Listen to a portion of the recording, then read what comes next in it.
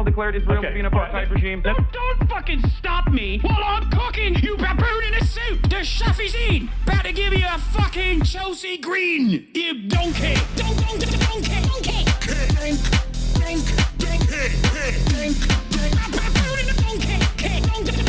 Listen to what I'm saying, and you will understand, perhaps, what I'm trying to imply. Patronizing.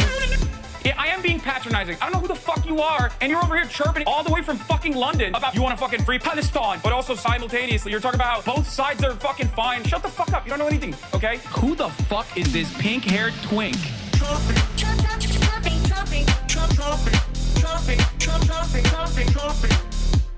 Dissolve the apartheid. So what would you like to see happen, Hasan? Do you not understand the English language? What's going on, everybody?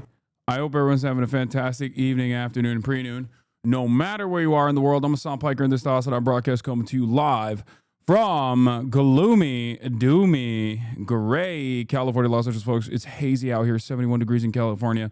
Los Angeles, folks, we're live and alive, and I hope all the boys, girls, and MBs are having a fantastic one because today's a beautiful day. Today's a wonderful day. Today's another Ascot day. You already know what it is. You already know what the fuck going on. I'm Hasan Piker, and it is 8/14/2025, 11:26 a.m., and this is the part of the broadcast where I am going to tell you about my personal news in between the time period where I press the stop streaming button and press the start streaming button, so help me God, that's what I'm gonna do.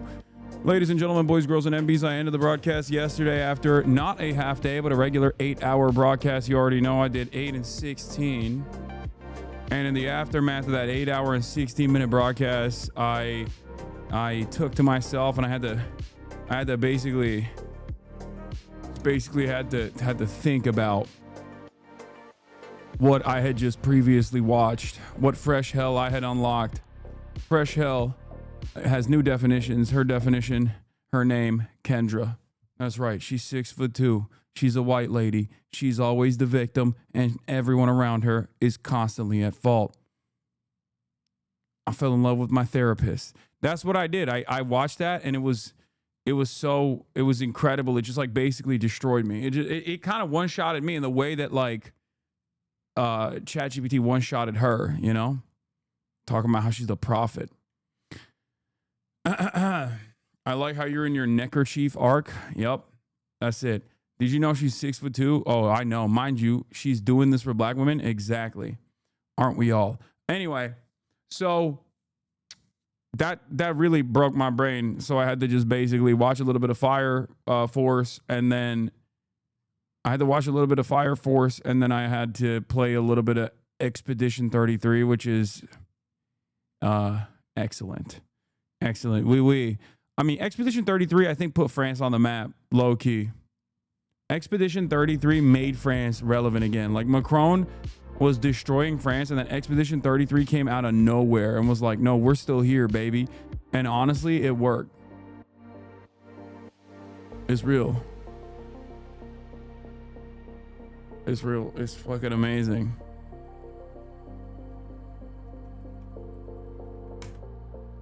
So,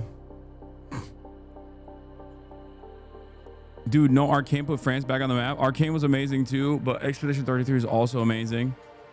Motherfucker, how are you not playing E33 on stream? I hate you. Honestly, it's such a good game, but I also feel like it's just one of those things where it's so story driven. What is this? What is this? Cis straight white man having the fattest ass without even bouncing on his stupid style. Thank you, chatter, for making this. What the hell? What the hell? What the hell? What the hell? What the hell? Thank you for that. That was that's true. I do have a whole lot of ass, and I never bounce on it crazy style. Apologies. How much are you selling vials of your bathwater for? $17 million. I don't. Okay. Hasan, literally every streamer on this platform play E33 on stream. Play it, bro. It's like a 150-hour game. I will say, Hasanabi made it, but do not open the post to this page. You have been warned. What? What is this? Bro. What is this? No. No. We gotta pause it. What What is that? Is that SpongeBob giving me dome? What is happening, brother? Brothers, sisters, y'all need to calm down.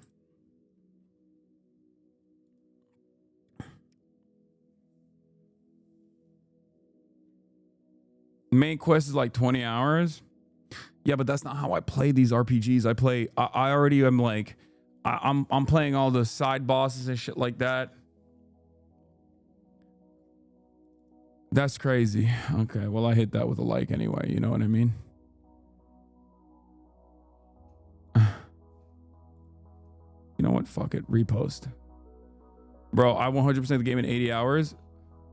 Hasan, it's census time. Pick a date, Mr. Streamer. Okay, we got to do the census. We got to do the census. We got to do the community census one of these days. For sure.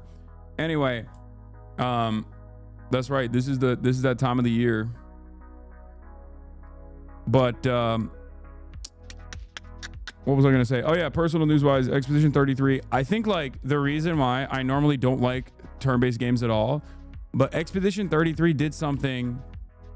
Expedition 33 did something brilliant, and I think it will be a genre-defining change. And I don't know if it existed in other turn-based games as well, but the dodging and parry mechanics that are real-time components in the battle in a turn-based game, I think is so good that it actually makes people like myself enjoy turn-based games. Lol, I mean, it's cute. He thinks that's new. I don't know. I'm saying I don't know if that was like something that Expedition 33 invented or added on. Paper Mario has it. Okay, that makes sense. QTEs are old, noob. No, I don't think it's more than a QTE. It basically, like, the first strike opportunity and like the gamification of the turn-based strategy makes it actually makes it different. Like that mechanic turns a turn-based game that Expedition 33 is into not so turn-based. Because I think for me, the thing that I get bored about with turn-based games is like not having that parry system or not having that like element of almost like Dark Souls style rhythm. Kind of bores me.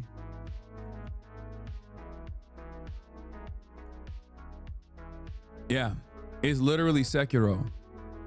It's got a similar vibe to Sekiro in a turn-based game, which is crazy. Anyway, I really am enjoying it for that reason. And it's great. It's great. When you say I don't understand why it's turn-based at that point, it's like, well, it's still a strategy. Like the combat is like chess. You know? So my last post sums up combat pretty well. What is this? What combat in Expedition 33 looks like?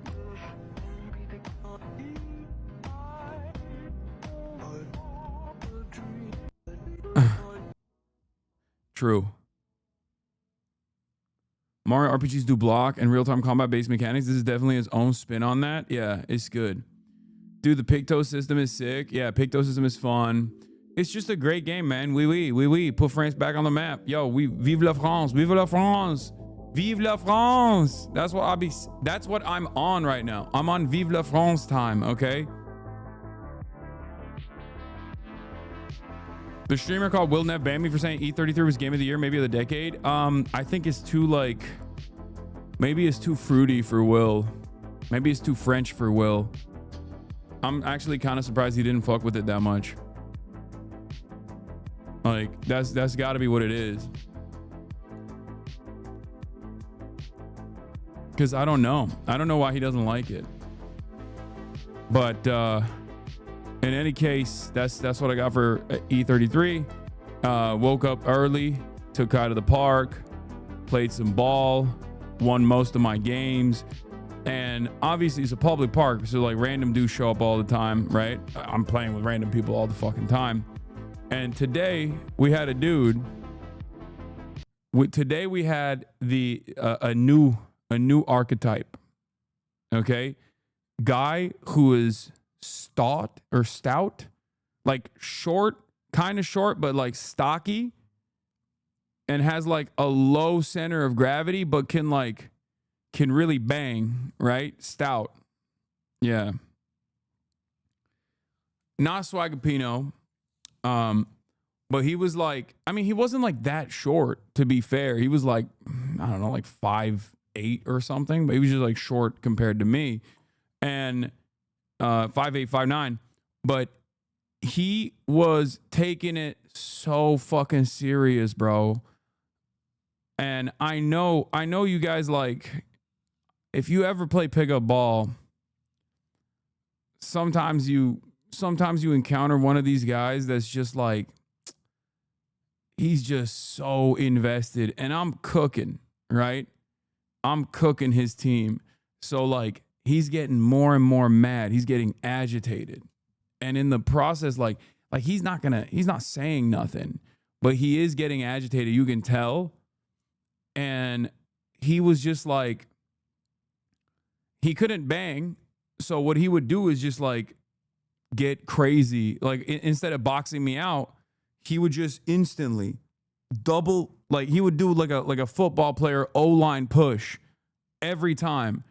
Every time I was going up for a rebound, he didn't even wait to like turn around, box me out, none of that. Just straightforward, full body check, entire, like he would put his low center of gravity directly into my lower back. It was crazy. And I don't know this guy, right? We don't know any of these people, right? I don't know any of the fucking people I'm playing with. So like, you don't know what they're about. And basketball, when you're playing street ball, it's like you're dancing with somebody, okay, for the first time ever. And it's just, you get to see how their vibes are, you can't just like instantly be like, bro, you got to calm down, right? Because then you don't know how he's going to react. You don't know how he's going to behave, right?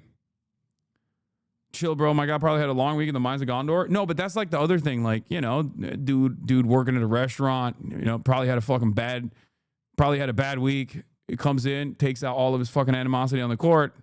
It is what it is. Still beat his ass, though. So,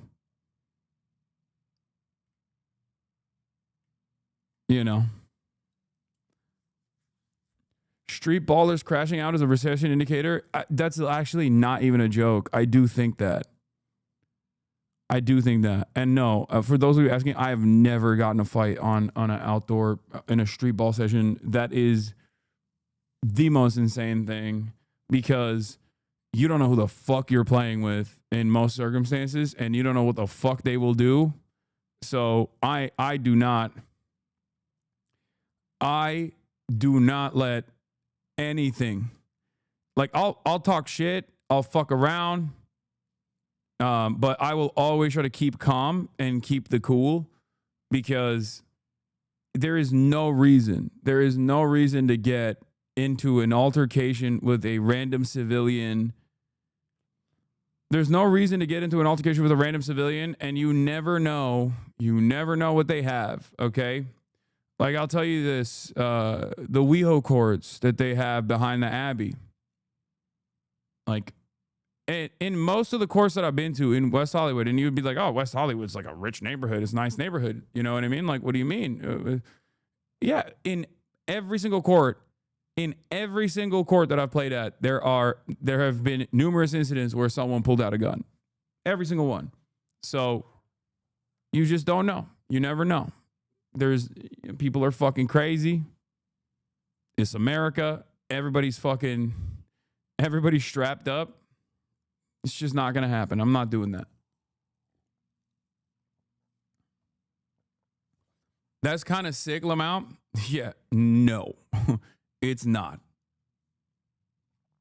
It is not sick. It is not sick at all. Try balling in West Philly. Fresh Prince has the move, bro. I mean, it doesn't matter. Every basketball court, it's the beauty of public parks, and it's also the downside sometimes. It is what it is. Real eaters swing anyway. That's what I mean. America's a PvP server. You just never know. There's no reason to get into an altercation like that. Anyway, I'm not saying this dude had anything, but what he had was a lot of gusto. What he had was a lot of anger that he was trying to let out. And I just probably did not help him out with that because I beat him relentlessly. First game was like 13-3. And then he instantly was like, all right, rematch. I was like, okay, bro, chill. And then we did another rematch. And then the rematch ended with like, again, 13-6 this time. You know, he had a couple threes that he was able to put down. Good on him. But the rematch didn't go his way either. So anyway, God, I love pickup basketball so much. I wish it didn't fuck me up every time I play, because it's just so bad to play on blacktop. It's so fucking bad. Famous Hasanabi had TikToker cooking on real recession indicators. Forget bald people. The best indicator of a recession is now gooners. Walk with me. Recently, what form of entertainment has been overrun by gooner graphics? Video games. And who are video games targeted towards? People who have a lot of free time, aka unemployed people. And if unemployed people are Newsom is live, gang, just a heads up. Dude, I don't care. being sold gooner games, No way. that means that companies must associate goonerism with unemployment. For a gooner to goon, they need a lot of free time. But buying a gooner game is a gooner luxury. Prices are going up and there's free gooner material everywhere. Gooners are more likely to save their money and free goon, meaning there's no money going back into the gooner economy. This is called stagflation, where economic growth declines while unemployment and inflation That's increase. crazy. And stagflation can easily turn into a recession. So as gooners increases, economic security decreases.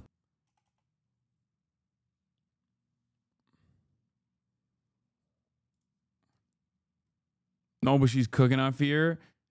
Hey, I bought my Luna Snow summer bikini scheme with my hard-earned money from my real job.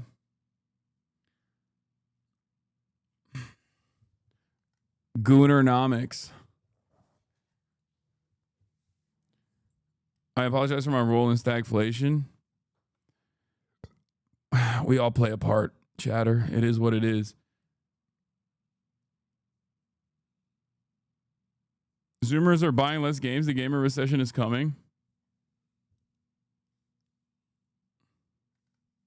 As a professional gooner, she's right. Gen Z are not buying new games anymore. Millennials are driving the gaming industry. Yeah, bro. How is Gen Z supposed to buy new video games? Okay, they got no money. They're broke. With what money? They make like 40 grand, and just like existence is 50 grand by default. Okay. Entry level existence is 50 grand and you're making like 45. You don't have any disposable income. What are you supposed to do? Day in the life of Gen Z. Wake up. Got to go work at Starbucks in my barista shift because it's the only job that was available that would give me health care and would potentially pay my $750,000 student loan debt that I'm going to have to pay with interest by the time I get to like 58 years old. Okay, so you work at Starbucks as a barista, you're barely making ends meet. Every single dollar that you generate from your Starbucks salary goes directly back to facilitating a lifestyle for your piece of shit landlord who is never going to fix your AC, never going to fix your refrigerator, and also who knows if he one day decides to just like evict you out of the property so they can drive up the rents even harder, or potentially do a reskin on the entire complex. Where's the Zoomer? Where does the Zoomer have the disposable income to be able to fucking purchase gooning skins? You know, he's got nothing. I guess like that's part of the reason why they play Fortnite so much, because it's free at least, you know. I'm 30. I work at federal government. I still don't make fuck all money. Yeah, nobody's making fuck all money. The only people making fuck all money is people like myself. You know what I mean? Influencers that just like literally won the lottery. Aiden Ross just said he thinks you pumped ETH after he sold his stock to fuck with him, Lamau. You live in those weirdos' heads, man. He thinks I pumped ETH? What? Bro, you said Aiden Ross thinks, okay? He does not. That's false. That's a falsehood. When you say Aiden Ross said he thinks, okay, that's where you failed. He does not think. He just says. You understand? He does not think. He just says. Pump ETH. I don't even know what any of these words mean. I don't have any fucking crypto. I probably should have. I probably should have gotten like Bitcoin or something early on. I don't know. Just so that like when the inevitable collapse happens, I have like some semblance of international currency that I can use anywhere when the government's coming after me that is like maybe a little less traceable, right? But I don't. I didn't do it, and I still have yet to do it. So I don't know shit about cryptocurrency. I don't fuck with any shit coins. I don't do any of that stuff. I have been anti-crypto from the jump. BTC Maxi identified. Yeah. You see the video, Aiden reading the definition of fascism and couldn't read it at all? Yes, that's a classic. That's for back when he wasn't as evil. I think he was also saying you were begging for a kick contract when they started, which is the most brain-dead revision of events I've ever heard. That's so funny. That didn't even make it to my side of the universe, so I think like immediately people were like, I think you're lying. Like normally when he just like makes up a fucking idiotic claim like that, if there's at least a little bit of weight to it, if people are motivated enough to believe some dumb shit like that, it'll make its way through the internet and will inevitably arrive in front of me somehow. This one had not made it my way, which means that by the time he said it, even members of his own community were like, yeah, I don't think that's real, man. Mini F, great. Oh, good start to the day. Fantastic. Small F detected, baby F. But what was I saying? All right, Trump Putin summit tomorrow, talking to former Bernie foreign policy advisor Matt Duss about Ukraine and Israel, which is, you know, something that we're going to do. Obviously, Matt Duss, we're going to have some disagreements as well. It'll be spicy. It'll be a spicy conversation. We got a lot on the docket. People are mad about the GQ photo shoot. There's like, what the hell? This playlist is not sending me to the playlist to Macy's. I don't know why. It's sending me to the YouTube main page for some reason. You got to link it better. You cook the link. I think that's called a lowercase f. Is that what we're doing? Texas Dems redistricting saga takes dark turn.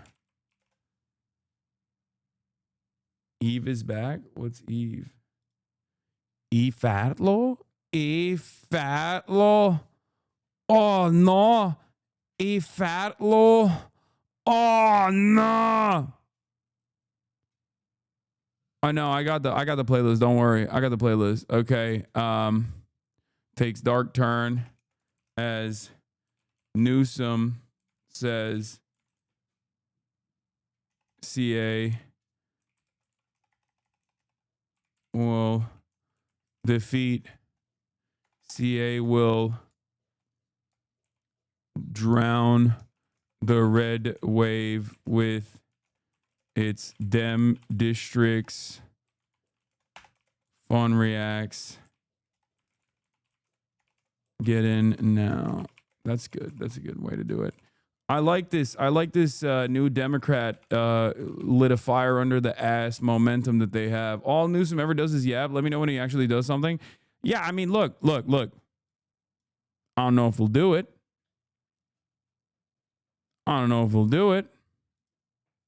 But if he does, that's good. I'll take it. And make no mistake, this is just a move in the right direction. Okay? This doesn't mean that it's like the end all be all, because at the end of the day, what's going to happen when we have, 8 more Democrat seats or whatever Gavin Newsom wants to do in California? That's 8 new opportunities for 8 shithead Adam shit style Democrats. So we can't have that either. Okay, we need like 8 Zorons. You feel me? We got to work on that. Anyway, we're blasting off. Trump, Putin summit tomorrow, talking to former Bernie foreign policy advisor Matt Duss about Ukraine and Israel. Texas Dems redistricting saga takes dark turn as Newsom says California will drown the red wave with his Dem district's fun reacts. Get in now. Beto praised about Zoran. What are your thoughts on Zoran Mumdar? When is the Hassan Minhaj Hasanabi, the double Hassan collab coming out is the real question. That's the real question that's on everybody's minds here, okay? But yeah, this is the blast off. Let the people know. When is the Omar Fateh interview? I already talked to their team, brother. I'm already on board. I'm gonna max out the impact. Whatever they think is best, I'll do. I am a fucking weapon for them to wield, okay? I am a mere servant.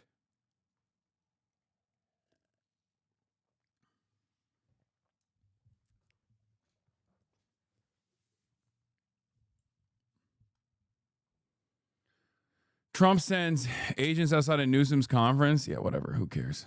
Fuck them. What is this? I don't know what's going on with Iran and Palestine. I have no fucking idea. So So Iran and Palestine. You're missing a third country. I don't. Is there? Is there a third? Bro, we laugh, but like, there are a lot of people like this. Straight up.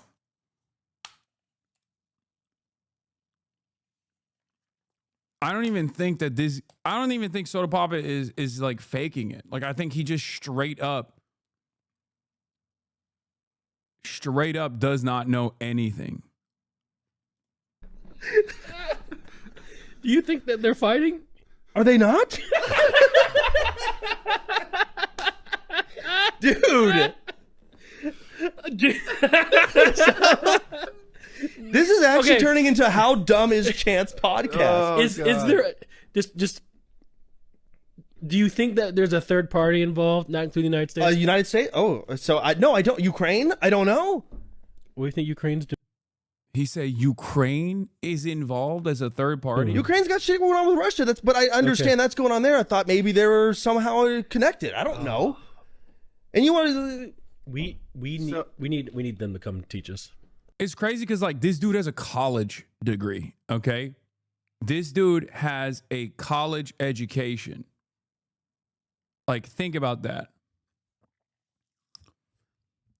The reason why it's good to have to see these kinds of conversations is because this is basically not that different from like briefly tuning in and watching the Taylor Swift interaction that was taking place yesterday. Like, sometimes you gotta go and see what like the other side lives like, okay?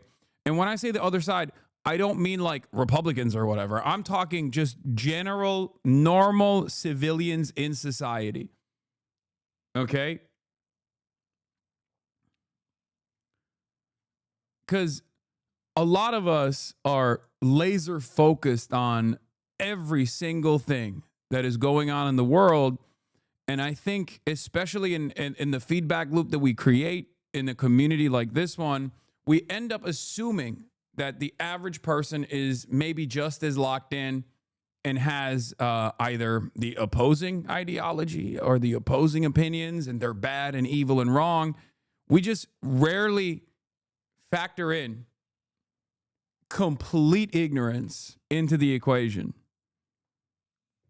Okay, complete lack of interest. Now, if you want to have a conversation about like how someone is not even remotely, someone who is even remotely invested, how can someone be so utterly checked out of this process when it's like their tax dollars is going to contribute to everything that's going on in the world. Like that's one conversation. But just understand that like there is a layer beyond just like the normie that watches Joe Rogan and Theo Vaughn, or guy who watches Asmongold to get his like political knowledge. Sounds kind of stupid to say, but there are people like that.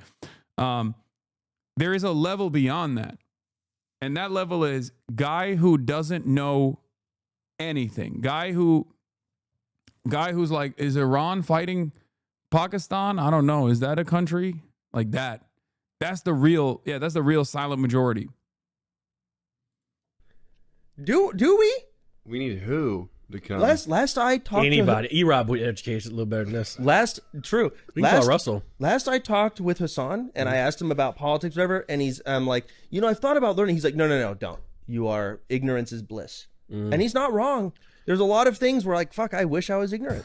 God. It's much easier to live life that way. That being said, do you know anything about like getting older? I should know things. Like the Epstein. I gave up. That's true. I did. Is your fault, brother? Brother, let me explain something to you, okay? What do I always tell you? You can't save everybody. Okay?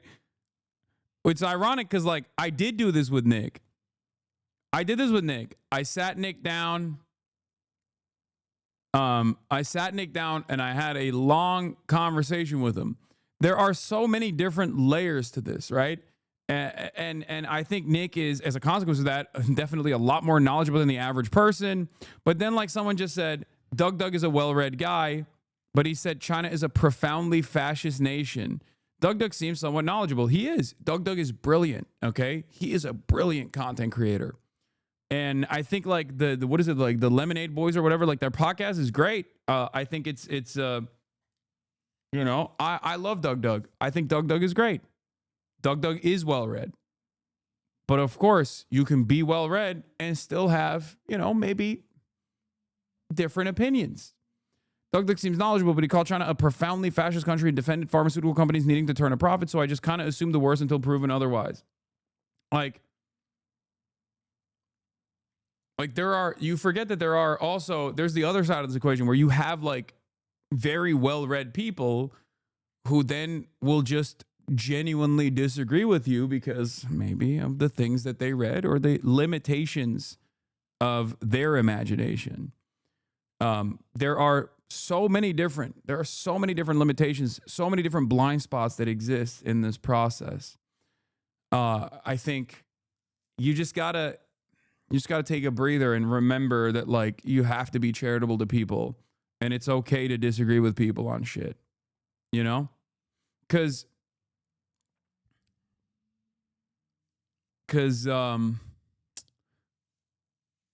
China being fascist is not simply a difference in opinion. Yeah, it's just wrong. But again, it is a simple difference in opinion. It is. From the perspective of the average American, you have to play within the bounds of like what normal people think. Okay?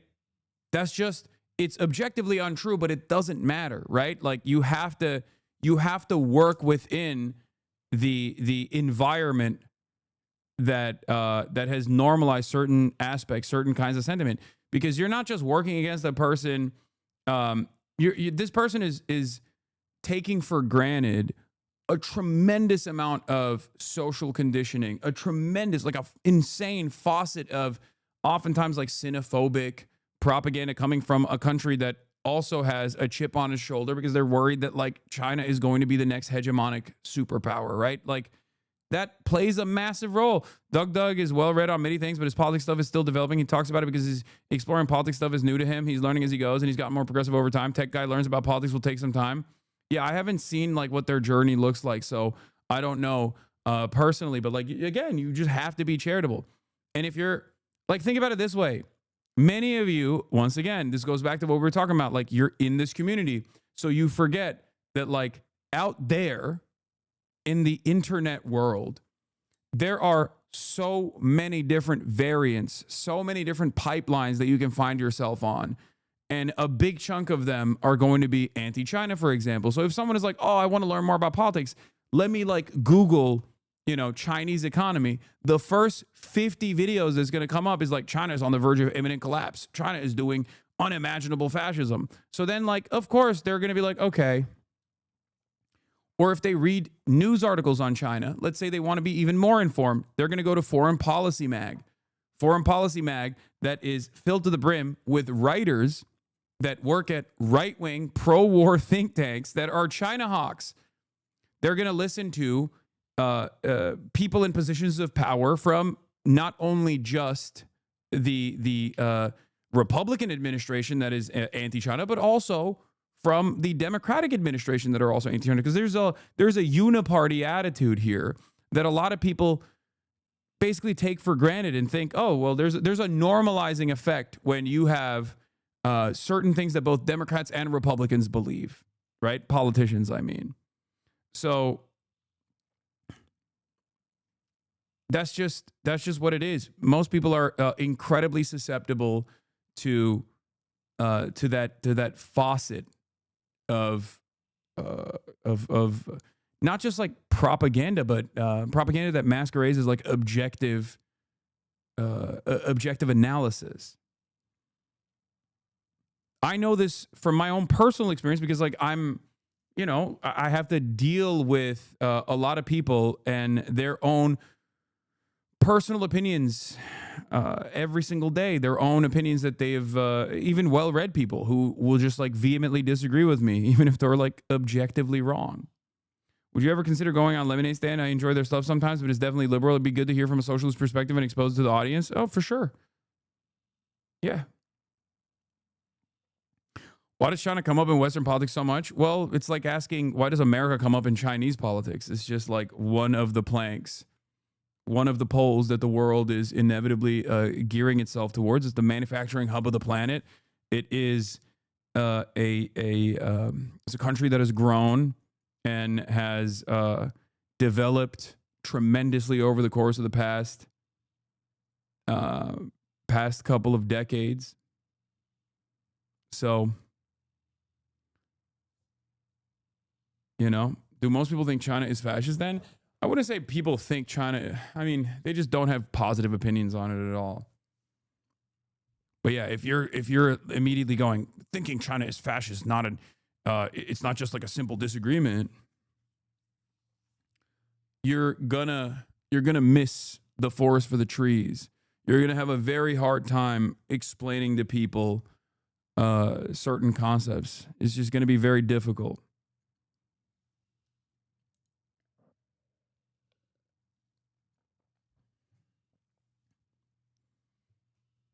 Yeah. Also, a lot of people just think like authoritarianism is fascism. That's what they think. And China does have, just like every other country, has authoritarian elements. All governance is inherently authoritarian. That is literally what a government is. Okay? Every law is designed to stop people from doing something that they may want to do. Now, of course, most laws that are reasonable, we have all decided is collectively, we have all decided is reasonable to operate in society in a civilized manner. So you don't even think about it like that. Anyway. Files, anything like that? Yeah, it's like the rape fucking island or something. And Epstein killed himself. Some minutes got removed from a video. I don't know. Okay. He said China was uneducated. He's low-key racist towards them. Yeah. Again, this is a product of what you see. Okay? This is simply a direct consequence of what you see even when you are trying to learn. Because remember, this is what I was going to say, by the way. Yeah, that's the default position. This is fun. This guy is my favorite guy on Twitter. He blocked me. Armand Domaluski, co-founder of Yimbies for Harris, goes, honestly, it's pretty gross that this guy is supposed to be a liberal, by the way, okay? Supposedly liberal guy. Donald Trump is like wrecking the country, okay?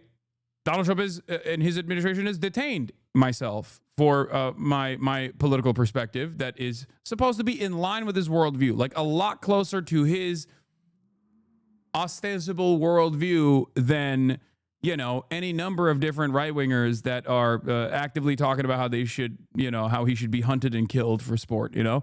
And yet here he is. Honestly, it's pretty gross that a guy who said the U.S. deserved 9/11 routinely gets glowing press coverage because he's hot, I guess. He still watches your stream, by the way, as far as I know. Yeah, it's just odd. It's just odd for a liberal to get this fucking ass mad about, once again, another progressive socialist content creator getting looks from mainstream press. And it's not even that dude blocked me and I've never tweeted at him or mentioned or ever followed him. Yeah. But it's also weird. It's also weird for him to get this ass mad, but not only this ass mad, but also mad in this direction. Because he's not like, wow, this guy is a fucking NIMBY. You know, this guy, I can't believe GQ magazine would offer glowing coverage to a guy who insert thing he has a disagreement with me over. He's literally saying, he's using the Steven Crowder technique to be like, this guy said U.S. deserved 9/11, which, by the way, Taylor Lorenz goes, he said correctly that 9/11 was a direct result of U.S. foreign policy in the Middle East. This is just an objectively correct fact that no serious person should dispute, especially given what we know about that era. Bullshit. He said literally, America deserved 9/11. Immediately goes, I don't agree. I don't care about the context. I don't care about the nuance. He said America deserved 9/11, and I'm crying. Okay? I'm crying about it. That is a moral judgment of the 3,000 plus people who were murdered that day. It's not bullshit. Watch back the clip and use listening comprehension. You want to talk about innocent people being murdered, then you have to look at both sides. The more you know about what the U.S. has done in the Middle East, the more you understand why many believe the U.S., in air quotes, deserved 9/11. If you refuse to acknowledge the asymmetry in deaths between the innocent people killed in the U.S. on 9/11 versus the innocent people U.S. slaughtered in the Middle East for decades, then you're just not a serious person. Even families of the people killed in 9/11 acknowledge this reality. The difference is I would never say that the people of Iraq deserve the Iraq war. Hasan never said anything about the people of Iraq, nor did he say anything about the people of America. Iraq is also not an imperialist global superpower, nor was Iraq tied to 9/11. Again, this guy, and I repeat, is supposed to be a liberal. So why is he behaving like this?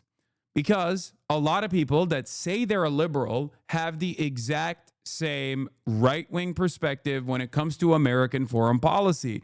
And they despise people like myself for routinely railing against it. Out of anything, I watched a really good video on this, as a matter of fact, because a lot of people say, a lot of people misunderstand when I say Democrats and Republicans are aligned on a lot of very important issues that pertain to our day-to-day existence here in the United States of America, and also a lot of issues that pertain to America's, global impact. Okay? And I think this guy does a very good job of basically breaking down that exact sentiment. I don't know who this guy is. The woke bloke, he says, it's about the issues you don't even think about. #politics, #leftist, #liberal. I reposted it. He says, dear liberal, Democrats and Republicans are the same. Now, for the record,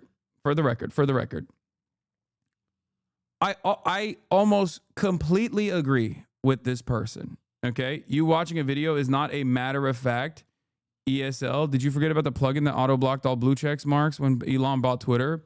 Yeah, that plugin blocks me too, technically, because Elon forcibly gave me a blue check mark because I'm a power user on the fucking platform, so I'm cursed with it myself, and there's no way for me to to lose that blue check mark, unfortunately. A lot of your haters don't even seem to care that much about the 9/11 shit. Anyone angry is either performative or misunderstood. Oh, no, it is. It is a totally performative anger. And I'll give you a great example of this. Bill Maher, immediately after 9/11, said, those dudes that did 9/11 were brave. You know what's not brave? Lobbing Hellfire missiles from thousands of miles away at innocent civilians. That's not brave. But those guys literally got in a plane and fucking drove the plane into the towers. That's brave. Nobody ever brings that up when talking about Bill Maher. Why doesn't anybody bring that up when talking about Bill Maher? Because nobody gives a shit. Bill Maher said that after 9/11, like literally the week of 9/11, he said that. He lost his fucking job because of that. Okay? It's been downhill for him ever since, as far as like spicy takes goes. Okay? I've seen people who have made 9/11 jokes but act offended when they want to shit on you. Exactly. It's all fake bullshit. Okay? I will also add one other element to the 9/11. Hasan said America deserved 9/11 moment. I'm an American citizen. And one part of this conversation that always seems to get lost is I said, we totally deserved it. As in me, America. Like me, an American citizen. We totally did, dude. That was my follow-up. Okay? And yet, nobody ever seems to think that I am an American when they're talking about this. I wonder why. You see what I mean? Because every single person that says Hasan's analysis here is actually every single person that like intentionally misunderstands what I'm trying to say does not see me as an American citizen, does not see me as one of their neighbors. They see me as an outsider with a dangerous, scary ideology that wants to destroy America. This kind of attitude used to be reflected openly by right-wingers. My entire career, I have heard this from right-wingers. You hate America? Get the fuck out. Oh, you love terrorism? Get the fuck out. Now I hear from liberals as well. This is a major problem. I don't think the average liberal has this kind of attitude. I don't think so. I don't think that the average liberal that you see, the average normie liberal that you see in the wild, has this kind of attitude. I don't think they feel this way at all. But a lot of the commentators do. And those commentators online get their notes from the Democratic Party. So I feel like over the course of the past couple of decades, I think the Democratic Party, like the politicians, the apparatus, and their communications has gotten more right-wing, has gotten more racist, especially as it pertains to defending foreign policy. Okay?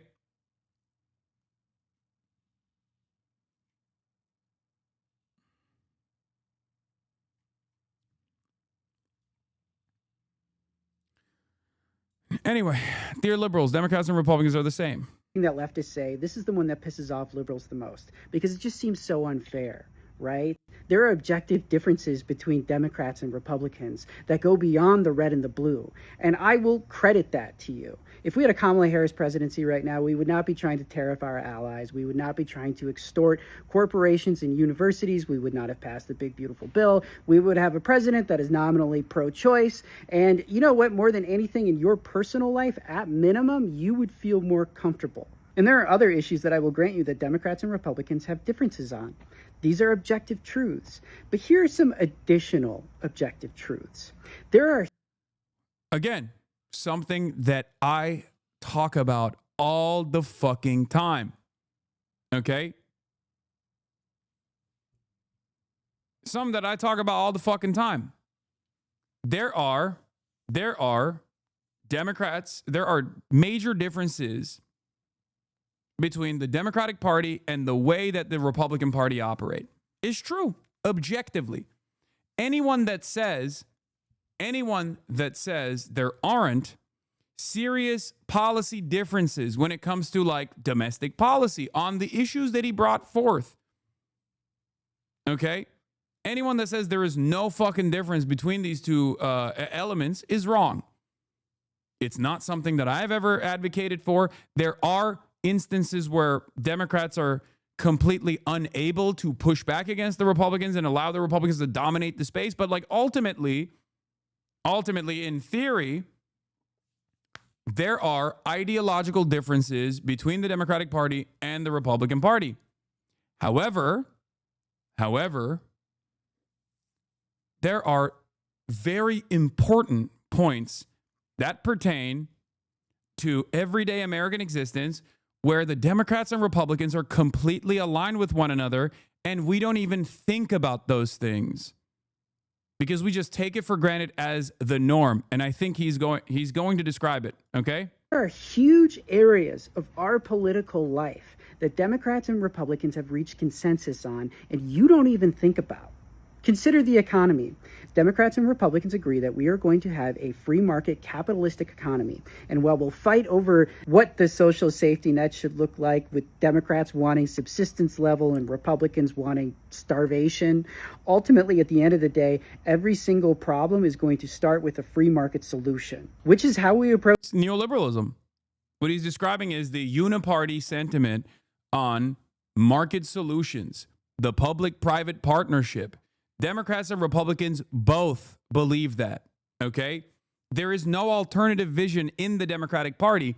And as a matter of fact, ones who suggest an alternative vision in the Democratic Party are cast aside as outsiders, routinely purged from the ranks, the Bernie Sanders of the world, right?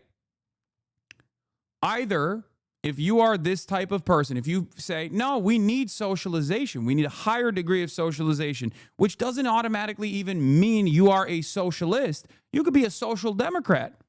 We need market regulation. We need higher degrees of socialization in public services that need to be controlled by the government. If you were to make that argument as a fucking social democrat who is still a goddamn capitalist, okay, you are literally cast aside or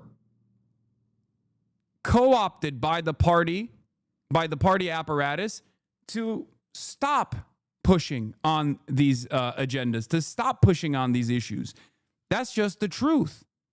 The Democratic Party does not give you room to breathe and room to operate and allow you to make any sort of real gain towards socialization, because the consensus has been established. The only solution to ongoing problems that Americans are facing have to be solved with a public-private partnership. Okay? Approach healthcare, another huge area of our lives. Harry Sisson, the future of the liberal Democratic Party, says that it is unrealistic for Democrats to pursue universal healthcare. The kid's like 20 years old. What a vision. And Republicans agree with him, just like they agree with Democrats on the military. We are going to spend almost $1 trillion per year on a military that we do not use to fight wars and instead use to prop up a genocidal state, something that Democrats and Republicans also agree on. Because there are some things that just rise above partisan discourse, right? Like our national story. This country was founded upon justice, liberty, freedom, and the pursuit of happiness. I do read a lot of what the Democrats say as like, we need to find consensus as this. They just want people to shut the fuck up. They want the Republicans to be in line and to recognize that they are also on board with a lot of the same shit. And that, we should have reasonable discussion, reasonable discourse on how many trans people should be eradicated from public life, how many immigrants should be purged. We're both on board with immigrants being purged, mind you. Like, it's gonna happen. There is no alternative vision here. We're not saying the counterbalance on the Democrat side is not amnesty, conditional amnesty. The counterbalance on the Democrat side is, we're going to kick out immigrants too, because we also believe that they're criminal rapists, but like, we want 30% less immigrants to be kicked out. You know what I mean? Whereas the Republicans are like, we got to kick every brown person out, not just the immigrants, but also like American citizens across the board. So like, that's not a real, that a consensus has been established on first principles, a consensus that unfortunately revolves around a complete falsehood. The idea, the notion that like immigrants constitute a national security threat, that is ridiculous. That is the reason why things consistently keep getting worse. If you are a liberal and if you're a Democrat voter and you're wondering how the fuck do the goddamn Republicans keep winning elections over and over again, why can't people see how bad they are? Understand that on the other side of that coin, the coin that you consistently vote for, the side that you consistently vote for is actively propping up their position, the Republican, the opposition's framework, as the normal framework, when it is not established from a shared reality that we experience and instead is pure vitriolic hysteria. It's just made up. And when Democrats don't counter message against that, when they don't actively fight against those first principles that it is that Republican white nativist anti-immigrant agenda making comes from, they lose. In the simplest terms, as the Chapo boys always say, like, why would you purchase the diet soda when you can get the full strength soda that's right there? This was a major problem with Kamala Harris. This isn't to say don't vote for the Democrats. I'm not saying that, okay? Because like people immediately get mad. They go, realistically, who else am I supposed to vote for if not the Democrats? I never said don't vote for the Democrats, chatter. I said hold them to account, wield them like a weapon. Make sure that if you have, like, you should always have a policy-first approach. A lot of people personally believe it's just team sports. It's not. It's not team sports. It's about the policies, right? So we have to literally hold their feet to the fire. If they won't do this out of the kindness of their hearts, which they will never do, right? Because they are so echo chambered, they're so tunneled in, they're in their little bubbles where the only people that they talk to are lobbyists and incredibly wealthy people. We have to make ourselves undeniable. We have to make ourselves unavoidable. We have to keep fucking pushing. Okay? That's why these organizations that exist outside of the duopoly framework, like the DSA, PSL, and labor unions, are so important. That's why I always push for that. That's why I always push for protest. Not just protest against the Republicans, which, of course, you also have to keep doing, but even protest against the Democrats as well. Okay? We have to force them to do the right thing. We have to force them, unfortunately, to behave like a real anti-fascist, anti-Republican party. And it's clear that they won't do it because, as this guy correctly points to, is something I say all the time. This is a perfect summary of the way I describe events. There's consensus on a lot of issues that there shouldn't be consensus on. And leftists look at all of this and they think it's bullshit, but they also add it all up, and it's about 80% of our political life. Leaving around 20% is the area of acceptable debate between the parties. So if I told you that something was 80% the same as another thing, would you say that they're actually the same? Probably not. But you could get away with saying they're basically the same. I think out of anything that leftists say, this is the one that pisses off liberals the most, because it just seems so unfair, right? There are objective differences between Democrats and Republicans. Yeah.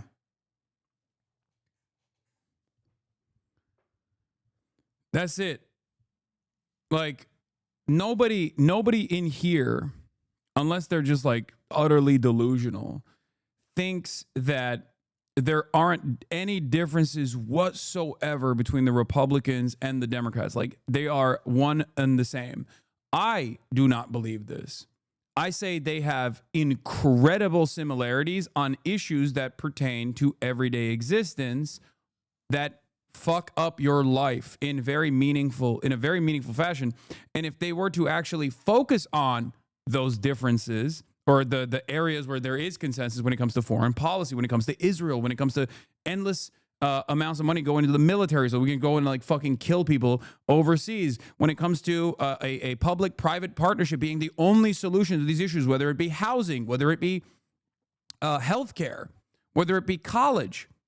These are all genuine problems that pertain to your everyday existence that the Democrats and the Republicans actually are in agreement on.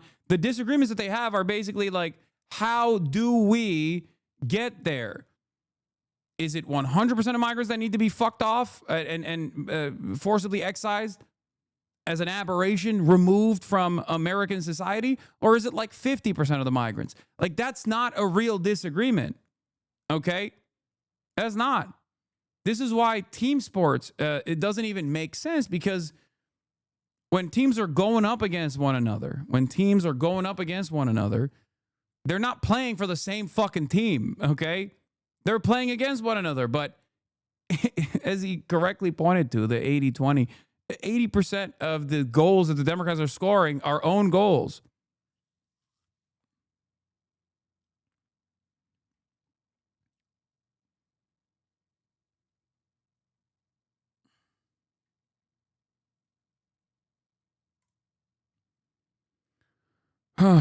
This week, House Democrats are in Israel with AIEF to see the Jewish state firsthand, meet with top officials across the political spectrum, and see Israel's ongoing efforts to provide aid into Gaza. Thank you, Representative Steny Hoyer, for your strong pro-Israel leadership. Only 8% of the Democratic voters support Israel's onslaught, but some House Democrats are more interested in catering to AIPAC than representing the 92% of Dems who have broken with Israel. This makes no fucking sense. That's why so many people literally think like, oh, they have like Jewish mind control. They're doing Jewish hypnosis, or they're doing like blackmail operations, right? Like that's it. Because it makes no sense. This is such a major fucking division between the voters, their understandable and justifiable demands, and the actual politicians themselves who are just like, nah, I don't hear it. I don't want to hear it. Hi, I'm Steny Hoyer. I'm a congressman from Maryland. Let me look at this motherfucker's age for a second. Like, hold on. Steny Hoyer age. Brother, this motherfucker was born before Israel. Brother, you are older than the state. That's crazy. Fuck you mean? 86 years old, going to Israel, being like, hello, I'm Steny Hoyer, and I'm here at the Jewish state.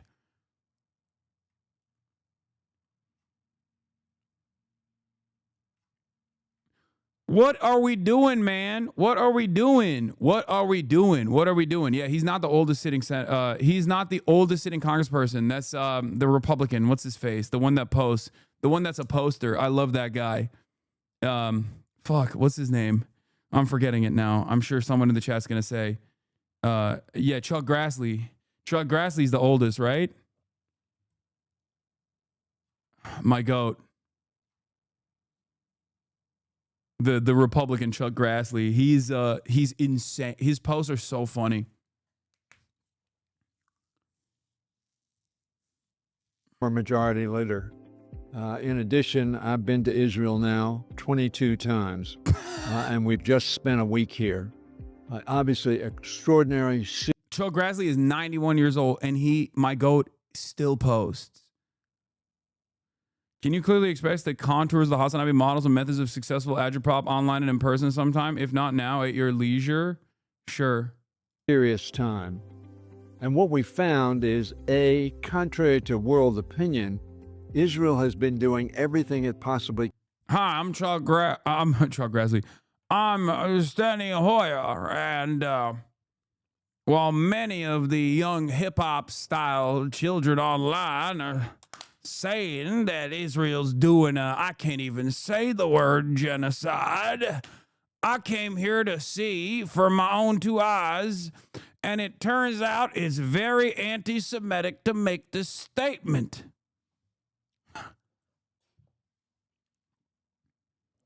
Contrary to world opinion,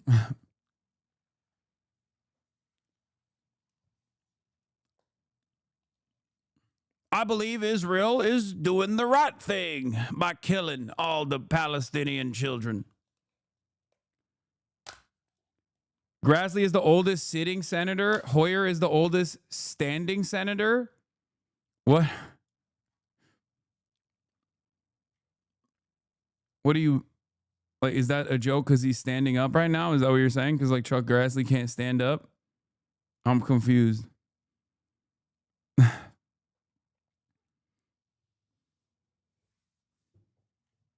All-time Grassley tweet? Yeah, this is Chuck Grassley. This is why I say he's a poster.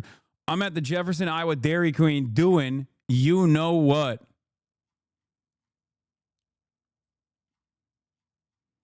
That's the joke? Okay, well, fucking, I'm neurodivergent, okay? Y'all are being ableist. Don't expect me to fucking get jokes. Bro thought jokes would fly, okay? We know jokes don't fly. Mina Kimes, the Hasanabi head? Who's Mina Kimes?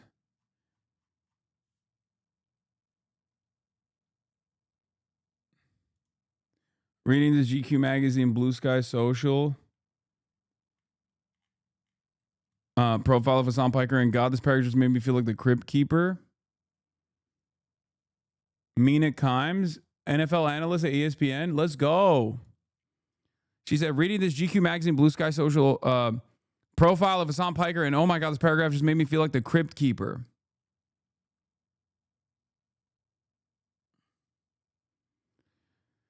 They're the creators who play basketball with like Ludwig, Buddha, and the video game speedrunners like Point Crow, and the influencers co-hosts podcast, Cootie Cinderella, Will Neff, and Austin Show. You could visualize the streaming world as a series of lunch tables or loose clusters of collaborators like the AMP Collective and the FaZe Clan.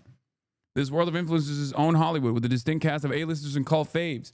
Piker recently attended creator Tariyami's birthday party. Yeah, I realized that like if you don't know anything about streaming, you probably read that and you're like, that is the craziest. Like, who are these people?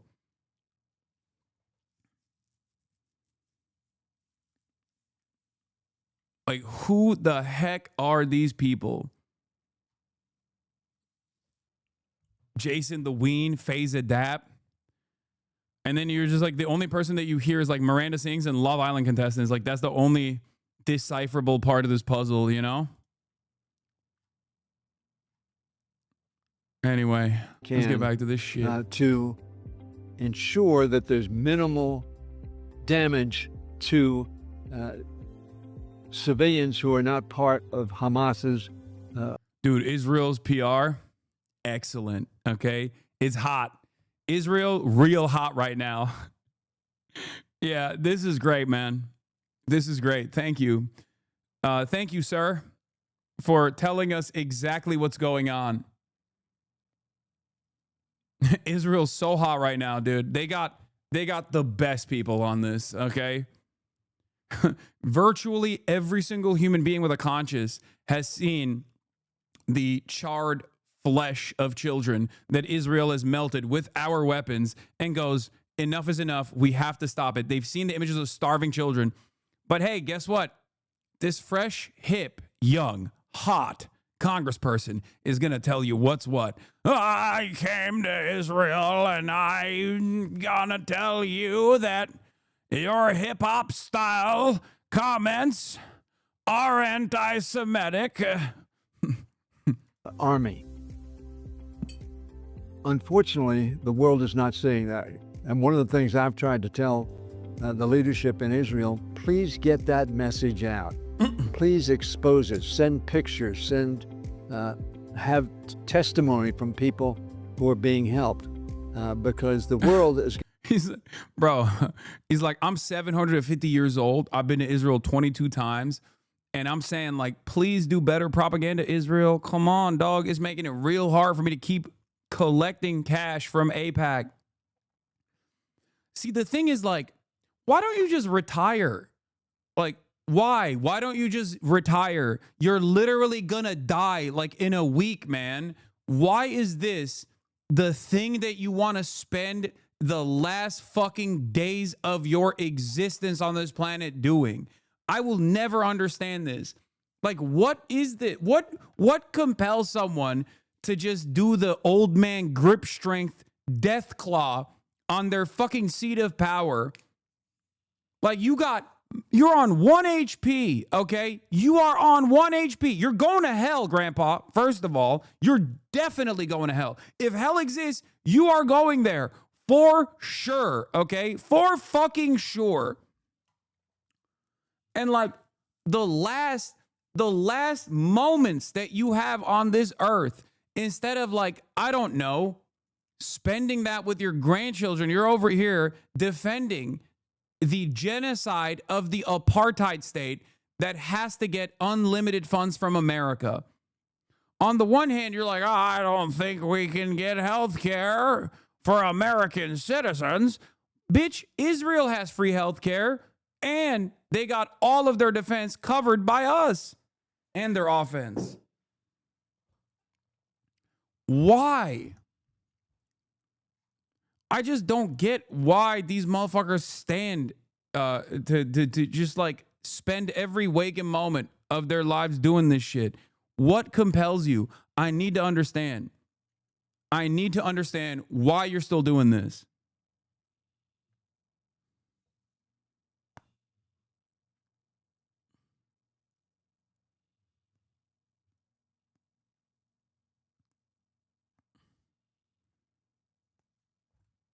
Boredom, religion? No, it just doesn't make any sense to me, man. Got a view that I don't think is accurate. One of the critical issues we were concerned is Israel is certainly seized with the critical objective of getting the hostages. Bro, he can't even speak. Also, this is so stupid and so wrong. Yeah, dude. Israel is so predisposed with like getting the hostages home. They really care about that. Famously. That's why they kill them like all the time. That's why they've killed a shit ton of the hostages. You know, get them home in a body bag. Hostages home. Sadly, we think most of the hostages. Yeah. Oh, I wonder why you think most of the hostages aren't alive. Maybe because Israel has bombed them, shot them directly, and also while they were waving white flags, and also starving them. Perhaps that's the reason why many of these hostages are not making it home. They're still held, are not alive. But we think there are at least 20 that are alive, and we need to do everything we possibly can to get them home. Also, the remaining quote-unquote hostages are prisoners of war. They're military. They are part of the Israeli occupying force, okay? That's a different term for it. It's called a prisoner of war, okay? Hostages, on the other hand, are what you could call many of the Palestinians, 10,000 plus, that are in permanent military detention, administrative detention for the crime of being Palestinian within eyesight, within the crosshairs of a settler or an Israeli occupying force soldier that is illegally occupying the West Bank. So, like, those are the hostages, you know, the real hostages. But in addition to that, we also talked about, and the Israelis, including the prime minister, indicated how important it was to get food to people who were hungry. Once again, Hamas has victimized its own people and does not care about its own people. And bro, if you could get one-shotted by a spicy chicken nugget, you should stop being in Congress. Every part of this is so busted. Like, he's so fucking old. He's doing unlimited Zionist Hasbara propaganda here, just like relitigating the same old dumb shit that we've heard a million times over. And on top of that, it's just like, you're fucking old. You're so goddamn old. You're gonna die literally any moment. You're barely fucking breathing. And it's like, with my final breath, I need to save Israel's genocides marketing. I need to make Israel, I need to make people believe that Israel is in the right.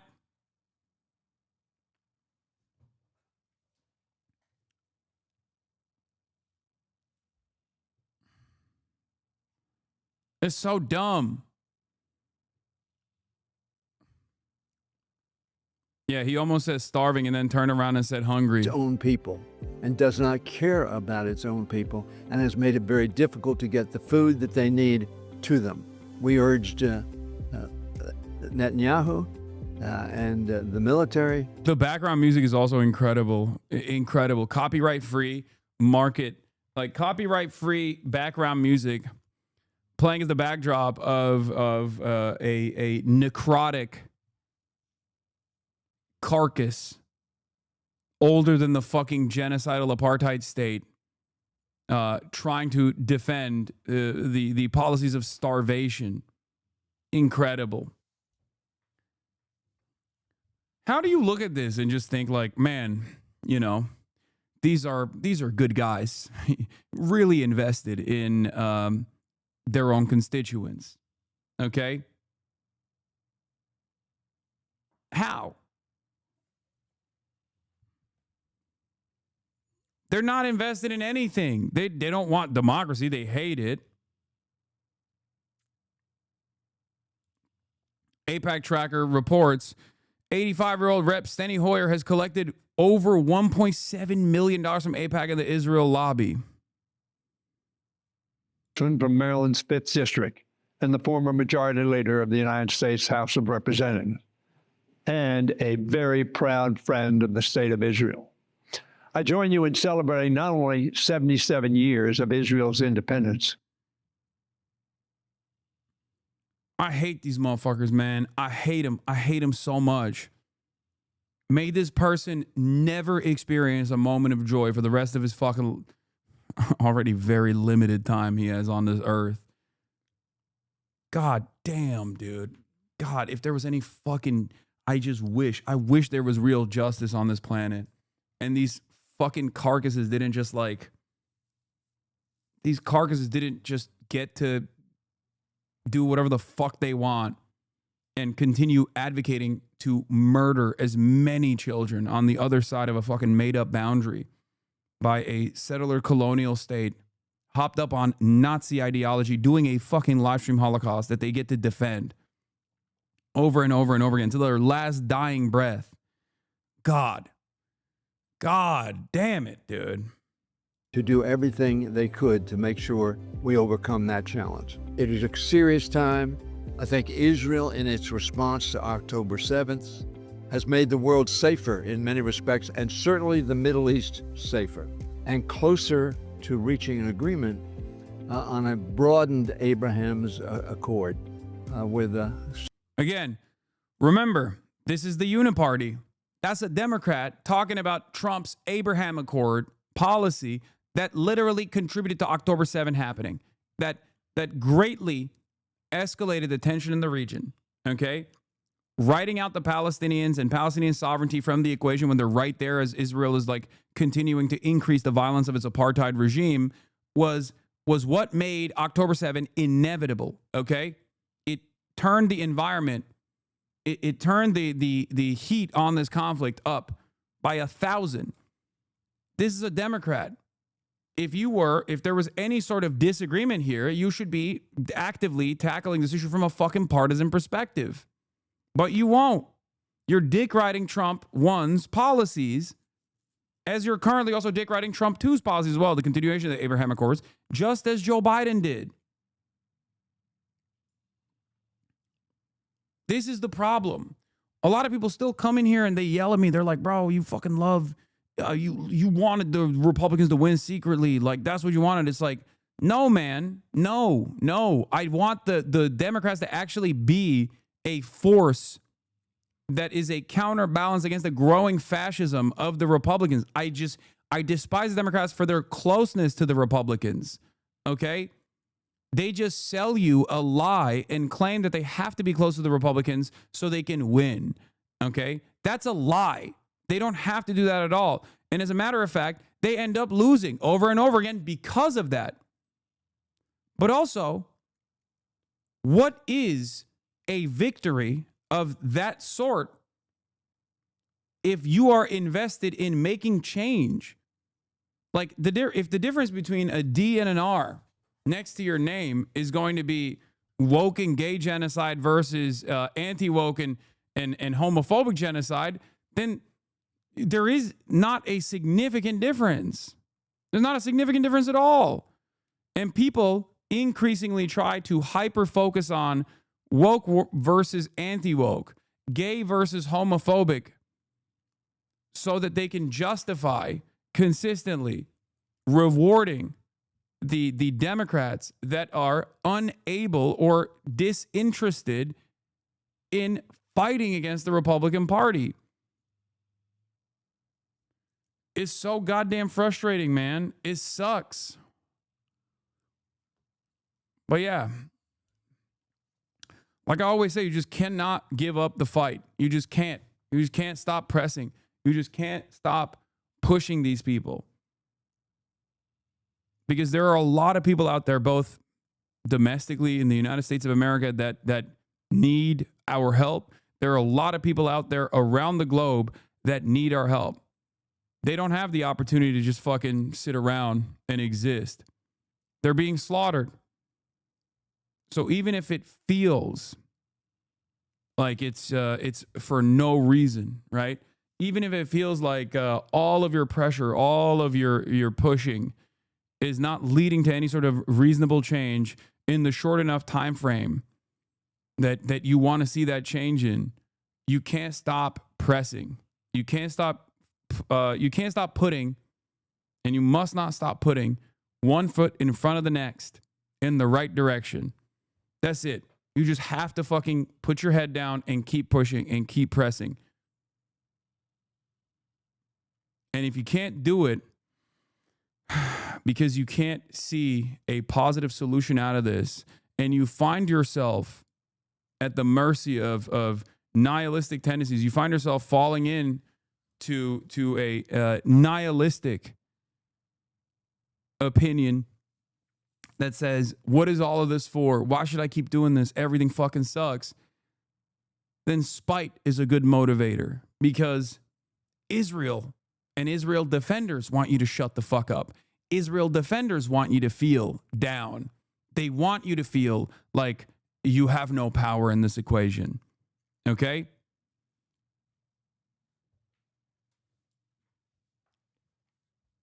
So if you're not going to do it for the victims, if you're not going to do it for all of those who have been murdered so far, to make sure that their deaths are not in vain, if you're not going to do it to try and save as many people as possible who haven't been murdered yet, then you can just do it because you are going to piss off some of the worst people on the planet, some of the most annoying people on the fucking planet with your presence. That's why I always say you have to be an undeniable force. Okay? Rarely do you see this much demonstrably false bullshit packed into a video this short. Is the only compelling argument made here is for term limits. Yeah, also, and I'll show you like the little victories here. Buttigieg's Pot Save America segment on Israel went so poorly, he's cleaning it up on Politico today. And he also did a fucking horrible job of trying to clean it up on Politico too. And I'm going to get to that in a second. But like the very fact that he had to run back to Politico to be like, well, actually, you know, I think, yeah, maybe I would stop weapons to Israel as it's doing I wouldn't say it's a genocide, blah, blah, blah, all this shit. Like, the very fact that he felt the stress and he had to course correct implies that the pressure campaign is working, okay? Also, here's another funny moment. A student opening their live results on BBC. On that note. So on that note, I just want to say Free Palestine and the genocide, and the BBC is complicit. All right, we're here to talk about A-level results. BBC is complicit. Yo, that is a swagged out white boy, dude. Liverpool City College, lad. A-level students are receiving their results. He said Free Palestine. BBC's complicit. All right, thank you for your thoughts. We're here to talk about A-level results today.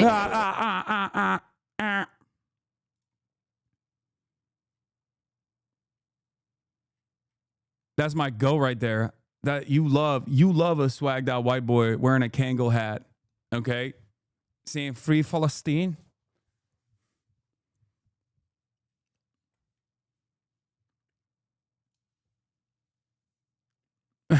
You keep saying you want a Democratic Party that can advance populist policies which can help it to win, but you refuse to do a live reading stream of Kamala's new book, 107 Days, available for order now on Amazon and book retailers everywhere.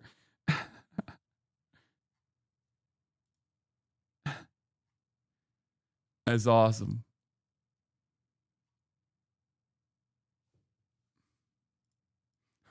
Shroom Fiend Molly. Fuck Gaza. Honestly, Gazans shouldn't exist. I'm a proud Zionism, but Zionism is rooted in white colonialism, imperialism, using Christianity as a cause to steal land from the Arabs. W Israel. Wait, I need to see what the fuck this person is on. What wavelength this person is on, because you're saying Xi and Trump will save us.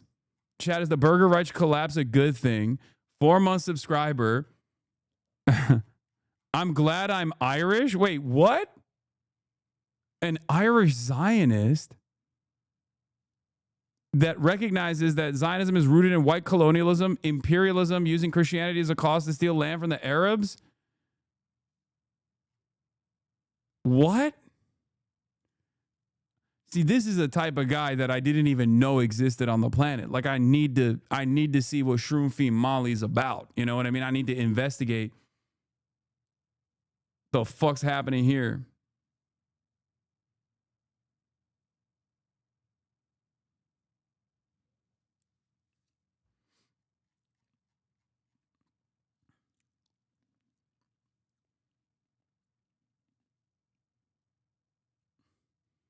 Mythical chatter pull. I agree. I agree. They're called Protestants. Okay, well, they shut the fuck up. I don't know why. Maybe they got embarrassed.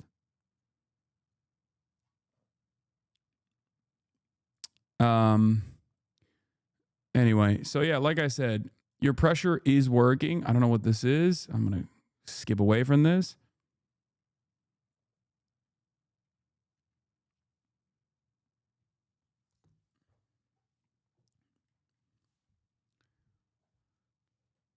Shrooms and Molly are given a bad rep yet again.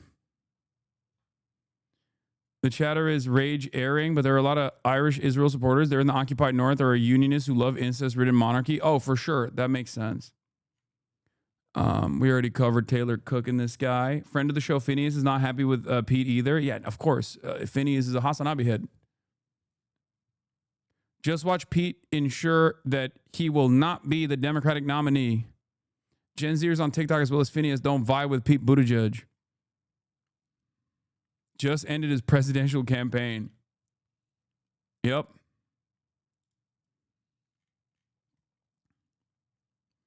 And if Pete can't do it because he's like perhaps the best equipped to captivate like squishy libs, because he's a talker.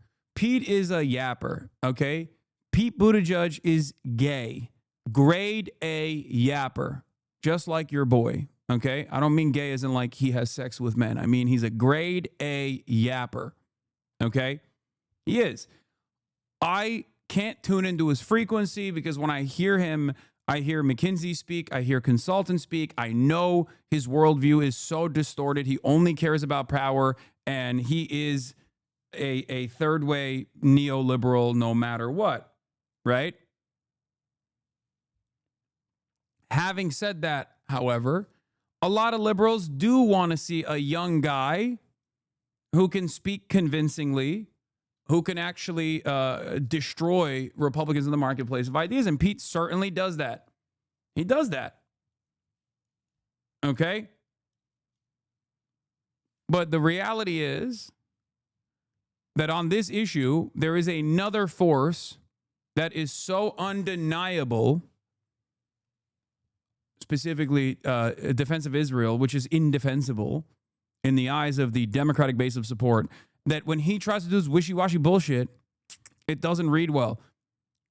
And if Pete Buttigieg can't actually communicate a middle-of-the-road attitude on Israel that voters are receptive to, then the Democrats are objectively cooked on this, and this should be a clear message that they cannot continue with this nonsense.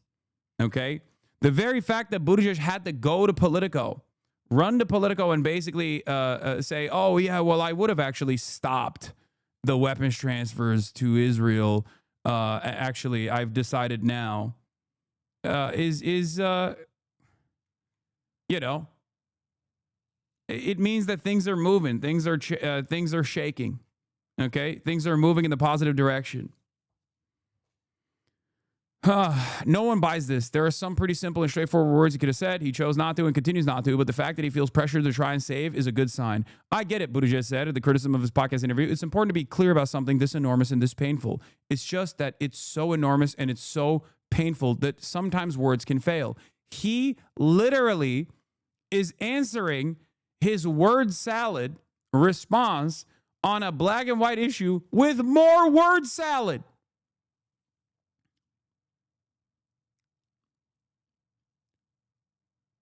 It's amazing. Okay? Pete Buttigieg once had a ready answer about the U.S.-Israel relationship, likening it to a friendship in which you try to guide them to a better place. The line that he used to go over well with the Pod Save America guys. who once clapped for and nodded along with it on stage back in 2019. But this week, they no longer did. See, now the difference between me and the Podjohns is when I hear that in 2019, I'm going, fuck you. You understand? When I hear that in 2019, I was still on that fuck Israel o'clock shit. Okay? But now it feels less lonely because it seems like the rest of the world has also finally woken up to the reality that it is actually, as a matter of fact, fuck Israel o'clock. So the Dems need to fucking figure that out and start saying fuck Israel as loud and as proud as they possibly could. Okay? That's it. The politics of the Israel-Hamas conflict in the center of gravity have changed, and Democrats are searching for solid ground across the party. Still in Kuwait 2028 presidential field, ambitious Democrats like Buttigieg are reevaluating their positions and staking out their territory. Senator Ruben Gallego said his position is evolving. Governors like Wes Moore of Maryland and Josh Shapiro of Pennsylvania, both staunch defenders of Israel, are keeping their powder dry and declining to engage on the nuts and bolts policy questions. Former Vice President Kamala Harris, who carried the nomination in 2024, did not comment for this story through a spokesperson. Understand something here, okay?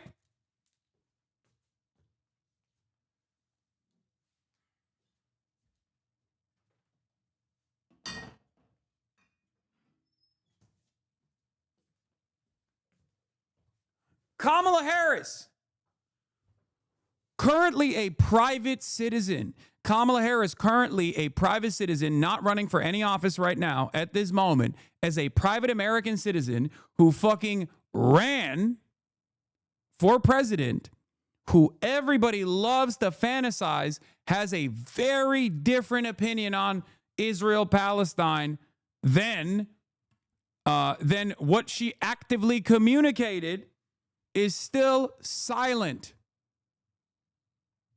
Is still silent on the matter. Why? If she actually had real conviction, if she actually saw the dead children and thought this is immoral, she would have spoken up. Right?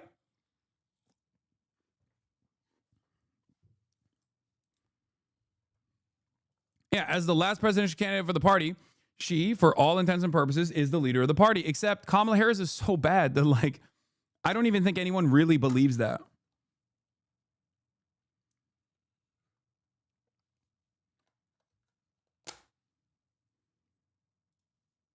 That's the difference. Like, she's just so bad.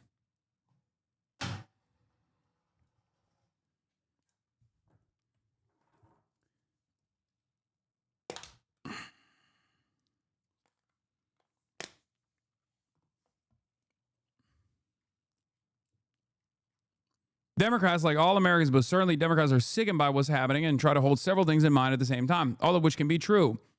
That has to happen. His next killing has to end, former Transportation Secretary told. You're a clanker. Aiden was right. Yeah, you got me, bro. I'm a bot. You're right. The boss has spoken. Yeah, I wonder what her stepdaughter's saying to her right now, because Ella is insanely vocal on Palestine. Yeah, that's the other side of the story. It's not like she doesn't have anybody fucking around her. Ella Emhoff is Kamala Harris's stepdaughter. She is Doug's child, okay? And she is and has been very vocal about Palestine. Very vocal. She has fundraised for UNRWA while Kamala Harris was running for president, okay? So it's not like she has nobody in her corner that could just, like, tell her what's what. That's it. The hostages have to come home, and the people of Gaza need aid unimpeded, and all should be happening immediately. It was a sharper response in his interview with Pod Save America Jon Favreau when he received swift blowback for a non-answer. When your friend kills 60,000 people and starves an entire population for months at a time, shouldn't the question be, why the fuck am I friends with this guy? Said a Democratic strategist who was in the room with Buttigieg back in 2019, whose positions have changed since then. The strategist is unaligned among the current crop of potential candidates. I get it, Buttigieg said at the criticism of his podcast interview. It's important to be clear about something enormous and painful. It's just that it's so enormous and it's so painful that sometimes words can fail. Again, more word salad when he is supposed to be describing why he gave a word salad answer to a black and white issue. The response to Buttigieg, normally one of the Democratic Party's most skilled communicators, was telling. Democrats have recalibrated on Israel, and that's already reverberating across the shadow campaign trail as the U.S. relationship with Israel is fast becoming a key litmus test ahead of the 2028 Democratic primary. The Democratic National Committee is weighing two different resolutions on the matter, with the progressives pushing for elected Democrats to endorse an arms embargo and on Israel and recognize the Palestinian state. Buttigieg said he would have signed on Senator President Bernie Sanders' proposed arms embargo against Israel, would recognize Palestine as a part of a two-state solution, and thought the U.S. should not pass another 10-year agreement. Does anyone have the actual podcast where he's answering these questions? Because this was on record. And let me tell you, when you actually hear him talk, you will realize that he is still on that bullshit, okay? Hate to report to you that Pete Buttigieg is still on that bullshit. Do we have the clips is what I want to hear. By the way, in a little bit, I am going to have Bernie Sanders' former wait, hold on.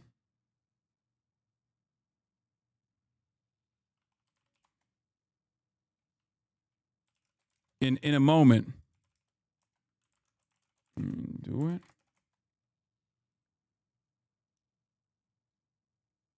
Okay.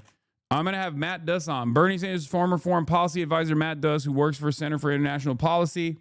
And we are going to discuss a bunch of this stuff. Okay. Bernie Sanders' former foreign policy advisor, Matt Duss, who someone yesterday called evil, reminded me to talk to Matt Duss because I've been in contact with him, and we are going to talk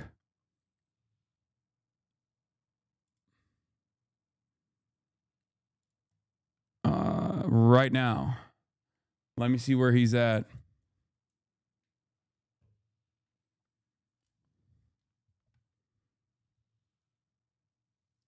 Hold up. All right, let's give him a call real quick.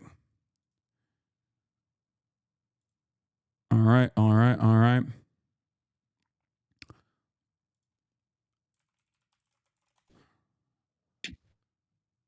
Hello. Hey, how you doing, son? What's going on, Matt? Pleasure to have you on the broadcast. Welcome to the Hasanabi broadcast. Here it is, everybody, ladies and gentlemen, Matt Duss. As I said earlier, a second ago, Matt Duss is the former foreign policy advisor to Bernie Sanders and now currently working at the Center for International Policy. Matt, someone called you evil yesterday, for the record. That's how I presented you, and it reminded me that I was meaning to have you on the broadcast to talk about both the Donald Trump, Vladimir Putin summit that is supposed to be taking place tomorrow, but then also talk to you about Democrats, their failures on Israel-Palestine, your opinion and your evolved opinion on Israel-Palestine personally, and you know what happened, like how that attitude change took place for you. Maybe that can be instructive for others as well, and numerous other things that we can talk about. And I'm very excited to have you here. Thank you for coming on. No, glad to be here. Thanks so much, man. Looking forward to it. Yeah, you also are a Sam Cedar acolyte as well, right? Or you go on the Majority Report every now and then. Yeah, I like to refer to myself as one of his designated foreign policy nerds. So yeah, that is one of the roles I play for Sam. Hell yeah. Foreign policy advisor to Bernie Sanders, foreign policy advisor to Sam Cedar. Yes. Okay. I love Sam. All right. Well, Matt, we are actually currently talking about Pete Buttigieg's horrible response, or very Pete Buttigieg style response, if you will, to the question that came from the Podjohns on a podcast where they asked him, like, what do you think about Israel-Palestine? Like, what do you think about what's going on? And he gave this incredibly wishy-washy answer. Let's take a look real quick. I'm going to I'm going to share the screen with you as well so you can also see it. Where is it? Oh, here it is. Okay. And I'm going to All right. And let's take a look. More than half of Senate Democrats just voted to oppose the sale of over $500 million worth of U.S. bombs and guns to Israel. Would you have voted to oppose sending those weapons? I think we need to insist that if American taxpayer funding is going to weaponry that is going to Israel, that is not going to things that shock the conscience. And look, we as opposed to weapons that don't shock the conscience. Yeah. I love upholding the law. No, I love weaponry that doesn't shock the conscience. Like when it's, specifically not baby melting weaponry. I mean, that's all weapons. That's what weapons are. Anyway, sorry. We see images every day that shock the conscience. So much of this is complicated, but what's not complicated is that if a child is starving because of a choice made by a government, that is unconscionable. And I think especially including voices who care about Israel, who believe in Israel's right to exist, who have stood with Israel in response to the unbelievable cruelty and terrorism of October 7th. I think there's a reason why so many of those voices are speaking up now too, because this is not just something that is on its face and in itself a moral catastrophe. It is also a catastrophe for Israel for the long run. How do you think the next administration? So, Matt, you had until recently a different opinion, I think, right? If I'm not mistaken. I mean, you've been very progressive. You are a lot more progressive than the average person in American politics in terms of your analysis on Israel. But like, there have been some instances, I feel like, where I think we have a disagreement ultimately on like Zionism in general, probably a reasonable disagreement. But overall, if you don't mind elaborating on your position for the people that might not know, like what your take is on what is currently going on in Israel and Palestine, and then we'll talk about Pete as well.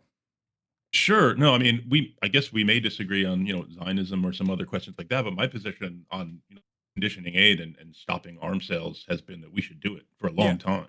Yeah. This going back many years. I mean, and the point is not just to kind of punish Israel, it's to uphold U.S. law, because U.S. law explicitly prohibits providing U.S. weapons to governments that are abusing human rights. And that's one of the weird things about Pete's answer is that like he answered the question, even if he didn't intend to, when he said that this government is making a choice to starve children.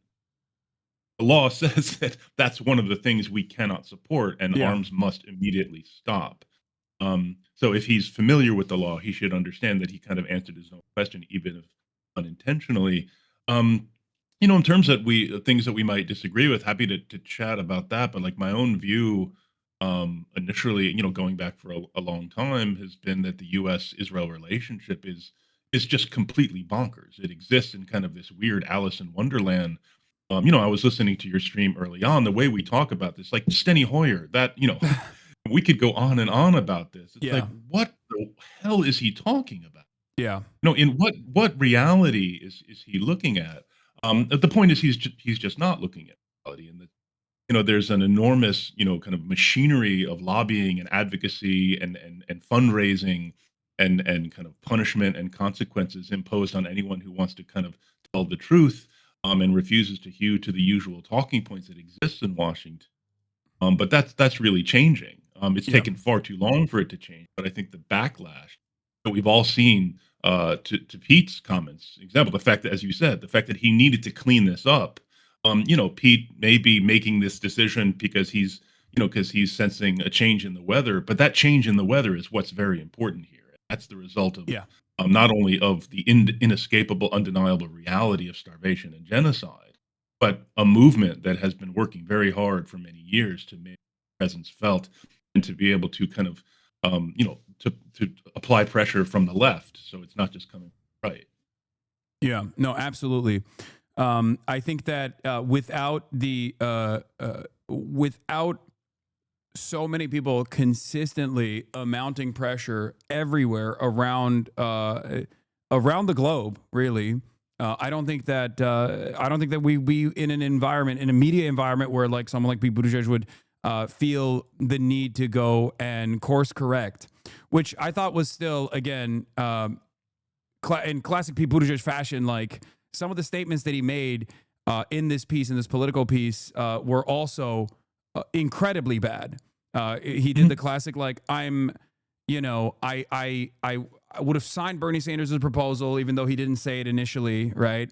Fine. But then he still turned around and still was like saying, oh, it's because it's important to clear something about this enormous, something about something this enormous and this painful. It's just that it's so enormous and it's so painful that sometimes words can fail. It's like your job is a communicator. That's what you're billed as. You're like the main communicator of like establishment Democrats. You're the voice of the establishment Democrats who can actually show a young face, some kind of dynamism that like these guys are desperate for, right? And I think they're looking for all of the, they're looking at all the wrong reasons why Zoran won, and they think like maybe Pete Buttigieg could be the type of, you know, Zoran-style candidate for third-way neoliberalism, and the continued American foreign policy bipartisan consensus that we see, which is like permanent war, constant, endless increase to military funding. And, Pete Buttigieg is clearly falling short of that. But there are still so many worse people out there. I talked to Rashida Tlaib at the DSA National Convention this past weekend, and she brought up an interesting perspective. And you've been in D.C., you've been in these circles for a very long time, so I want to hear your perspective on this as well. There is an attitude outside of DC, outside of this little bubble that exists, that dominates our lives, that like either politicians are cynical and doing this because they are, either like blackmailed into this position, or, and this is like varying degrees of like anti-Semitic conspiracy as well, Jewish hypnosis, things of that nature, all the way to they are tunneled in on unlimited support to Israel and loyalty to the Israeli state and unconditional aid permanently to the Israeli state because of their the pervasive influence of the pro-Israel lobby and numerous other advocacy groups. Which side do you fall on? If we were to present it as like Noam Chomsky, who says Israel is an extension of American imperialism and profoundly important, versus it's the lobby, the Mersheimer perspective. Where do you see yourself on that equation? I mean, I'm not. I hope I'm not like avoiding the question by saying it is a little bit of both. And I mean, so I'll talk about them both. I mean, first off, yes, of course, the Israel lobby, AIPAC, is very influential, and they're partly influential, for a few reasons. One is Americans just generally who don't think about foreign policy a lot. And that's a lot of Americans, and that's no ding on them. People have things that are more important to them and more immediate than thinking about foreign policy. But for a lot of folks, especially folks who in the Christian community, and this is where I came from, I grew up in the evangelical community, there is something important, like the U.S.-Israel relationship is founded in a very important historical narrative for them, part of Christians' culture. They understand the story of the Old Testament as part of the Christian Bible, in a way that they don't identify with stories and histories and narratives of others in the region, certainly the Palestinians. And that's not a value judgment. That's just something that for a huge number of Americans, even who don't know a lot about the region, about foreign policy, they identify with this one country because they learned about it in Sunday school. Yeah. And so that's the kind of political basis on which the pro-Israel lobby is operating. You add to that American politics is deeply corrupt. The influence of money it's a complete outlier among, developed democracies, the extent to which, wealthy interests are able to kind of game the system and achieve influence just by spending huge sums of money. And the pro-Israel lobby is very effective at using huge sums of money to reward and punish. I mean, that's what a lot of it's about, pleasure and pain, rewards and punishments. And that's how you end up, with people like Steny Hoyer. I mean, Steny Hoyer is not saying anything that he doesn't believe. He does believe these things, but part of the strategic use of campaign funds and donations and lobbying is to make sure people who believe things like Steny Hoyer are the people who end up in leadership positions in the Democratic Party, and that people who want to take a bit different view always run into trouble, and they're going to face lots of fundraising challenges, and they'll probably face well-funded challengers in their primaries. So the system, unfortunately, kind of selects for a set of beliefs that are pleasing to high-powered, well-funded lobby groups. And the last thing I'll say here is, and this goes to what Chomsky was saying. Yeah, I mean, there is a faction in Israel and in the United States, and this has really come to the fore lately with Israel essentially making war across the region and reestablishing itself as really kind of an unquestioned military hegemon with the backing of the United States. There are folks in the United States and in Israel who see Israel as basically the United States' sheriff. Yeah. And this is not just about Israel. It's about sustaining America's primacy, sustaining America's global military hegemony. So it's not, and this is why I tend to recoil from when people say, oh, I mean, America is doing Israel's bidding. I mean, yes, Israel has enormous influence, I think way too much influence in Washington. But there is a shared kind of ideology that undergirds this. And I say, putting all of this on Israel kind of lets American policymakers off the hook. Oh, absolutely. I agree with you. Matt, if you don't mind me, is there a way for you to shut off your noise gate? Because there are moments where you're like being a little bit quiet at the end of your statements, and then your microphone, unfortunately, your microphone, unfortunately, just like silences your voice, and people are having a hard time hearing like the end of your statements. That better? Well, we'll see. I'll let you know if while you're talking if it happens again. Right again. But bringing it closer would probably be better, whichever microphone you're using. Sorry, Yeah, it's worse now. Actually, it might be. Oh, you know what it is? Can you hear me still? I think. Well, you also turned off your camera. It might be because you're not actually using the microphone that's in front of you. The source might be your earbuds. That might be the reason. Also, Chad, I hope you guys are happy. You demanded this. I'm in real time. We're trying to make production changes, and now it's a little cooked. You got the Blue Yeti right in front of you. That microphone you have. I can't hear you at all now. Yeah, I've. Wait, I think you changed the source. You changed the source completely, and now it's wait. All right, got me. Oh, perfect. All right, let's see if it continues. Let's see if it works. Yep. Okay. I do suspect that there probably will still be noise gate issues. Okay. In case, what were we talking about? We were talking about Israel's pervasive influence and network of pressure that is very successful. But politicians are the reason why I'm bringing this up is because like what Rashid Tlaib told me was basically that like politicians are still malleable, and it does seem like this unshakable force, like the loyalty and defense of Israel is just like impossible to break through. But it's very clear that, at least from her feedback, that they do see people at their town halls and they do get scared. And I think Gallego was a great example of this. Like a person who has been pro-Israel in his town hall when faced with that question had to be like, oh, well, maybe I would have voted against weapons. There's also the other side of this where people talk about like the distinction between defensive weapons and offensive weapons. I wanted to hear your perspective on that.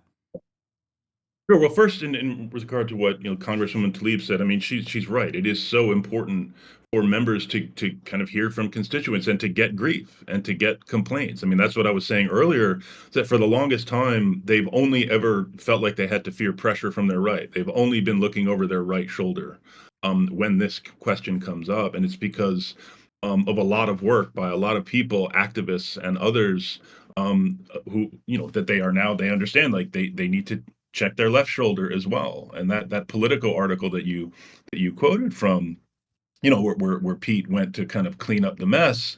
I mean, it's saying, this is going to be a litmus test going into 2028. And I think we saw from Mamdani's campaign something really important. There's a good reason why it's a litmus test, because it signals to people that you're not full of crap on a whole range of other issues. You can offer, a really fantastic platform, a whole set of great ideas. But if your answer to a question about Gaza is that Israel has the right to defend itself, you're basically telling people that I'm full of crap and I'll probably fold on all that other great stuff too. So it's a litmus test, I think, for a couple of really good reasons. So what was the second part of your question there? The second part of my question was the distinction being made in some circles, at least, like between offensive and defensive weapons. Do you feel like this is a distinction without a difference? I mean, I understand. Just you don't want to be. I mean, it's important to allow countries to defend themselves, to defend their civilians. We talk about that a lot with regard to Israel. You know, it's a fair question. I think it's a very important question. Why do we never ask that of the Palestinians? You know, Israel has a right to defend itself. Do the Palestinians have a right to defend themselves? I say yes. I think, yeah, absolutely. I think they absolutely do. I mean, they not only have a right to defend themselves, they have a right to resist occupation, as any people do. No, it's both legal and moral, for sure. That's right. They should do so within the bounds of international law, with the treatment of civilians and non-combatants, just as Israel should. But anyone should be able to answer unequivocally yes, that the Palestinians have a right to defend themselves. Now, going to this question of defensive versus offensive, you know, I understand that Congresswoman, you know, AOC got some grief for her vote and then for her explanation. You know, and I understand people's concerns about that. You know, my kind of question here is like, was it worth spending that much bandwidth on this amendment that was not going to pass at all?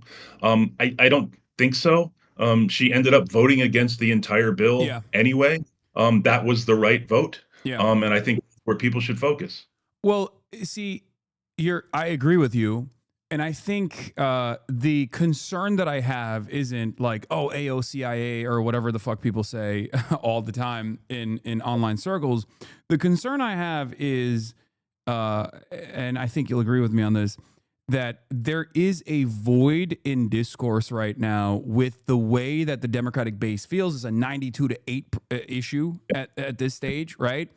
And that void is being experienced in every facets of American politics. Like independents are overwhelmingly seeing Israel in a disfavorable way. Even Republicans, by majority, regardless of their loyalty to Donald Trump, have had issues with Israel in ways that we've never seen in American politics before.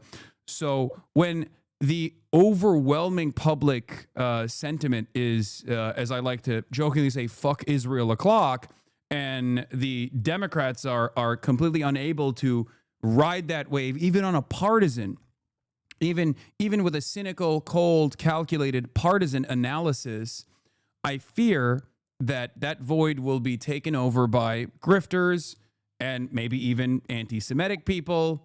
And the Democrats are actually dropping the ball both politically and also on the policy front on this issue once again.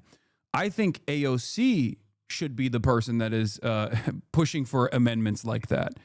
Do you disagree? I don't know if that amendment is the one to fight on. I think there are a lot of great things that she's pushed, and she will. You know, we're moving into the NDAA, this big defense authorization bill. I'm really interested to see what she's going to be offering there. You know, I don't know if that one bill that Marjorie Taylor Greene offered was the kind of hill to fight on. I understand what people have concerned about it. I think there are smarter places to fight, but I would also say, you know, people should understand, and I think most people do, that she's been one of the great champs on this. And I think it's fair to have disagreements and to question some of the choices she makes, but I also think it's important to keep that in mind. I mean, she has done enormous work. Oh, for sure. She called it a genocide way before many people did in Congress. Right. And that should be recognized, and I definitely do recognize that, which is why I always think like it's inconsistent, even in the simplest terms. If you're like saying that this country is committing a genocide, but then you're also saying like, but we have to keep giving it weapons to allow itself to continue behaving in this belligerent way. Because that's my main point on this, is that like everyone, including Israeli society and Israeli officials, knows that without America's unlimited support in Israel's offensive capabilities and its defensive capabilities since October 7, 70% of all munitions that Israel has used has come from the United States of America, both on the defensive side and on the offensive side. We've moved our Navy around Israel's enemies and around Israel's allies as well, in an effort to defend Israel whenever there's retaliation from countries or militancy groups that have the capacity to resist against Israel or to fight back. And in that process, like, I think we're giving Israel bandwidth to continue behaving in this belligerent way, and defensive weapons, I think, play a formative role in this. Yeah, I get that. I mean, and also, I get that, money is fungible, and money they are getting for, quote unquote defensive weapons is money that they don't have to, that they can then spend on offensive weapons. So, I get those arguments. Yeah. I guess what I would say is that it's fine to disagree with the vote and disagree with her explanation, but I also think in terms of, where we're focusing our energy and where activists are focusing their energy, it's rather than going after her, it's like, I want more people to be voting against the offensive weapons, Yeah. No, and the other thing that I also am finding myself consistently trying to get politicians on the Democratic side to like advocate for is that if they lead on this issue and even are unafraid to take bold and, dare I say, radical, I guess, stances on issues like this, they will immediately move the Overton window and they will immediately move the Overton window in a more positive direction. What I mean by this is, if congressional leaders that are the most progressive right now were running around talking about no more weapons to Israel at all, and maybe even a sanctions package to Israel, if that was the advocacy that you heard from the Bernie Sanders and the AOCs of the world, and like bold and progressive policymakers, then I think more moderate parts of the Democratic Party would inevitably try to find a centrist position and retriangulate their perspective, instead of just like continuing to say like, oh well, we don't know if we can stop giving weapons to Israel. That's just the way I see it. I think that that's part of the reason why the Republicans have dominated discourse on every issue about domestic and foreign policy in perpetuity, because they're unafraid to be radical. I mean, don't get me. I'm with you on that. I mean, we need kind of bolder, more courageous leadership on a whole range of issues. So I agree there. But I'll say just, on this one issue, I mean, even that Politico article, the fact that, Pete was even asked about, banning arms sales is because of Bernie's resolutions. These joint resolutions of disapproval that Bernie introduced and it was voted on a few weeks ago. It got the most votes from any from Democrats ever. I think it was 27 for one, 24 for another. Both of them more than half of the Democratic caucus in the Senate. Still too few, in my view. I mean, this should have, when you look at the reality of the genocide and what's being done with our weapons, I mean, we should have stopped these arms sales a long, long time ago. But still, recognizing the weird way that this issue works, I think it is important to chalk that up as an important achievement. But also, one of the achievements was getting, potential candidates for 2028 to have to answer, what would you have done? Senator Alyssa Slotkin, who managed not to be there for the vote, she had to answer the question, would you have voted for it? Gallego, also not there, had to answer the question. This is going to keep coming up. It's going to be a question that's going to be asked to every candidate who wants to run in the 2028 primary, and that's important. Yeah. This is not only a litmus test for upcoming elections, but I think this was a litmus test in many ways for the previous election as well. And I wanted to hear your perspective on this, because a lot of people, I think, falsely, claimed that the left was a single issue on this, right? And that the left was responsible for the defeat of Kamala Harris, which, of course, if you actually look at the numbers, like Jill Stein and all the other, third-party spoilers that are supposed to be on the left flank, did not actually make up for the margin of defeat anyway. So it's objectively false to make this claim. But I think that a lot of people, including those who I talked to, including the Paw Johns that I talked to before the election and the lead up when I was like ringing the alarm bells about this issue, actively avoided it. And I think it was actually deliberately cut out of their autopsy on why the campaign failed as well, like this issue in particular, because people's attitudes about what's going on in Gaza and about what Israel is doing did not dramatically swing overnight. There were numerous polls that showed that denying weapons to Israel and forcibly implementing a ceasefire would have been a very important issue that Kamala Harris could deviate away from the Biden regime on, and yet she failed to do so. So what is your assessment on this? Yeah, and I'll just say there's been polling. I remember there's one poll that came out in 2019 by the Center for American Progress, where I used to work years and years ago. But I say that because, the Center for American Progress is a very closely party-aligned kind of think tank, and they put out a poll that showed a majority of Democrats in 2019 supported, blocking aid, conditioning aid. So this has been a majority position among Democratic voters for more than 2 election cycles now. It's now a super majority that supports this, and for very understandable reasons. Now I don't know that I know that the Pod Save guys have actually covered Gaza and Palestine quite a bit. I do want to recognize that. And going back to 2019, it was actually, they hosted a series of talks at the J Street conference where Bernie came out and declared, conditioning aid. Warren came out. Buttigieg came out and declared support for it for like 2 weeks until he got some pushback. And so that's when he kind of moved off it. So going to Harris, what I'll say is this, like I said about, why it's a litmus test. I think it's impossible to say, the actual, down to the decimal point, what impact Gaza made on her loss. I think there is no question that it played a role, not just among voters for whom that is a priority issue.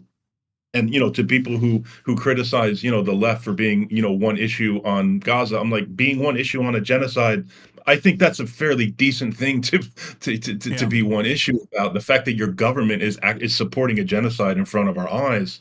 But it was also said it best. He said, a party that is unwilling to stop a genocide, what makes you think they are willing to defend democracy?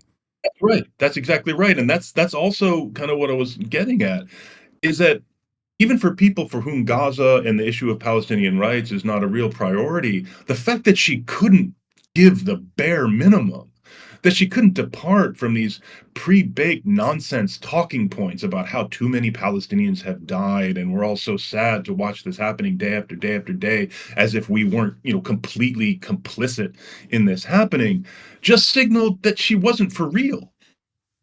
People are looking to be, they want to believe people. And she was not believable on this. And I think that, that signaled that she's probably not for real on a whole bunch of other things too. Yeah. No, it was a perfect issue to show the problems that was emblematic within the entire Democratic Party's inability to listen to the demands being made by their base, their own base.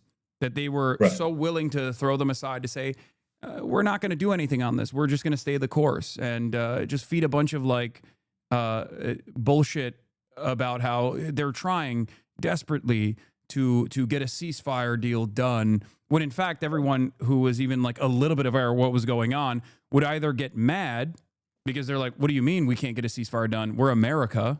Okay. Or they just thought, okay, well, you're feckless, you're unable to do this, you're weak. Or of course they knew the truth, which was this is bullshit. Which is what I want to ask you about, because I have tweeted a lot of things. I've said a lot of things about Israel and all of the militant resistance against Israel that oftentimes Zionists get very mad about. People that are doing Hasbara, people that are pro-Israel get very mad about. One of those is the notion that this conflict could end, this genocide could end at any given point with one phone call. And I wanted to hear, what your perspective is. You're a foreign policy guy, and if you think that, well, this is of course an exaggerated claim. It's not literally one phone call, but it's as close to one phone call as you can get in American politics. And it has ended with one phone call in the past with George H.W. Bush, with the continuation of the settlement projects with Ronald Reagan, with Lebanon, and also with Joe Biden in 2021 with Israel's siege on Gaza in 2021. So what's your assessment on that? Yeah, as you said, not one phone call, not one day, but as Joe Biden did in May 2021, he calls up Netanyahu and says, "We're out of runway here. We got to wrap this thing up." He never did that. Yeah. Here, and granted, the mood of Israel, the reaction to October 7th, this was a different situation, but still, after months and months and months of this, and knowing for a fact, and let's be clear, they knew for a fact what Israel was doing. They had complete visibility onto Israel's policy, its strategy, its tactics.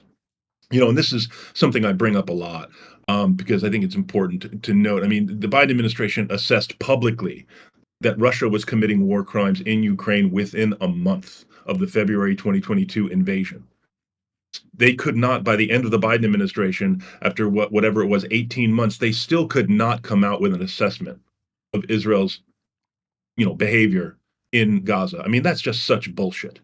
We have such absolute visibility, far greater visibility into Gaza, into Israel's tactics and what it's doing than we do into what Russia's doing. And the fact that they couldn't make an assessment, which everyone can see on their phones, literally everyone, Palestinians are reporting it.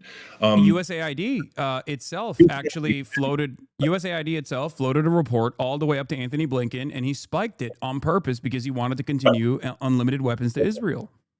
That was not the only report. I mean, I know that, there were numerous people inside USAID, inside state, and, others outside the government who were reporting this, sounding the alarm, and they constantly, Blinken and Biden, because Biden had simply decided at the beginning, we're just going to support Israel. This is his long, deeply ideologically held view, that this is how the relationship works.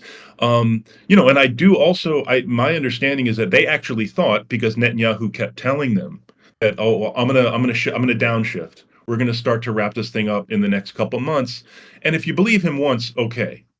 But they kept on getting screwed by Netanyahu, and I don't absolve them for that, because the idea that Joe Biden, the greatest foreign policy president of all time, was going to keep getting fooled by this grubby crook Netanyahu, I just don't buy that. Yeah, no, he was on it. He was invested in the continuation of Israel's slaughter. I think. I mean, do I think that Biden just wanted to keep supporting what Israel was doing? I don't. I think when he came out and kind of proposed that ceasefire agreement in May of 2024, he really wanted that to happen. But the fact is, he was not willing to do what was necessary to actually make it happen, which was to make that phone call, to bring that pressure, to say to Netanyahu, we are stopping support for this. We're stopping military support. We're stopping intelligence support. We're going to stop giving you diplomatic cover. You're going to face all these consequences unless you do A, B, and C. And Joe Biden was just never willing to do that. Yeah, which is why I say he wanted it to continue happening. And that's what I mean. I think, the way I look at it, I have a more simplified, maybe too reductive of a attitude on this kind of stuff, where I just think that America's global power is waning, and I think that Israel is a profoundly important regional ally for American interests. Both because of that, Israel's been able to create this pervasive network of influence peddling and pressure campaigns that have created this environment, both by way of the media and also by way of lobbying efforts. It's created this information environment that is utterly at odds with what is going on the ground. And they thought that they could continue this going after October 7. But of course, with social media, it was impossible to maintain a pressure campaign or keep people in the dark. But I think the American foreign policy apparatus was of two minds. You had the State Department people that saw what happened, knew exactly what Israel was going to do, and thought from a position that is pro-American imperialism, not against, not anti-American imperialism. They thought if we let Israel do this, they are going to fuck up the bag. They're going to ruin America's global standing. They're going to harm Israel's own global standing and make it a pariah state, which it has become. And therefore, it's going to make it harder for America to intervene in the events of the region. And then there were, of course, the other side that said, fuck you. No, it won't. It doesn't matter. We're going to go full tilt into this final solution, this one large military incursion, ethnic cleansing, wholesale slaughter campaign so that Israel can grab as much land as it possibly can and have a stronger position of dominance in the region. And we all know which side won out. But I think that it is, albeit reductive, but like that's, I think, the actual assessment, the top-down actual assessment that took place in that situation. I might disagree with some of the terminology there, but in general, I don't. I think you're right. I mean, you had people in the White House, particularly Brett McGurk, who was the National Security Council's director for the Middle East, who basically took that latter view. He kind of fashions himself as a realist, a hard-nosed realist. He's someone who knows very little about Israel, Palestine, who's very close to the Gulf regimes. He's someone who's very anti-Iran, and he was the one who was essentially, determining the policy within the boundaries that Joe Biden set, which again, the boundaries that Joe Biden set were, we're just going to keep supporting Israel. If we have differences, we'll express those privately. We'll try to kind of encourage them not to kill so many people. But ultimately, you're right. Yeah. And you said there was a terminology that you disagree with. What in particular? Is it imperialism, or is it the utilization of the final solution? I know that my understanding of this is that there were folks inside the White House who understood that this war was going to be absolutely brutal. I don't know if people in the White House understood how brutal it was going to be. I think, and in retrospect, people should have known, because Israeli leaders were saying this publicly. Anyone who doubts that can just look at the huge dossier that was assembled in the South African case made to the ICJ on genocide. But I'm cautious about saying that no, like the White House knew that this was just going to be an absolute genocide from the get-go. That's not a defense. I think the reason why I guess like disagree with you on that is because one, I just don't think that they care, right? Like I don't think that the American government cares when people are dying. They do care when there's pushback.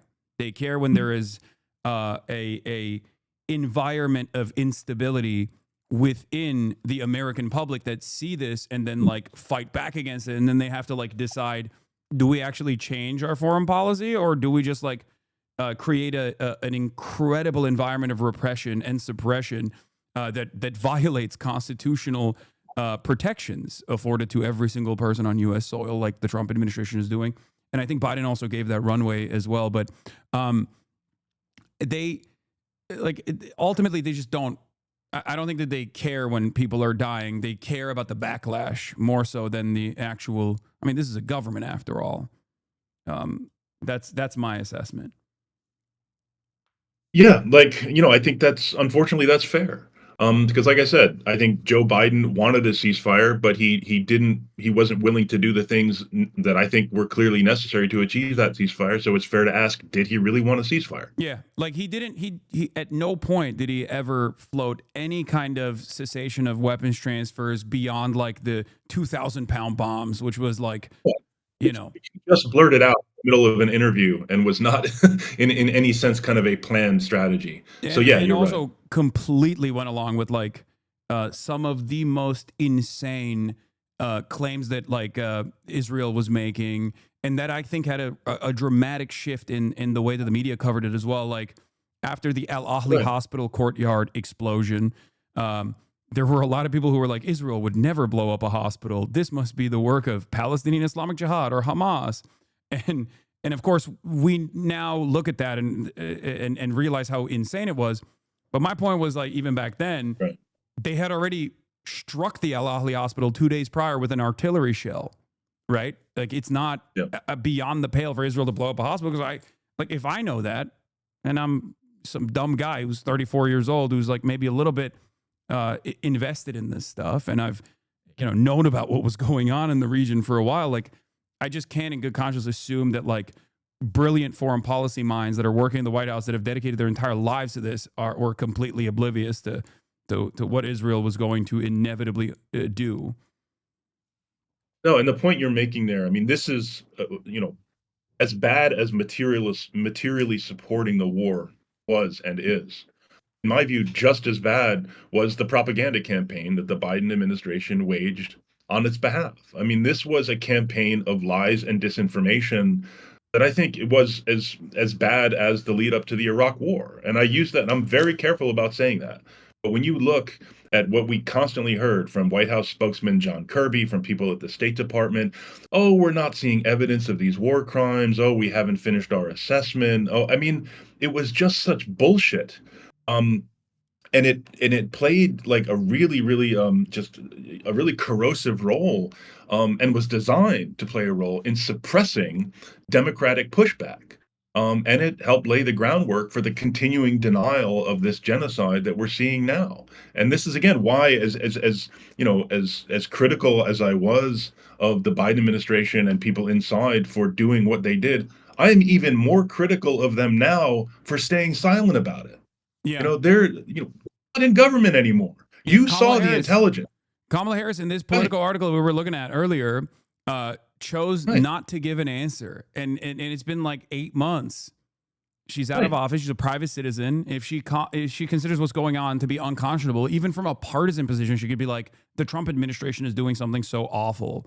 But no, the only voice that we hear from the Biden administration, with the exception of like a couple State Department spokespeople that have been like, yeah, we lied because that's my job, right? I think it was it Matt Miller who came out and said something like that. It was crazy. It's been Anthony Blinken and it's been Brett McGurk, who, especially with the Iran strikes, he was all over that on CNN, talking about how great Donald Trump is, as a matter of fact. What am I supposed to think? What are Americans supposed to think? That like Democrats are actually against this, or is this a total bipartisan consensus? In fairness, and I don't want to. No one needs to be fair to Brett McGurk, but he's not even a Democrat. I mean, he's someone who was originally Republican and just stuck around from administration to administration. But yeah, the fact that he is now out there, having overseen not just this catastrophe, but previous catastrophes, and is now kind of making bank as a CNN contributor on top of whatever consulting gigs he's lined up. I mean, this is like the embodiment of the corrupt foreign policy establishment. There it is, right in front of us. And until we change this equation and actually find a way to impose costs instead of grant rewards to these people, we're going to have a tough time changing it. Yeah. So a couple of the questions I had for you in particular, what was the turning point for you, if you don't mind me asking? This is somewhat of an uncomfortable conversation to have, but what was the turning point for you where you were like, okay, this is a genocide? Because like, I could tell you, for me, from the jump, I was like, Israel's an apartheid state. October 7 had numerous atrocities that unfolded during October 7. Israel is a Jewish ethno state. Like the project of Zionism relies, in my assessment, of propping up an in-group with the sole purpose of exterminating all of the out-groups, and that in-group being the ethno-religion of Judaism, and the out-group being Palestinians and Arabs and basically non-Jewish people that the Israeli government not so ironically, it calls Arabs, which includes even like Armenians, for example. Like they are under the demographic categorization of the Israeli state. They are considered and classified as Arabs if they are Christian or Muslim. Yeah, I mean, before October 7, I would have agreed certainly that Israel was an apartheid state. I don't agree that the goal of that state was the extermination of the Palestinians. I think the goal of a strong and rising faction in Israel, and it's been in control for a long time, has been the complete kind of destruction of the Palestinians as an independent political force, which is an element of genocide. Yeah. Not just the physical destruction of a people in whole or in part, but a destruction of their ability to act as a political community. And I think that has only become, much, much more explicit, along with the physical destruction of tens of thousands of people and their homes since October 7. Now, under the question of genocide, it seemed clear pretty early on, just from the statements from Israeli government officials, on top of the absolute brutality of the war, that it seemed likely that it was going in that direction. I think a couple things that really kind of pushed me in that direction. There was a piece in the New York Review of Books by Aryeh Nair, if you know him. He was one of the founders of Human Rights Watch, himself a Holocaust survivor. That piece really basically, convinced me, because that piece, what that focused on was the denial of aid, the denial of food, the use of food and humanitarian aid as a weapon, which was clearly happening. Now, there's all kinds of other things you can add on top of that, just the massive destruction, the rules of engagement that don't even deserve to be called rules of engagement because they are so permissive. You're fine. They're fine with killing dozens of civilians, men, women, and children, if you're possibly going to get one guy who kind of stood near a Hamas rally 5 years ago. I mean, absolutely absurd. But saying it publicly as far as our organization, we made that decision back, I believe it was May, when the Gaza plan was announced, the plan to reoccupy Gaza and to essentially to corral the people into an ever tightening, smaller piece of land. I think it just became undeniable at that point that this was the intention. I have total respect and understanding for people who came to that conclusion and said so publicly before that, but just organizationally, that is when we decided that term was undeniable and appropriate. Yeah. This is something that a lot of people that I talk to who are Palestinian or Arab or like very familiar with like a lot of what Israel has done in the region can't contend with. Where like I've had these conversations with like they'll be like, why is denial of aid the main thing? Because I think it's because like under, I guess, and this is a Western chauvinist framework for sure, but under like the assessments that Western nation states usually make, they can, no matter how brutal a bombing campaign is, they can try to fit it within the confines of plausible deniability. They can collateralize the civilians that are being deliberately and directly targeted. But denial of aid, denial of entry of any sort of aid to a captive civilian population, I think is just like, there is no justification for it at all, which is precisely the reason why Israel tries to do the stupidest counter-narrative campaigns on this, saying Hamas is stealing the aid or whatever, when they are known to be utilizing ISIS affiliate groups from local tribes that are drug dealers, like the illiterate Abu Shabab, I think his name is, who is now in charge of the popular forces, as they call it. And they are the ones who are actually disruptive and causing chaos at the point of a delivery. So it's in every aspect of Israel's campaign, I think, and that's precisely the reason why you sometimes see the killing fields accidentally shooting and killing the World Central Kitchen aid workers that are engaging in deconfliction with the Israeli state, and they still get triple tapped on their convoy.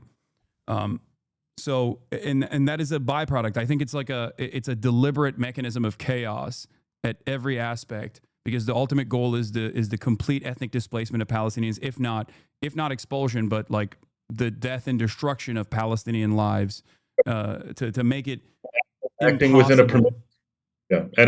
a permission structure that the United States has helped create and enable over many, many years. Yes. Yeah. So, on that front, I guess like, because I wanted to see like you're a foreign policy guy. This is what you do. I wanted to see like what are some of the disagreements that we might have, and one I think is on the issue of Zionism in general, because as I said, I see Zionism as an ethno-supremacist ideology that is built around the extermination of the indigenous population that happens to be non-Jewish, like the in-group, out-group dynamic. And so therefore I see it as inherently fascist. And I feel like this is something that a lot of people refuse to reckon with. And I wonder if you have disagreements with this. I mean, I would disagree with defining all of Zionism that way. I think the actual material reality, like Zionism as it exists in the world, unfortunately, I think reflects that. And people who are Zionists, I think, need to contend with that. But I think there are other forms of Zionism. I mean, there was a pretty serious debate going in the late 1800s into the early part of the 20th century. People who classified themselves as identified as Zionists, but there were questions over: do we need our own state? Can we form a community within an existing state? There were all kinds of questions about, okay, how do we relate to the indigenous population? Is it a Jewish ethno state? What does self-determination for Jews really require? And so that's how I would tend to define Zionism broadly. It's just the belief that the Jews are a people, and as a people have a right to self-determination. Now, others define, well, a right to self-determination in their historic homeland of Israel in the Middle East, a right to a Jewish ethno-state. People add all kinds of different details on that. But in understanding it in its broadest terms, I understand it as I said. I mean, I know I have really close friends who identify themselves as progressive Zionists, who would share a lot of our criticisms, and who live there and do this work under considerable pressure and trying to create a society that is equal, in which Jews and Palestinians are equal under the law. Some of them support two states, some of them support one state, some of them support one kind of confederal arrangement. But I do think there are people who identify strongly as Zionists, to whom your description of kind of an a violent ethno-eliminationist chauvinism doesn't really apply.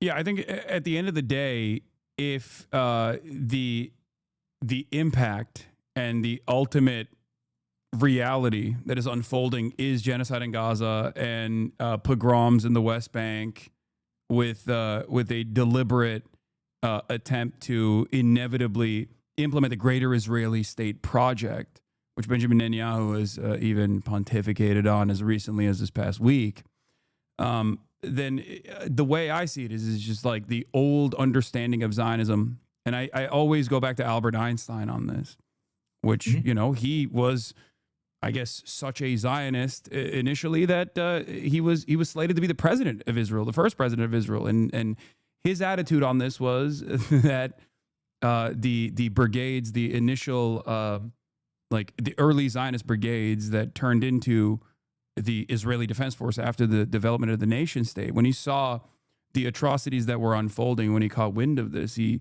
wrote letters decrying that Irgun, Lihi, and even the Haganah, these militia movements were behaving exactly like the Nazis were.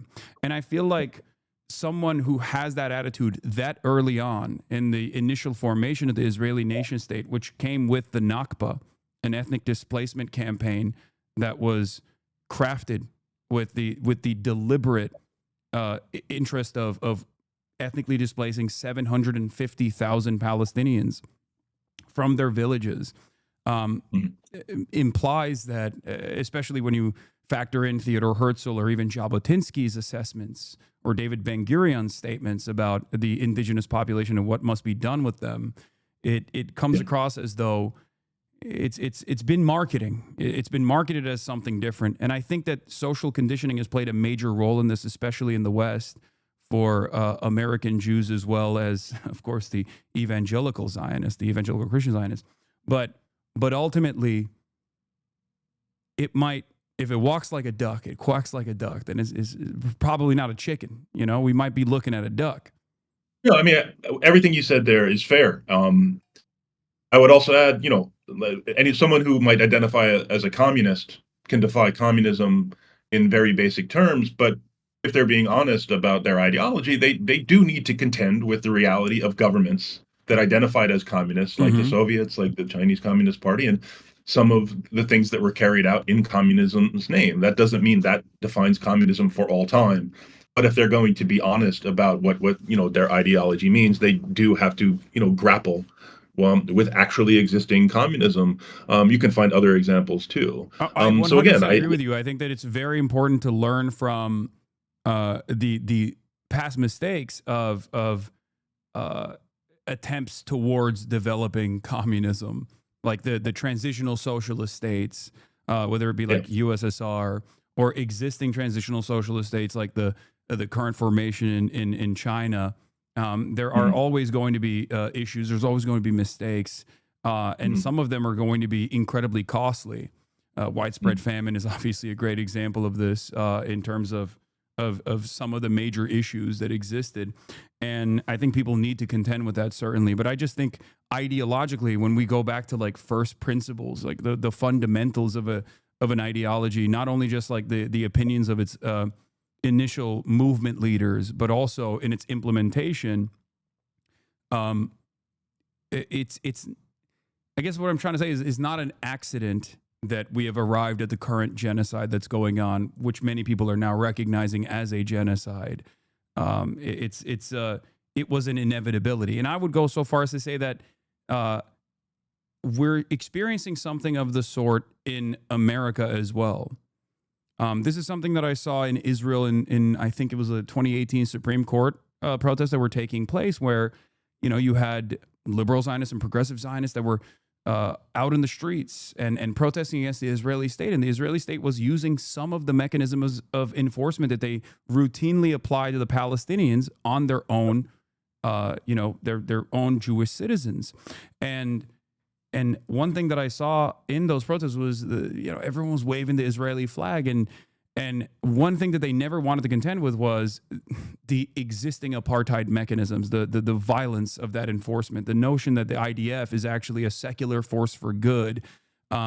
They could not contend with how this country was becoming even more right-wing. And we have something similar here in America as well. Like, we leave a lot of these contradictions unaddressed, whether it be white supremacy, whether it be America's settler colonial history, and this nation's founding. And I think if left unaddressed, it is inevitable that we will have a leader like Donald Trump. And if left unaddressed, it is inevitable that Israel will have Benjamin Netanyahu as the leadership again, and his coalition will become increasingly more reactionary and increasingly more violent. That's just the way I see it. And I think that's an extension of the ideology of Zionism, and it can masquerade as like trying to find a homeland for people that have withstood tremendous amounts of oppression, historic pogroms, the Holocaust, unimaginable pain for thousands of years. But in the way that it has unfolded, it has been an incredibly violent endeavor to the indigenous population that didn't do anything to these people that came in as a part of initially a British settler colonial operation. Yeah, I hear that. I mean, I guess we'll just, I look at the history of the state of Israel, and even before the founding of the state, some decisions that were made by the various waves of Zionist immigration, and decisions that were made by, foreign powers like the United States and others. And I think I can identify possibly some pivot points where things might have developed in another way. So I don't know if I'm going to agree totally that this was all pre-baked and predetermined from the beginning. But clearly there has been a tendency, a kind of variation of Zionism that has taken control and been in control for some decades now, that is clearly violent, that is clearly exclusivist, and is clearly eliminationist, as we're seeing in front of us. And again, I do think the U.S. bear some responsibility here, because the United States, more than any other country, has been the one that has kind of shielded Israel from any real consequences from decades and decades of these abuses.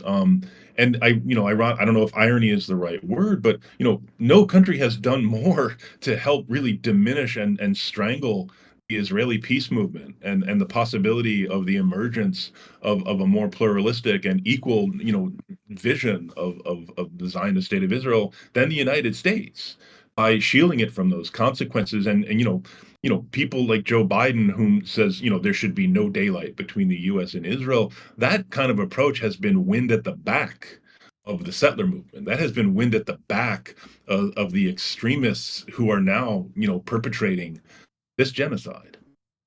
Yeah. Okay. Let's switch gears a little bit, and let's talk about Ukraine. And by the way, at any point, if you have you need to pull out, because I've already taken up a lot of your time today, you're a busy guy, you can let me know and we can end it. But what's up? Let's talk Ukraine. Okay. So, Ukraine. Some people like Tim Pool have called it the enemy of the United States. I do not have this mindset, of course. I feel like it's been a litany of policy, a string of policy failures overall. And I do think that there were exit ramps, but I fear that it's an unsalvageable situation that the Trump administration is making even worse than the Biden administration. What do you think is going to happen at these summits by your estimation?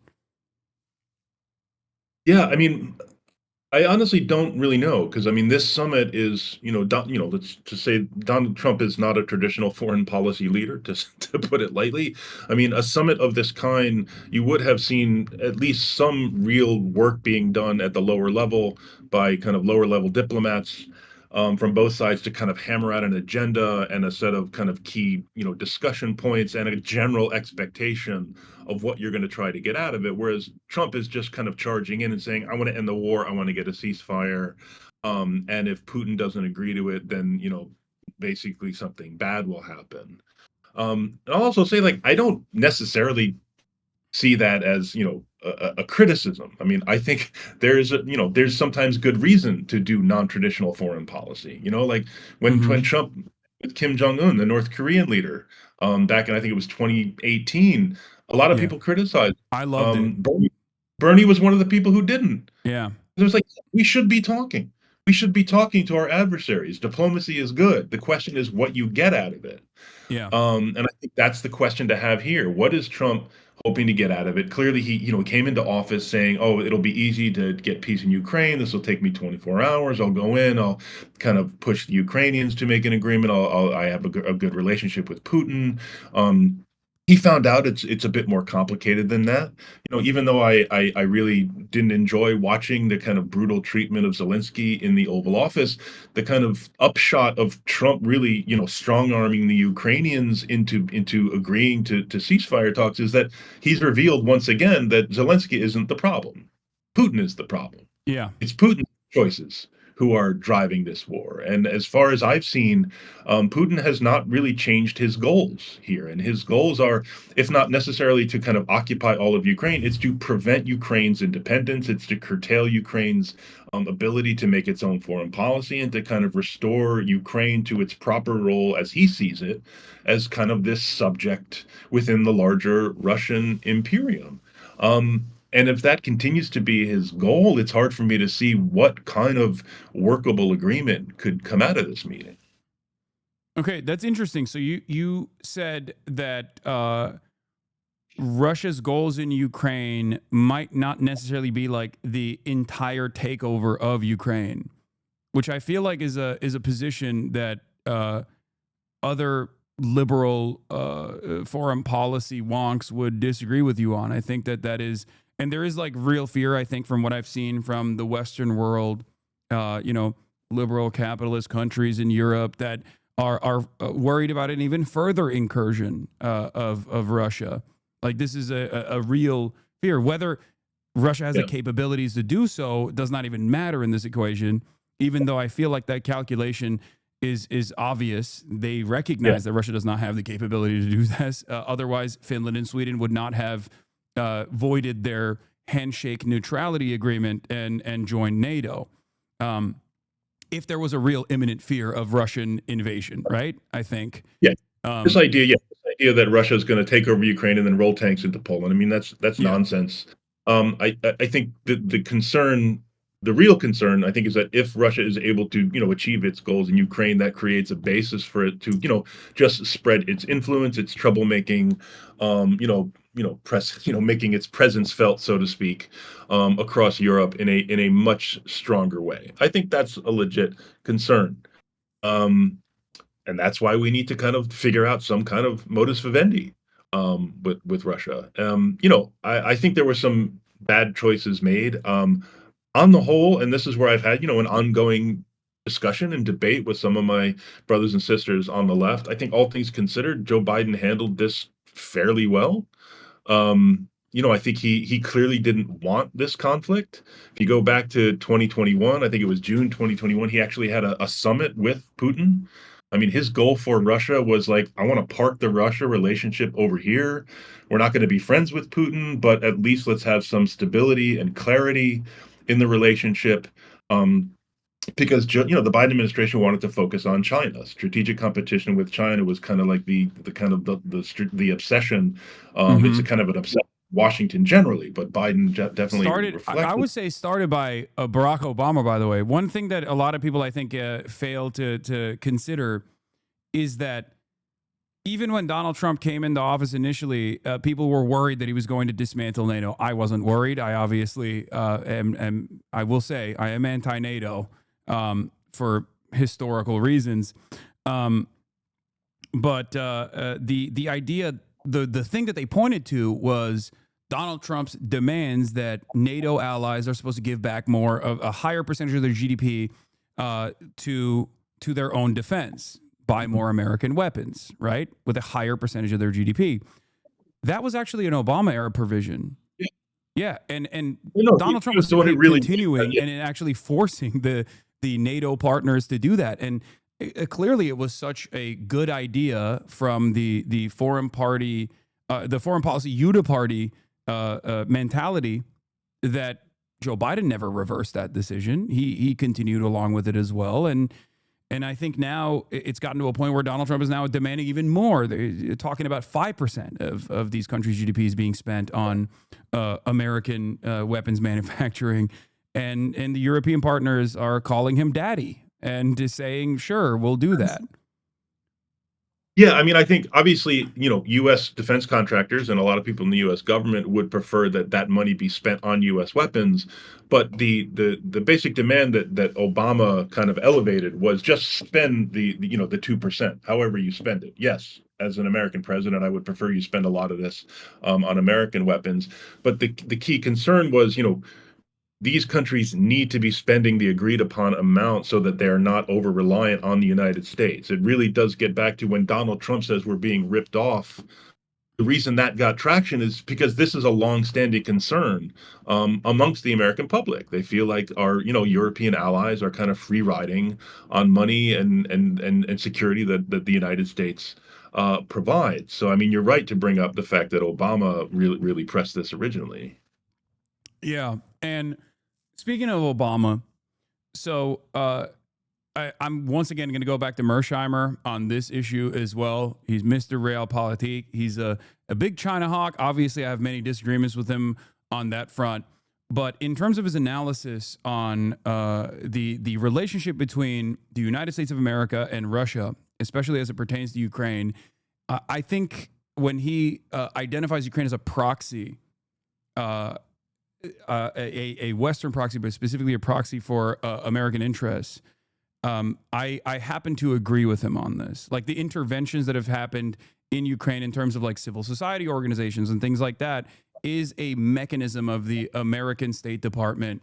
And this level of involvement starts with this like holistic, let's make Ukraine more progressive, or let's make this insert whatever country you want to more progressive. But then it's like, it turns into a way to utilize and maybe even kind of rip apart the sovereignty or whatever sovereignty that these countries might have, not just Ukraine, but every other country, at the behest of America's foreign policy interests, which would be to undermine Russia's attempts of violating Ukrainian sovereignty and bringing Ukraine into its sphere of influence. Would you disagree with that assessment? I would disagree that, with treating Ukraine as just a proxy for the United States or for NATO. I think the Ukrainians themselves have wanted to get independence from Russia. I mean, this is a longstanding, again, just speaking as a Ukrainian myself, this is something I was raised with as well. I mean, when Russians refer to Ukrainians as our little brothers, every Ukrainian knows what that actually means. It's not a compliment. But there has been many efforts going back even before the Soviet Union to achieve Ukrainian independence, with the understanding that there are going to be strong relations between Russia and Ukraine. A lot of Ukrainians are Russian speakers first. I mean, there's obviously family relationships. There's culturally a lot that's shared, but you know, the stuff that USAID is doing, like supporting democracy efforts, supporting civil society efforts. I mean, yes, there's an element of that where the United States obviously is looking to achieve its interests. He wants to bring countries closer to it and farther away from its adversaries. I would not just interpret that as all of this was kind of like this coherent effort just to kind of weaken Russia. I think the Ukrainians themselves have and had and still have a strong desire to set up an independent sovereign democracy.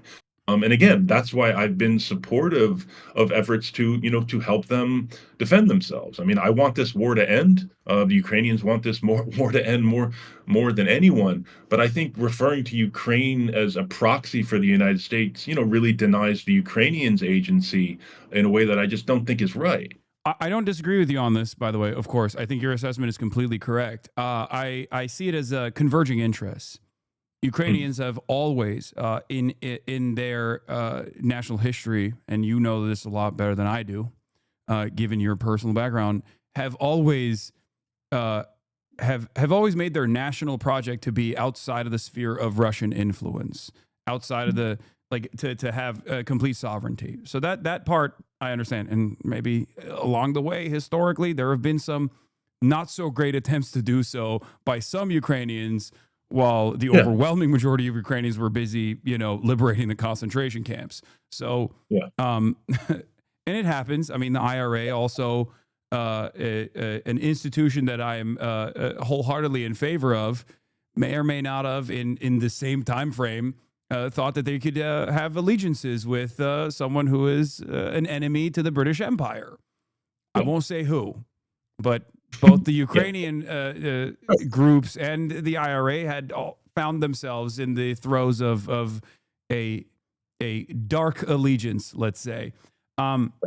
So I understand, of course, the IRA did not participate in some of the initiatives that the Ukrainian collaborators did initially. So obviously it's not to the same degree, this allegiance. But the point I'm trying to make is that, well, this is converging interest. Like, it's the same as a lot of the former Soviet bloc Eastern European countries that wanted protection and wanted to be rid of any sort of outside influence they were getting from Moscow. Having said that, I think ultimately it almost comes down to the same things that I've said before, which is America was on the right side of this conflict. Ukraine was invaded by a much larger, irredentist regional power, Russia, unjustifiably. But America was on the right side, but it was for the wrong reasons, if that makes sense. Like, I don't think that America's ambitions, I don't think any country's ambitions are moral or immoral. I think they choose to push and pull in a direction that favors their overarching foreign policy goals. And I think a part of that, and I guess the question I'm going to ask here is, because of being on the right side, but still ultimately for the wrong reasons, and you might disagree with me on that, and we could talk about that too. Do you feel like there were exit ramps where there could have been more leverage for Ukraine that could have been entertained more? And I think you know exactly what I'm talking about, the Antalya 15-point program that was put forth after the initial pushback by Ukrainian forces and an abject failure of the fake Russian military operation, special military operation that failed to take over Kyiv in a matter of weeks, as the initial assessment looked like. Yeah, I mean, there was a couple things in there. One is to answer your second question first. I see there, I'm not convinced that any of these agreements, the Istanbul agreement or any of these, subsequent agreements, I think they were worth exploring. I think some of them were explored. Could they have been explored more? Yes. But again, at no point along the way have I seen any real evidence that Putin has ultimately changed his goals. I mean, he has stated them pretty clearly, whether or not it's the physical occupation and control of all of Ukraine's territory. It's, creating a Ukrainian government that is subservient to Moscow. I think the United States definitely could have leaned in on, wanting a ceasefire and an agreement. Could have leaned in on diplomacy at a few points along the way. Not necessarily because I think that would have achieved much, although that is always worth exploring, but because again, it would have put the onus back on Putin, just as Donald Trump has done in his own way. It just made clear, like, this is the man whose choices are driving this war. And now going back to what you said about, being on the right side for the wrong reasons, I hear that. Listen, Joe Biden, I mean, even though I think he handled it fairly well, I understand he was doing this because he saw it serving the ends of American primacy. That is not a goal that I agree with. However, the way that I approached it as a progressive, who believes in people's rights to defend themselves, people's rights to independence, in international law, and the right of countries not to be invaded by their more powerful neighbors is a pretty foundational idea in international law. I mean, I saw a set of principles and values that were being upheld by a policy of the U.S. government, even if I didn't go all the way with the reasons why the U.S. government was doing that. And of course, the U.S. government is wildly hypocritical in all of these things. We look no further than Gaza to show where all those same principles and rules and laws were and are being massively violated. But I mean, people accuse you of or accuse each other of whataboutism. They're like, well, we're not doing the right thing here. Why should we do the right thing over there? My approach is I just want to be consistent about these things. The Palestinians should have self-determination and freedom, and the right not to be destroyed, just as the Ukrainians should. And I want my government to uphold those values and those principles consistently. Yeah. A couple questions for you. I have routinely stated since the invasion that this was also a massive blunder for Vladimir Putin as well. Even though he has obviously been able to successfully gear the entirety of the Russian economy into a war economy and has been able to withstand a lot of the sanctions regime that was immediately implemented. Obviously, there's a lot of secondary markets that Russian energy can still reach Europe through, like India being one of those prime examples. And for me, even if I were to take the security concerns that Vladimir Putin might have had about bringing Ukraine, which is right next to, very close to Moscow, in proximity, as opposed to many of these other countries, like NATO encroachment. If that was a valid concern, a valid security concern, I think the most successful way to avoid that would be to continue trade dominance and to continue engaging by way of energy trade, like European allies, and make yourself irreplaceable in a way that is not dissimilar to what China has been able to do. A less of an interest in direct intervention, but intervening in the affairs of other countries to create a security window for yourself by making sure that the bigger partners involved are still completely they're beholden to the energy partnership or the trade that you have with Russia. Yeah. I think not doing that and then militarily invading Ukraine was a major mistake that actually emboldened NATO, and that's the reason why you saw Finland and Sweden join NATO as well, especially because it was also a failure in terms of a military invasion as well, which showed that Russia was wholly incapable of being a serious threat beyond the obvious nuclear threat. And that I think, the explosion of Nord Stream as well, obviously. So there are numerous other failures here, but as it stands now, it feels like from what I have seen on the battle lines, the Russian positions hardening on eastern Ukraine, and they're making more territorial gains as well right now as we speak in the lead up to this summit. It feels like Russia sees this as having the upper hand, and I think that everything that I've read, as far as the problems that the Ukrainian defense has, means that there is this impossible problem that Ukraine has in terms of manpower, and I don't know if there's any reasonable way to make up for that shortage, because it's not necessarily like having the most the best technology or the best like defensive or offensive weapons, or even like limiting Ukraine's like targeting capabilities of like hitting inside of Russian territory. Perhaps it could have been helpful early on, but it seems like at this stage it doesn't matter. Do you agree with that assessment, or do you feel like there's an alternative vision here that I'm not seeing? Well, I think we're in a situation right now. I mean, first of all, going back, agreeing with you that this was initially a huge blunder and an embarrassment, and also it's put Russia in a relationship with China, which I guess I won't call a vassal relationship, but a really subservient relationship with China. That's really not something that I think Putin wanted. But he has shown the ability to reconstitute it, his military force to recruit. To strengthen over the past years with Chinese help, with Iranian help, with others' help. That is impressive. There's no other way about it. And time is on Russia's side now. I mean, I think that is the brutal reality. So that's the question we're faced with. If Putin hasn't changed his mind, what do we do? Do we say, okay, we're no longer supporting this? The United States will withdraw, or at least we'll lower the amount of arms and support we're willing to give. Europe will try to make up the difference. They can't do that in the short term. Everyone understands that. Slowly and then more quickly, Ukraine will start to lose.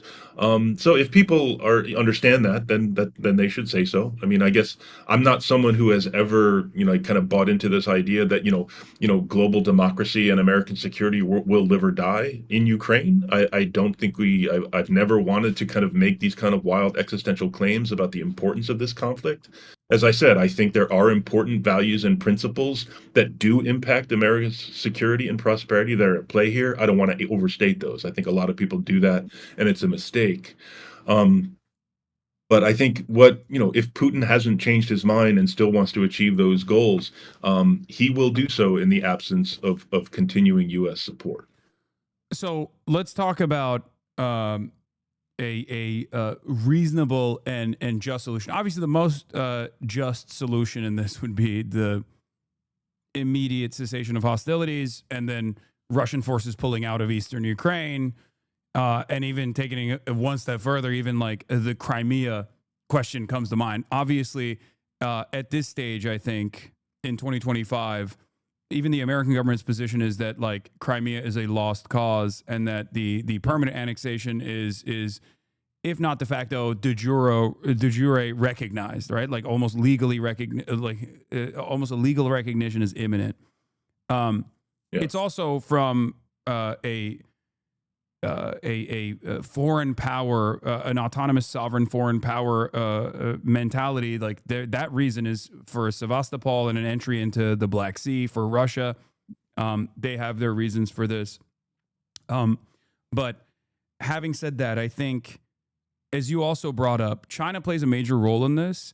And I feel like the American attitude against China is actually causing us to not find the most just, most equitable solution that we could potentially get.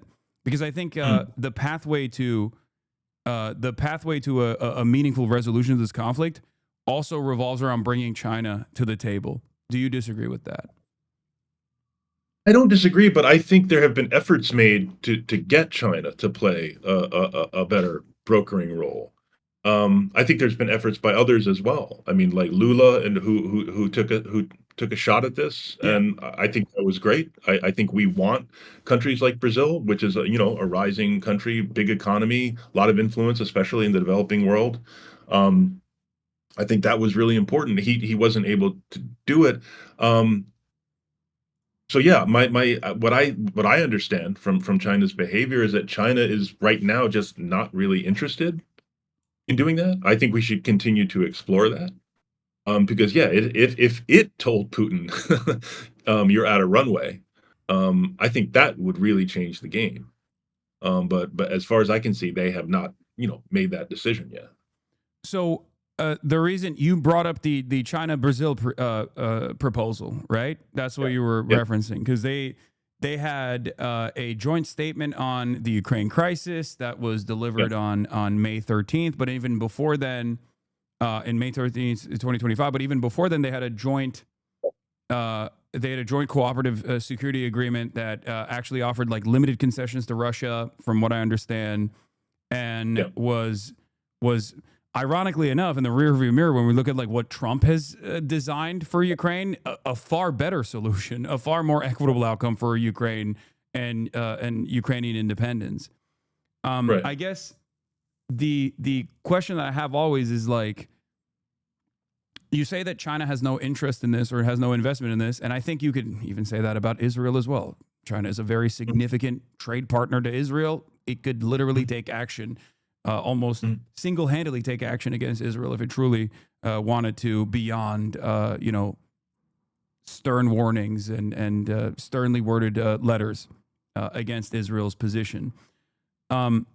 But I still think that, just like with Israel, and especially with Ukraine as well, American involvement moving in one direction makes it virtually impossible. And I think it's incumbent on us to bring China to the table, is what I mean. I hear that. Because they are the senior partner in this coalition on the Russian side, and because they just love trading. They love trading more than anything else. And I think that, like, on the one hand, there's this idea that like Russia is seen as like the militant, like anti-West country, the only country that has the capability to even strike a blow at whatever Western interests are, versus China is seemingly disinterested in doing that, like militarily, I mean, and therefore they're just like kicking back and watching events as they unfold, because it's not in their. They're disinterested in pushing for a reasonable solution. But the other attitude is that, like, at least historically, what China has done in contemporary Chinese history, in modern day Chinese history, they have taken a non-interventionist and a non-interventionist approach in almost every single circumstance, with the hopes that they could just like keep selling labubus to everyone, including in Ukraine.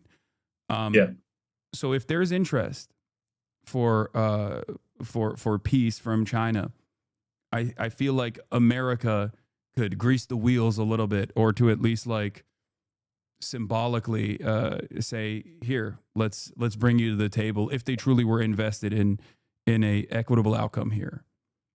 No, I think that's right. But I would agree. I agree with pretty much everything you said. But I would add this too, from China's perspective. China benefits from the United States bleeding resources and credibility, especially in Gaza, in the Middle East, but also in Ukraine, and not being able to not being seen as able to kind of bring this war to an end. So that's kind of a cynical angle, but I do think it's a realistic part of this. But I would agree. I mean, efforts should be made. I think some have been made, but we should keep pressing, to get China involved, because it's going to have to. Ultimately, it will have to play a role in any resolution of this. But going back to what you had asked about, what does a real agreement look like? Listen, if we just cut, said, stop fighting right now, the lines are where they are, Russia retains control of, essentially the eastern third of Ukraine. Not only do I think we should go for that, I think Ukraine would go for that. The question is, okay, how is that durable? And what guarantees exist, what mechanisms exist to ensure that this is not just a pause while Russia kind of gets its shit back together and prepares for the next round of possibly even worse fighting, but just say, okay, this war is now over. Russia will retain control of these regions, Crimea, Donbass, but Ukraine will retain its sovereignty and independence. Yeah, I agree with you on that. I mean, I think like, maybe we'll disagree on this, but I think the Minsk agreements initially were a far more favorable off-ramp if implemented correctly, or if they were actually implemented at all, as opposed to the 15-point plan in Turkey, another off-ramp, as opposed to where we're at right now, where, as you've also said, the Ukrainian the Ukrainian appetite for continuing to defend its borders militarily has completely swung in the opposite direction, with 69% of Ukrainians now saying, like, we want a ceasefire, even though the majority of Ukrainians don't think it's going to happen as well in the same Gallup polls. Right. So, yeah, I just don't see a just or equitable outcome here for Ukraine at all, no matter what happens, unfortunately, because I just don't think that any of the Western powers are like genuinely interested in allowing Ukraine to have any semblance of sovereignty, and that even the European leaders who have seemingly been reliable allies to Ukraine in this process, at least in the way that they communicate on this, have done so only because they're just like afraid of, I guess, further Russian incursion or what they think is like the American attitudes, American interests that they're relitigating. Do you feel like there is like what do you think is going to come out of these talks? Is I guess what I'm going back to now that we've talked about all this. I don't know, but I think, Trump is kind of dangling, renormalizing relationships between the United States and Russia, or at least improving those relationships. I can see how that might be attractive to Putin. Putin, sees Russia as having kind of an historic right to play a role as a great power on the global stage. I think that is something that could potentially incentivize him to make some agreement here. That's a real deliverable for him. So again, it's possible. But the question is, okay, in exchange for that, are you willing to really give up on your kind of grand goal of, kind of destroying Ukraine's independence? Can you agree to a smaller Ukraine that is genuinely independent, that obviously is going to have, closer relationships with Europe, and that has a military that can defend itself? There can be agreements made on the types and the size of weapons and all that kind of stuff. I think that's kind of the most realistic, decent outcome at this point. But I'm kind of skeptical that we'll see it in the next couple of days, although maybe the groundwork could start to be laid for those, talks to progress. Do you think that Russia has the capacity to hold militarily eastern Ukraine, or do you think that there will be a lot of impossible American-style counterinsurgency initiatives that they will have to do, which will make it virtually impossible for them and will inevitably cripple their economy and will consistently be a headache from their perspective, from the Russian perspective, because of the understandable desire that Ukrainian elements will have in the region, if they still are living there, to consistently fight back against Russian forces? Yeah, that's a good question. Like I said, Russia has shown the ability to recruit and to reconstitute kind of its material, and it also, has no compunction about fighting a pretty savage war. And that would be a pretty savage counterinsurgency. But as we've seen, savage counterinsurgencies often fail, and they produce the exact opposite outcome, precisely because they're so savage. I don't know. I think partly that would, we'd have to see what kind of agreement was made for the rest of Ukraine. If there's the possibility, people picking up and leaving, the homes and communities that they've lived in for generations for the other part of Ukraine, if they want to stay Ukrainian, is not the best outcome. Forcing people to leave either voluntarily or not is always pretty brutal. But again, I think that the nature of any counterinsurgency would kind of hinge on what the rest of Ukraine looks like and what its future looks like. Yeah. Okay. Well, last question for you. You said some stuff about communism and specifically about China. I wanted to hear you, because I'm unfamiliar with your position on China, and we might be somewhat at odds on this. But I wanted to see what you currently think about modern China. Is it a danger? Is it going to be a more moderating force as a hegemonic power in the future? Is it already there? What do you think? Yeah, I mean, it's clearly, a major power. It's the closest, the closest, competitor to the United States. My view is that strategic competition leads one place, and that's to conflict. I think adopting strategic competition as the lens through which we approach the relationship and we approach all of foreign policy is a huge mistake. And I'm against it. And two of my colleagues at CIP, Mike Brennis and Van Jackson, wrote a book earlier this year called The Rivalry Peril, which I highly recommend, which is a book-length argument for why strategic competition is the wrong approach and offers a better approach, which basically recognizes that, listen, we need to find a way to coexist with China. We have a lot of shared interests. We certainly face a lot of shared challenges, whether it's climate, pandemics, run down the list that the United States and China absolutely have to try to find a way to work together on. There's just no way around it. It'll be frustrating. It'll often fail, but we have to keep trying to do it because we're both major powers in the world. So kind of designing U.S. foreign policy around, holding China's economy down or simply defining China as an adversary to kind of America's freedom of action is not only counterproductive, it won't work, and it will also have like really negative political consequences here in the United States. It will power authoritarianism in the United States, just as the obsession with kind of Islamic terrorism did in the United States. I mean, Donald Trump himself is a consequence of our, he's a consequence of a lot of things in American politics. But one of the things was, America's global war on terror. He is part of that blowback. Yeah, absolutely. Do we agree? Well, I mean, I think, I do think that, yes, cooperation is an absolute necessity. And I would love for America to do that. Or even if they were going to compete with China, they should become more Chinese in terms of central planning and building a robust manufacturing base here in this country instead of engaging in like idiotic trade protectionist arguments that don't have any trade to protect really, and treating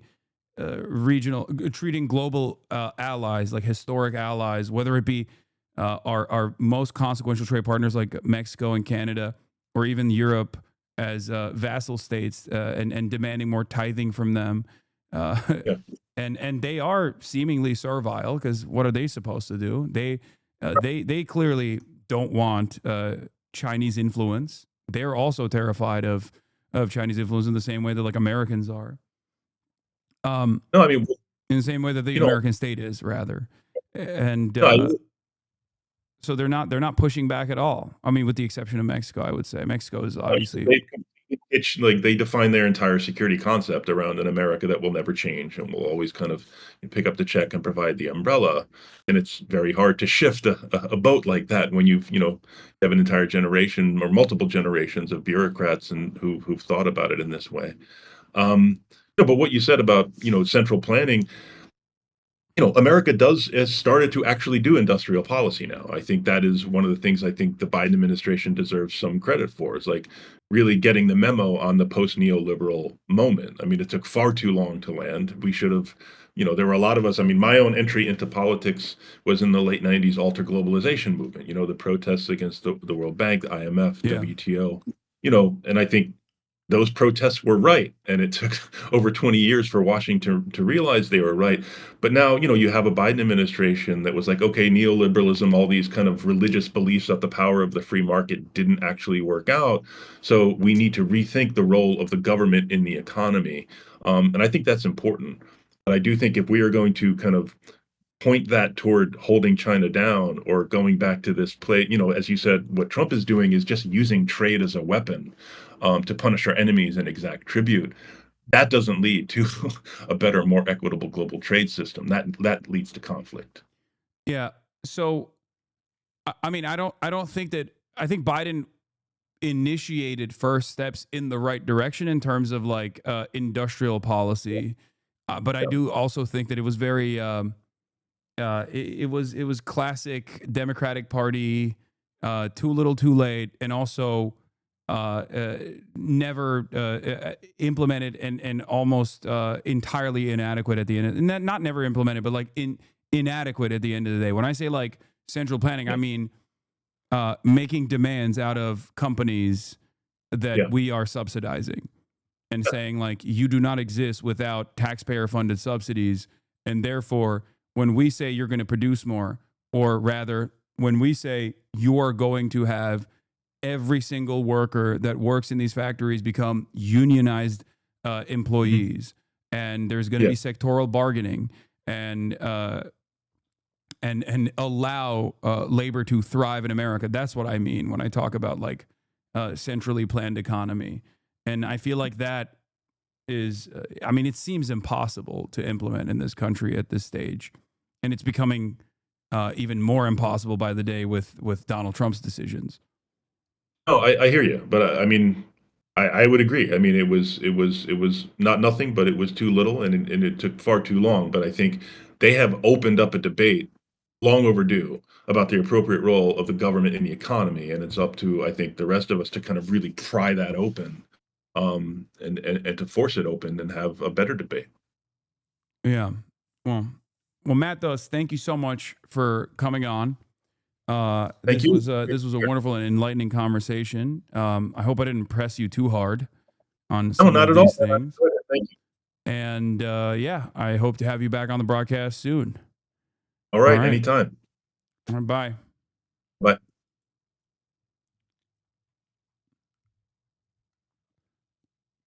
Chatters, you have misbehaved this entire time. That was shocking. That was alarming how badly you were misbehaving. Okay. It's perfectly healthy to have a back and forth. It's not supposed to be just a straight up interview. Okay.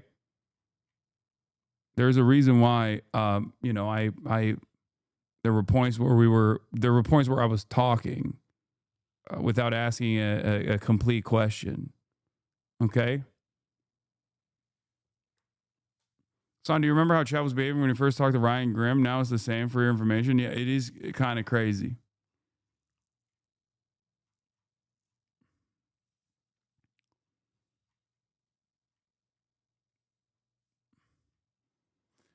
Anyway. Yeah, Chad, go to your room.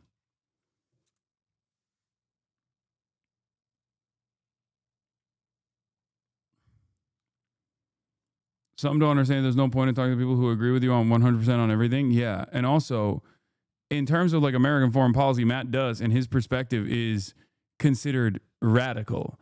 Like the Center for the Center for International Policy is like one of the few, alongside the Quincy Institute, that is seen as like insane in DC. Okay. Like some of you literally look to what he's saying and you're like, well, we don't agree. We don't align. But like, you have to understand,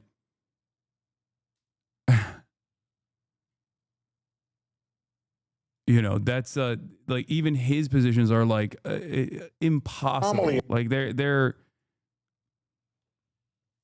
like things that you consider to be unconscionable in your understanding of the world, like things that you and I agree on that we might disagree with Matt Duss on, are not even a point of the conversation at all. That like his framework and the way, like what he is saying, what he's advocating for is seen as like insanely radical by DC types. I hope you understand that.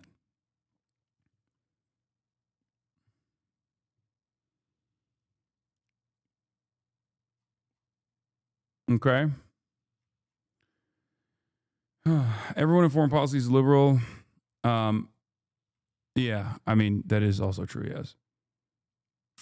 This is why the debate pervert mentality has to go. You wanted us on to be cruel to the guys so you can post a Twitter edit. Yeah. No, I was not going to do that. That's ridiculous. Instead of central China-style central planning, this is what we get. Wholesale inflation is up dramatically, but corporate profits aren't going down. CNBC guest explains. A point, there's an anomaly in the data here from what I thought was going to happen. No wonder it sounds Chad is so parasocial. Bros, mad people criticizing. No, there are decent criticisms. And then there is, why aren't you ripping this person's throat out when you got, a 97% agreement on things? Like, that's not a reasonable criticism. Also, what do you mean? You're describing me criticizing people engaging in a parasocial matter. It's parasocial to try to backseat how I'm conducting an interview or a conversation that at points might be even contentious. That's not, that's just backseating. There's no world in which you get to have this level of control over a political commentator. You understand?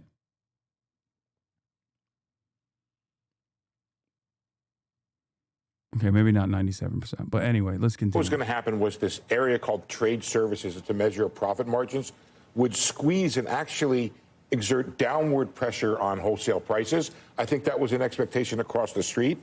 But these are big numbers. Trade of private capital up 4.5%.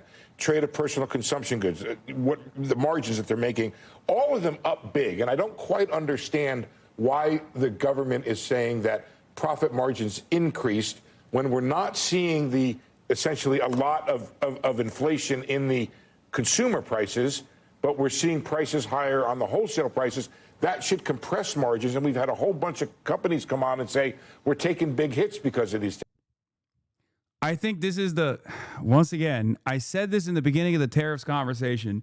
If Trump is able to force universal tariffs and then actually scare the dog shit out of companies and make them eat away at their profit margins, I still have issues with that, but I'm so fucking jealous that he's able to do this. Okay?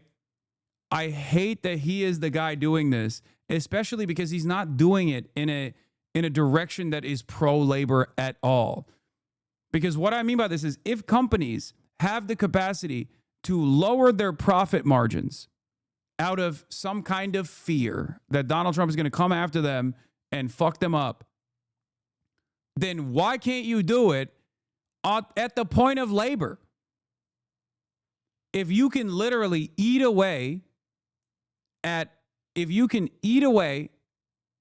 your fucking profit margins at the best of like paying off these tariffs and not carrying the costs over to the consumers, okay, you should be able to do so with obviously intervention from the federal government to increase wages and improve labor standing in this country and force the companies not to actually increase their prices.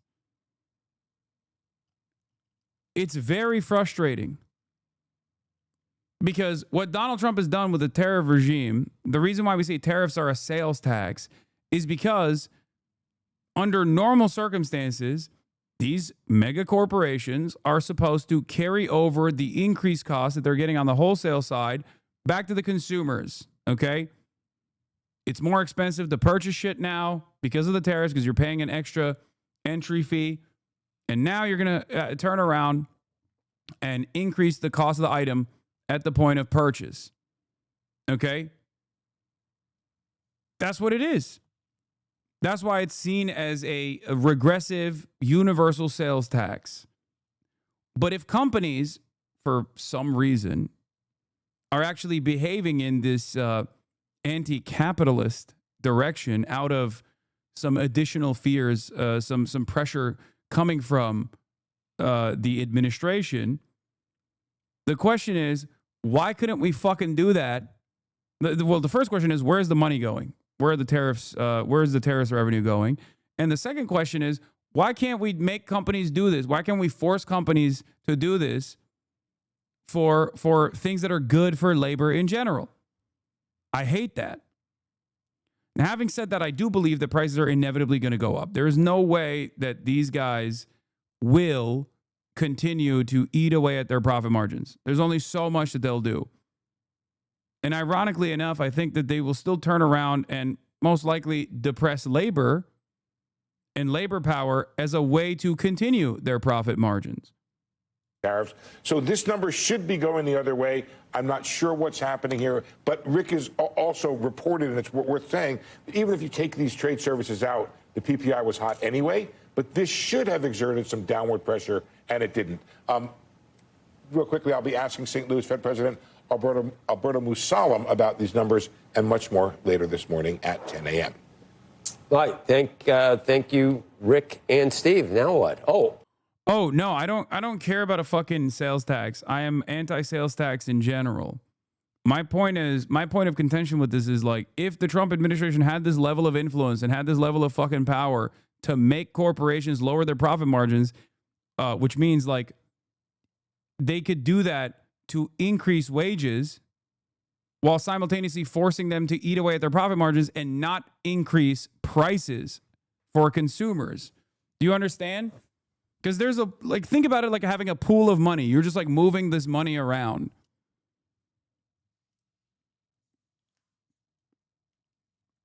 It's ridiculous. The reason why we say tariffs are a sales tax is because it's an entry fee, is because companies under normal circumstances are supposed to carry over the fucking increase in costs because of this entry fee back to the consumers at the point of purchase. Andrew, we have a panel. We do. You ready for this? Kitty Richards, former Treasury Department official in the Biden administration. Also, Josh Ruha, Stanford Graduate School of Business professor. Good morning to both of you. You've been listening to this debate. You've seen these numbers. Kitty, I'll start with you. What do you do about it if you're the Fed?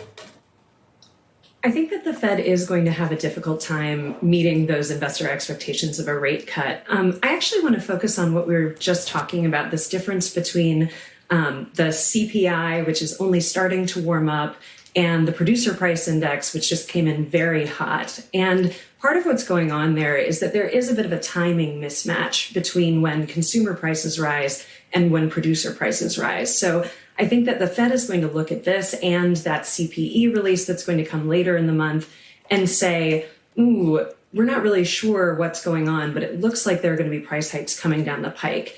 I'm actually not surprised that we didn't see compression of corporate profits. That's something that's characterized the inflationary period since the beginning of the pandemic, that corporations are actually able to protect their profit margins and actually even increase their profit margins at times using inflation and uncertainty as cover for price hikes, even if their costs aren't going up. And so one of the things we're going to be looking for in the CPI as consumer prices are starting to rise is, are corporations actually taking hits, or are they able to use this moment of supply constraint created by tariffs and uncertainty created by the Trump administration to pass on higher prices even above their increased costs?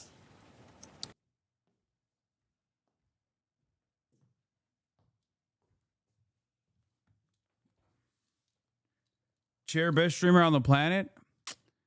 You talk shit, but Chair doesn't pause all the time. You know what I mean?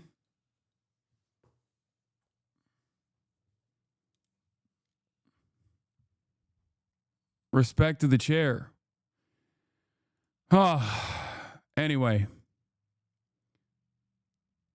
Big week for Muslim socialists and publications. Times new cover. The Democratic Socialist and backbench state assemblyman Zohran Mamdani has gone from local longshot to likely mayor of America's biggest city. Our interview. Nice. I see this as something that is tremendously positive. We lucked in to this, okay? We really did. I have so much hope for once about being able to convince Americans, that like there is an alternative vision here. Left is already turning on them. It doesn't matter. That stuff doesn't matter. I hope that they're wrong, by the way. Like, I understand why they're so skeptical, why they're so scared. They're worried that he's going to turn into another, machine politician that is like maybe left flank of the center-right Democratic Party. I understand why people have those fears, but We'll see. Only time will tell. I mean, look, this has happened already. This has happened far too many times, but we don't have the bandwidth to just like drop hope when it's just like right there.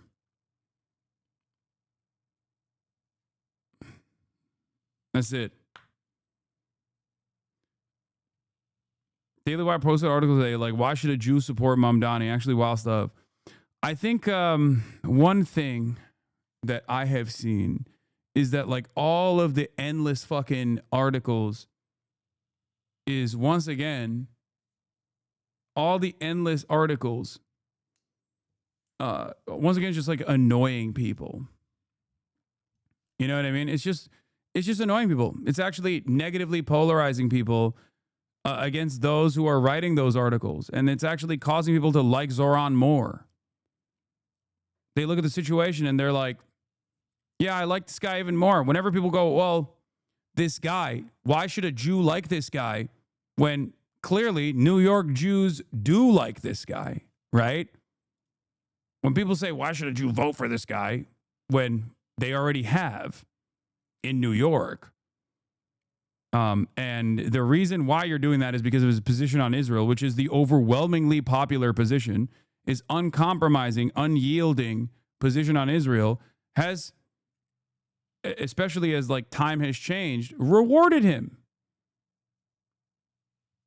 So I think like when people stress this stuff,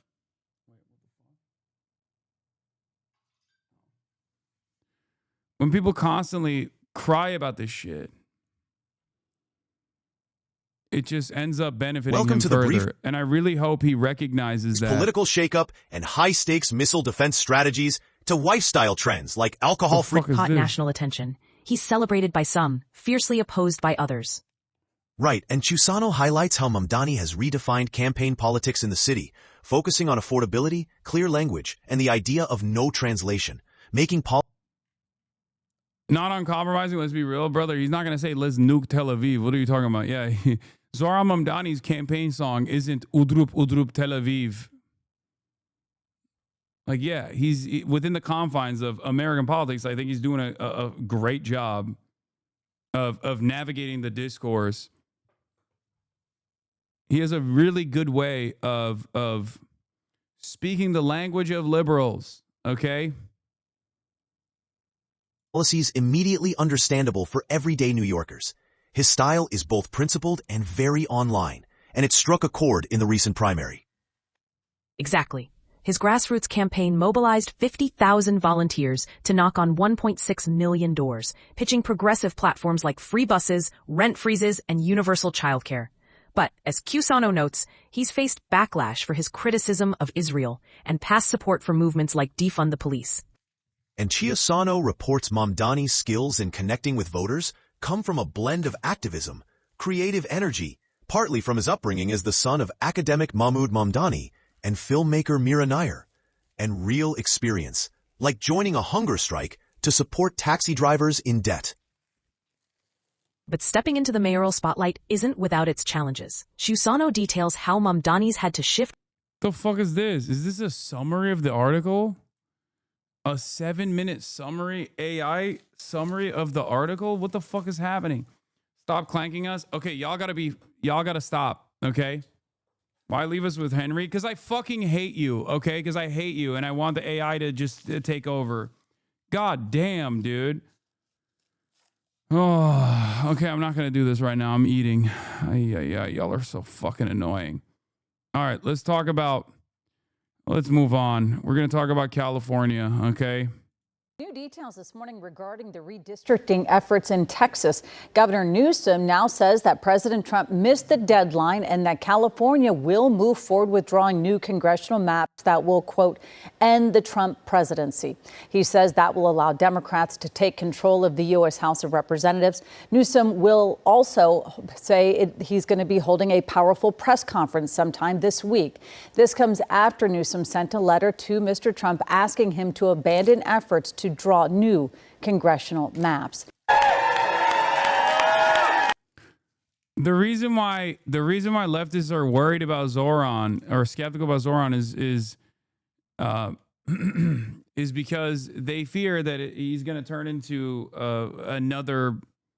Like I said, he's going to be fake and phony and not implement any of his policies that he like ran on, and basically be like a guy who is a cheerleader for socialism that doesn't actually want to implement any of it or something. I don't know. There's definitely a lot of understandable doomerism in the left, but I say, you know, kick back and wait to see how this unfolds. All right, Yeah, as let's we hear promised, President Trump is there in the Oval Office right now commemorating the anniversary of the Social Security Act. That is what he's talking about right now. Let's go ahead and listen in and see if he talks about what's happening tomorrow with Russian President Vladimir Putin. I said, this guy's amazing. And he said, I'd love to help you with Social Security, because it's sort of what he does. You know, he takes troubled entities and turns them around. And he did some of the biggest messes in the world, and Social Security in a certain way, I guess. You know, you reported it all the time. In 4 or 5 years, it's going to go bust, but not anymore. It's not. And he's got it turned around so well. The proclamation helps. All of the things we've done help. And he's finding such tremendous fraud where we have illegal aliens. We have people that don't even exist on Social Security now. They don't exist. And what it does, it makes it totally secure and powerful for the people that are on it and need it. And we're very proud of the job he's done, one of the best. Howard Castro from Lindell TV. How are you today, sir? Democrats like Bernie Sanders and Elizabeth Warren continue to peddle the lie and the claim that you're trying to cut Social Security, despite your repeated promises to protect it. Why do you think they keep pushing this misinformation and literally terrorizing? Awesome.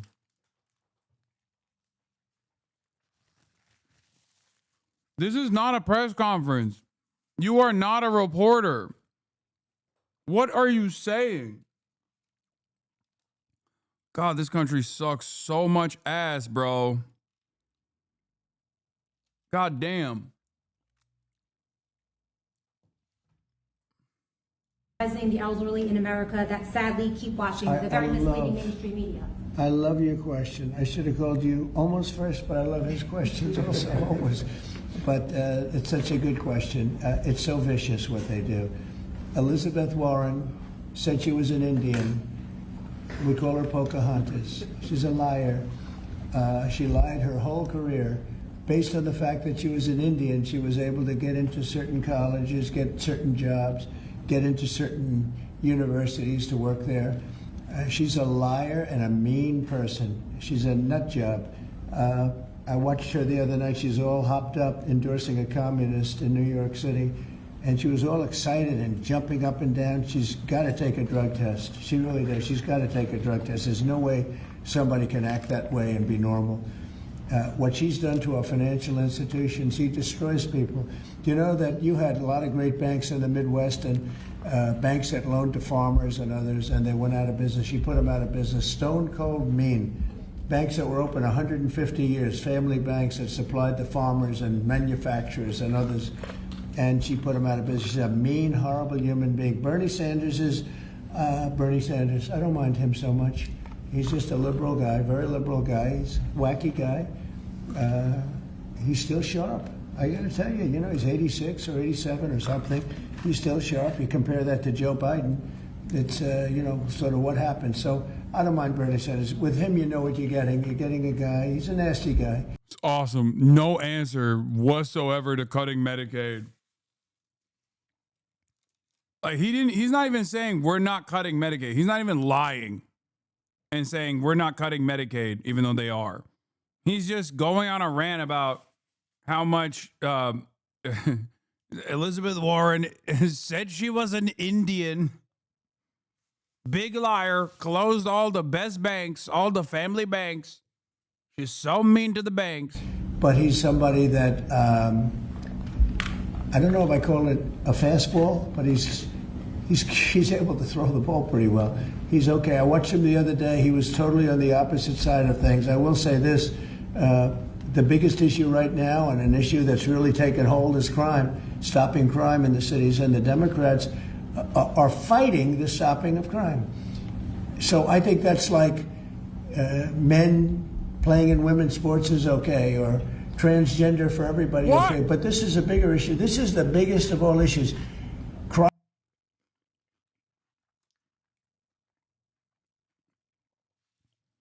It's so obvious that in his brain there are literal like talking bubbles that he's pressing over and over again. Just like men playing in women's sports, crime is at an all-time high.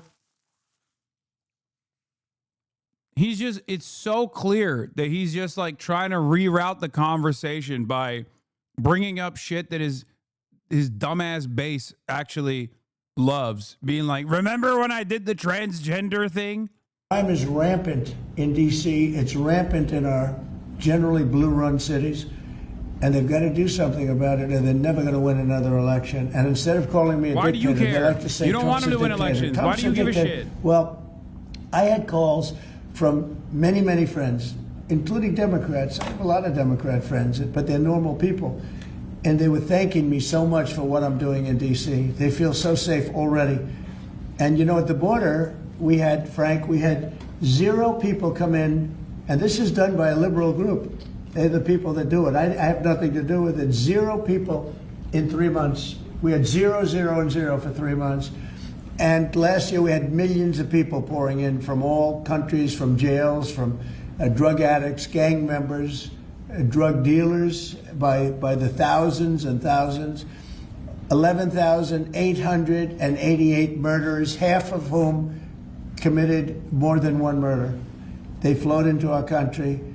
And for the last 3 months, we had none. And I didn't remember when Joe Biden used to always go, I need legislation. I had no legislation. I just said, we're closing the borders. And the whole world understood it because they respect your country again. They really respect this country again. They didn't respect it. When he said it, it didn't mean anything.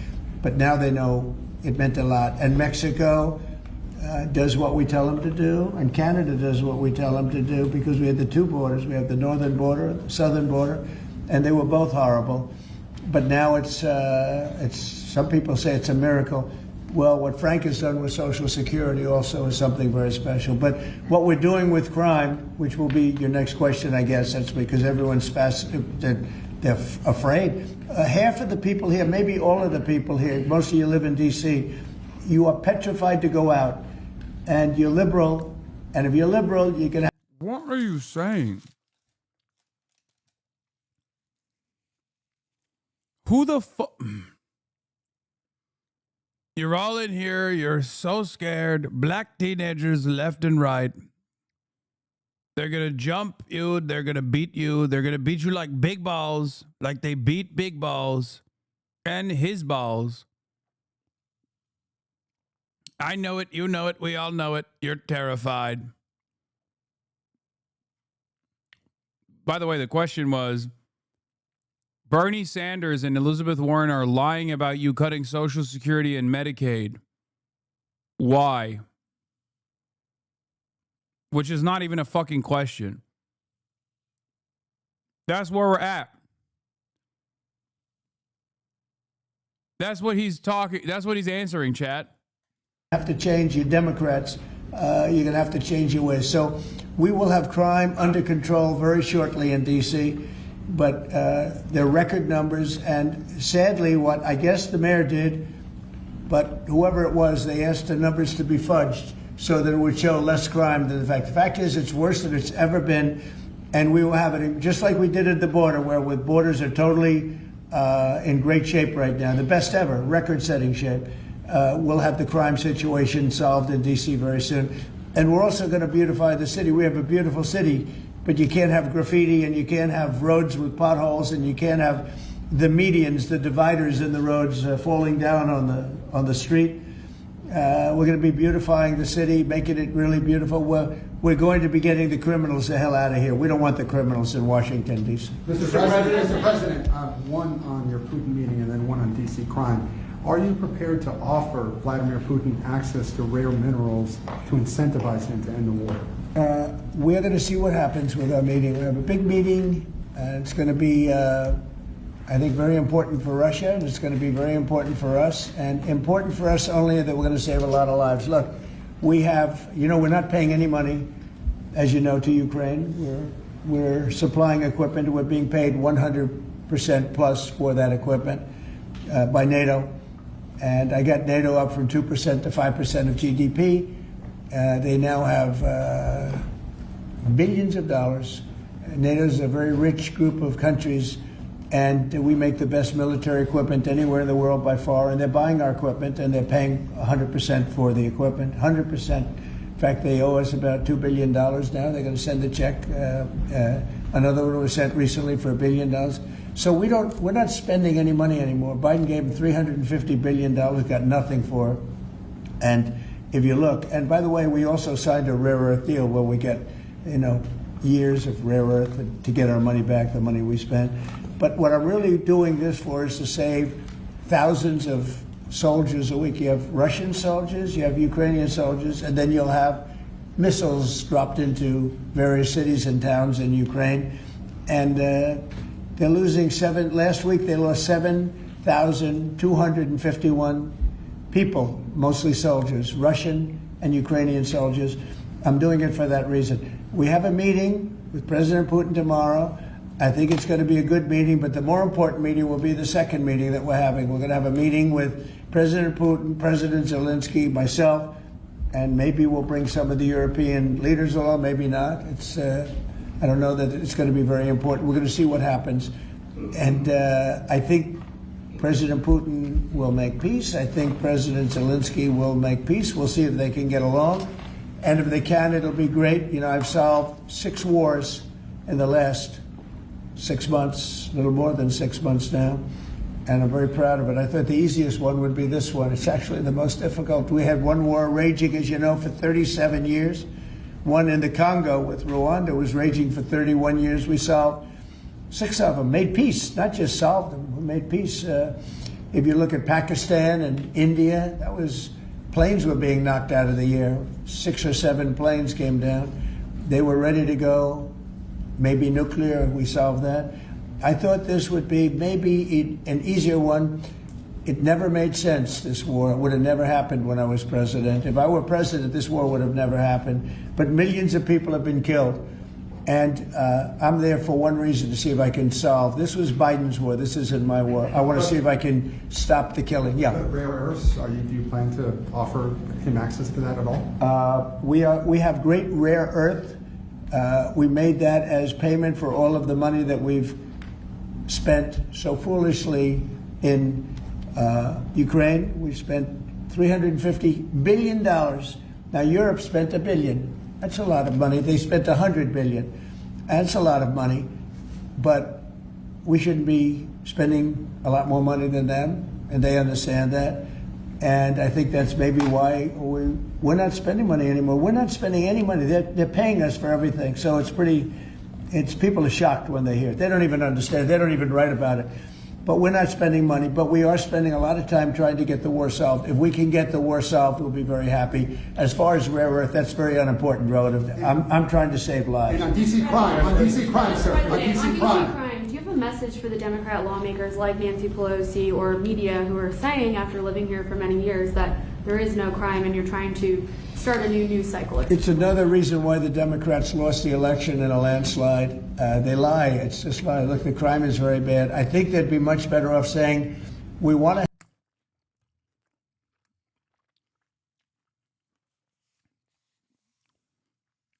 It's so funny that right after he just spent 5 minutes monologuing about how he stopped so many wars single-handedly, that there are wars you've never even heard of that he has stopped.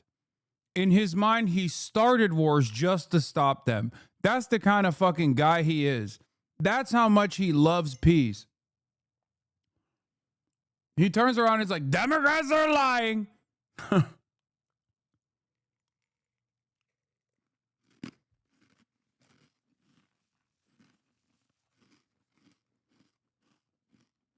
He's just that good, man. Help President Trump with the crime because it's an epidemic. It's a tragic situation. It's the worst it's ever been. And we want to help President Trump with the crime as opposed to he's a dictator. He's a dictator. People are so happy to see our military going into D.C. and getting these thugs out.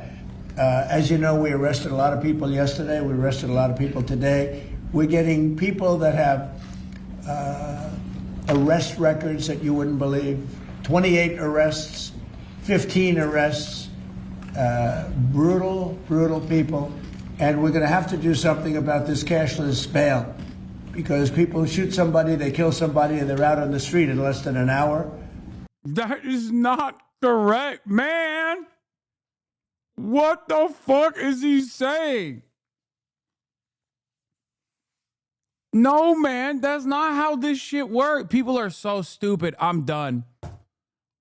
I'm done. I can't believe it, bro. He literally is saying you shoot someone and then because of no cash bail, the judge just looks at a guy who is literally a risk, an ongoing risk to other people. He shot someone, right? And he goes, oh, well, I guess you can go free because otherwise, in normal circumstances, we just have like a really high bail that you wouldn't be able to pay for, and that's how I'd keep you in. That's not how it works. Judges literally have leniency over like whether or not someone is a fucking risk to others. And there's no bail process. There's no financial incentive. It just simply means rich people can't get away with doing crimes and then having freedom, whereas poor people get fucking trapped. That's it. No cash bail doesn't mean people go free, man. What the fuck? Yeah. It has always been and always will be up to the judge's discretion.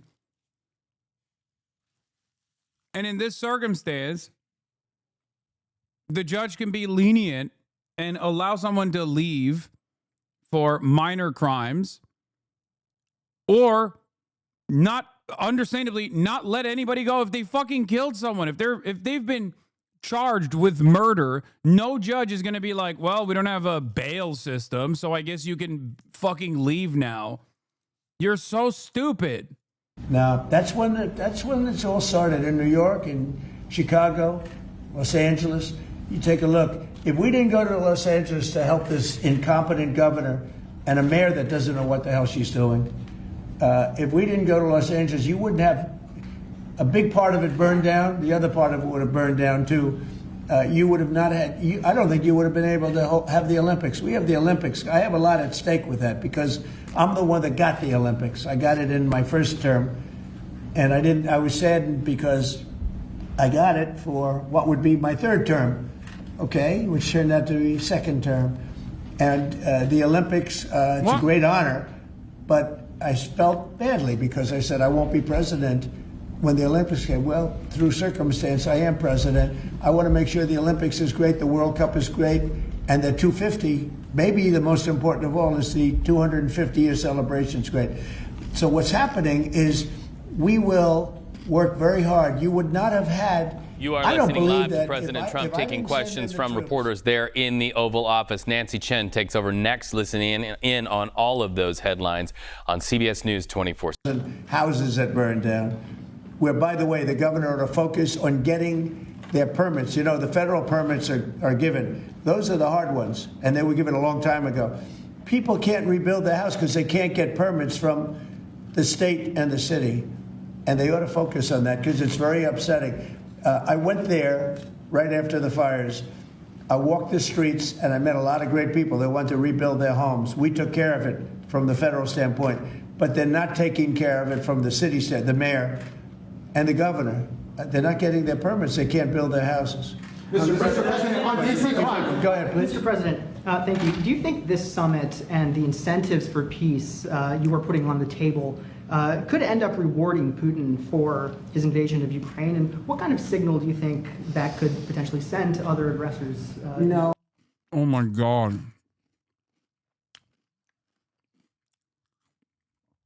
This is the one fucking place where like that line of questioning is so stupid. Oh, if you stop the genocide, are you rewarding Hamas? If you engage in a ceasefire, are you rewarding Putin? Stop with this idiotic line of questioning, man. And I know the person that asked that question is a fucking liberal. Like, the only contentious line of questioning should not be literally outflanking Trump from the right. God damn, dude. I hate that, like, the one opportunity the fucking liberal journalists have in there to ask, like, a decent, maybe even adversarial question, and it's like, well, don't you think you're rewarding Putin if you were to implement a ceasefire negotiation? It's like, what are you saying? I don't think it's a reward. I think that what we have is a situation that should never have started, should have never started. It didn't start under me, and for 4 years it wasn't even discussed. And I could see it was going to happen. Like, the best question to ask, again, there's many questions that should be asked to Donald Trump about what comes next. But those questions should be around, like, what are the concessions that you are seeking to get out of Putin? What do you think is the most equitable solution for Ukraine's future? Do you believe in Ukrainian sovereignty in this process? Like, there are a million questions you could ask, none of which is, why do you think you should do a ceasefire at a time when Russia is winning? Why don't you think you're rewarding Russia? It's like, no, man, he's rewarding Russia. Putin is rewarding Russia by just continuing to pummel fucking Eastern Ukrainian positions. You're a fucking idiot. After I left, I could see what was happening. Everything that we did was wrong. Everything that was done was wrong. Everybody's to blame. Putin's to blame. They're all to blame. This is a war that would have never happened. The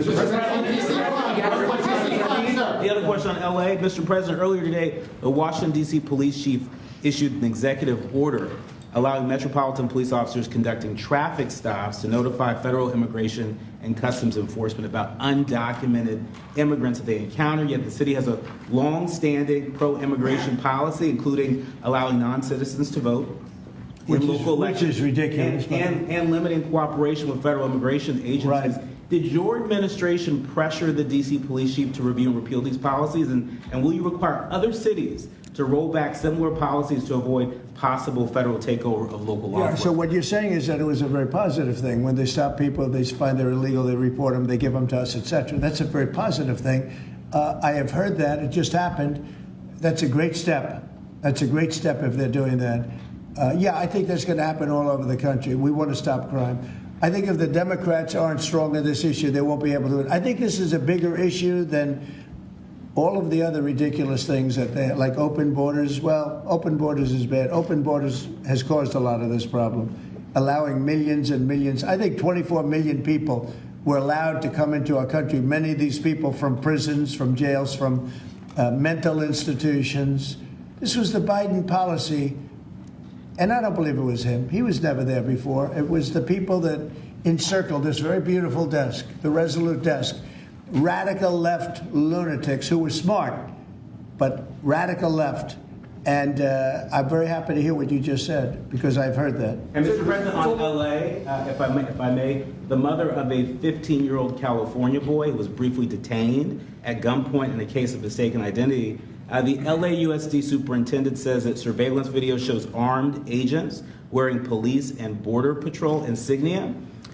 Given the National Guard, the Border Control, ICE agents, they're not trained in local policing. What specific steps are you taking to ensure that young people are not put in harm's way?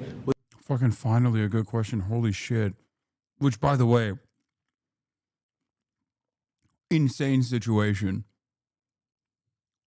Wow. 16 minutes in, we got one real question, bro. That's crazy. 16 minutes in. This is the bare minimum. This is the basic function of journalism, dude.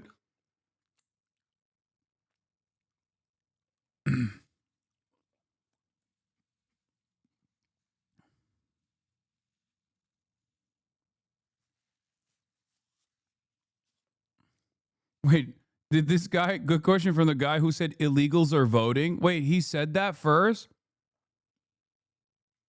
these types of operations? Yeah, what they are trained in is common sense, and they're very tough people. And they have great common sense, and they are highly trained. I heard the mayor of L.A. was saying, oh, they're not trained this way. I heard this character from, where was he from? They talk about him as a candidate. He's got no chance. The governor of Maryland, I watched him this morning saying that the governor of Maryland, yeah, they say maybe he'll be a president. He's not presidential timber at all. But I heard him today talking about how the National Guard or the military is not trained in police, but they're trained in common sense, and they're trained in not allowing people to burn down buildings and bomb buildings and shoot people and all of the things. They've done a great job. Again, if we didn't send them, and very importantly, if we didn't send them into Los Angeles, the rest of Los Angeles would have been burned down to the ground. When you look at Minnesota, Minneapolis, I sent them into Minneapolis because the governor wouldn't make the call. If I didn't do that, you wouldn't have a Minneapolis. It wouldn't be, I don't think it would be existent today. You remember the famous scene burning over the CNN anchor's shoulder. He said, everything seems to be very peaceful. And behind him, the whole city's burning down. So you had the whack job governor who ran for vice president and made a fool out of himself. You would have had, I saved that city. I'll tell you, I saved that city. So the bottom line is these are very tough people that are trained in a thing called common sense, and they're also trained in doing what we're talking about right now. And you watch crime stop, but you wouldn't have Los Angeles. It wouldn't be existent today. We would have had to cancel the Olympics if I let that go on. Mr. President, This is so funny, man. I can't tell if he's just like lying or he genuinely is hallucinating.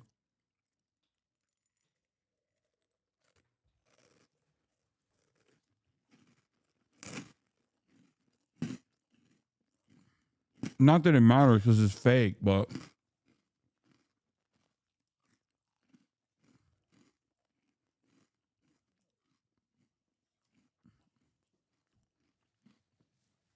I live here, man. And I've been to the fucking protest.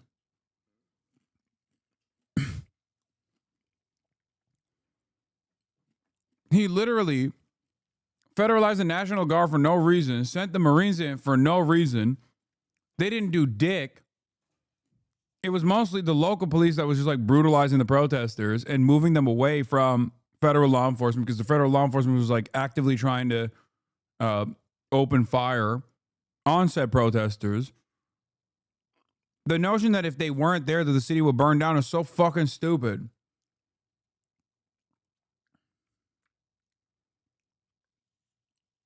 They didn't do shit. They just fucking sat there.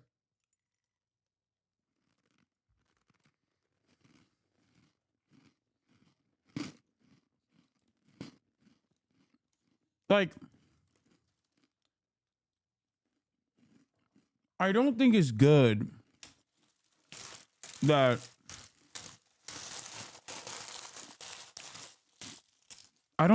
most of the things that are coming out of the president's mouth are just like not true. Like, you barely saw any of the protests too. No, he wasn't talking about, when he said fire, he was talking about the fires. He was saying that like they lit LA on fire. Not the wildfires. He was claiming that the 5 Waymos that were burned were actually fucking burning the entire city, if not the state, to the ground. Yeah, that's what he's talking about. He's talking about the fucking Waymos, bro.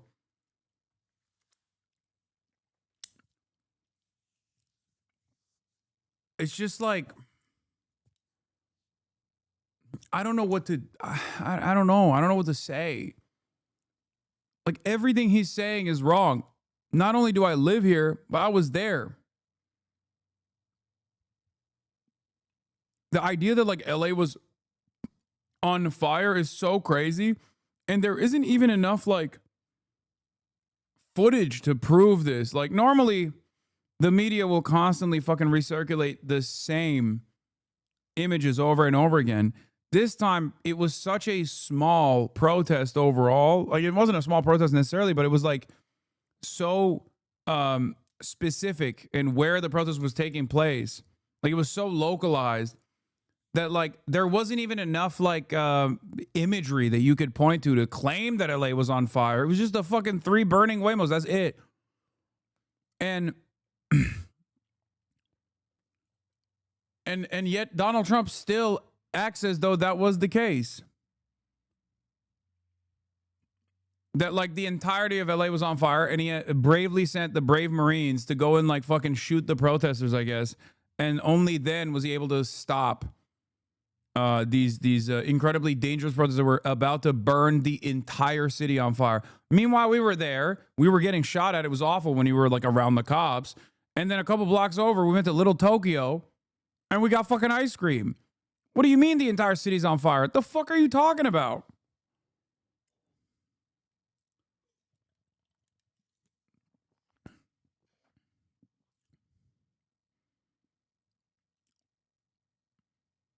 But it just sucks because it's just so, like, it's just so fake. Everything is fake. Everything he's saying is a lie. You pressure Israel to allow journalists into Gaza to cover the humanitarian efforts the U.S. is pursuing, and I'd like to see that happen, Jim. Would you pressure? I would like to see it happen. I would be very fine with journalists going in. It's a very dangerous position to be in, as you know, if you're a journalist. But I would like to see it. And on tariffs, Brazil, Mexico, and Latin America are getting closer to China, and they say it's partly because of the tariffs you're imposing those countries. Are you concerned? You literally walk past the 3 Waymos? Yeah, I know. It was nothing. It was inconsequential. Right, like a couple feet away from the burning Waymos were the cops beating the fuck out of tax-paying citizens with gear that they purchased with the same taxes those tax-paying citizens were paying for. They were spraying chemical weapons on tax-paying American citizens exercising their First Amendment rights. Who gives a fuck? That's, like, entirely unacceptable. That's way worse than the fucking Waymo shit. And 3 Waymos in one of the largest cities is not the city on fire. It's the same shit with, like, Portland. People literally think Portland just, like, burned to the ground, dude. People think, like, oh man, BLM protests, like, Seattle burned to the ground. It's like, no, that didn't happen.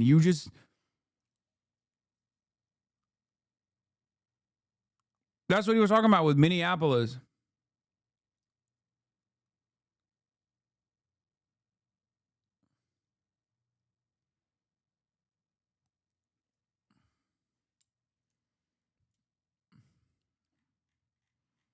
It's just like, I don't know. What do you do with that? What do you do with that? What do you do with that? What do you do with that when the president is just fucking lying and no one is going, I don't think that's what happened. Like, every part of that story is a lie. City didn't burn down. Donald Trump didn't do anything other than send the Marines there, but the Marines didn't do shit.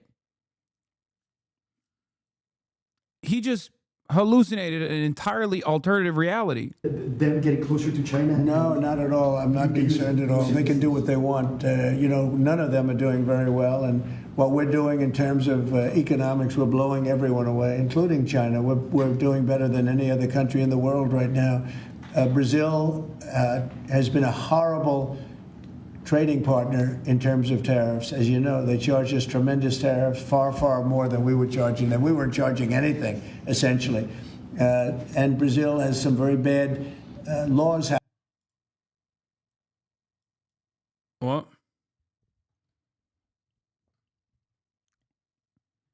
What's the deal with you and Bad Empanada? Because you watch his vids on stream, but he's always ripping on you. I'm kind of new to the community and want to know what the deal is. And if you're against him, no, I'm not against Bad Empanada. Why are you still in the U.S. then? I don't know, because I'm fucking stubborn. I have loved ones that live here. I want to improve this country. Or, where am I supposed to go?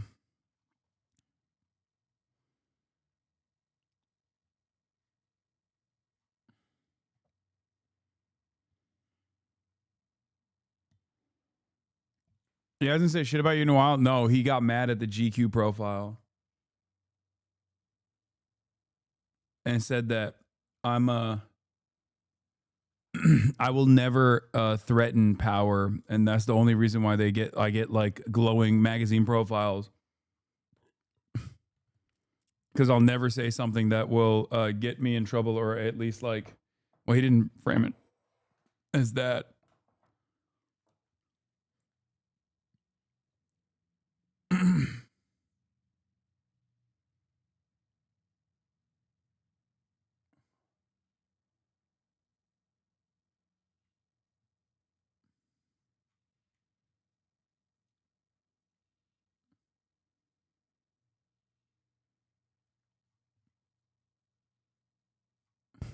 Happening where they took a president and they put him in jail, or they're trying to jail him. And I happen to know the man, and I will tell you, I'm pretty good at people. I think he's an honest man. I think what they've done, this is this is really a political execution that they're trying to do with Bolsonaro.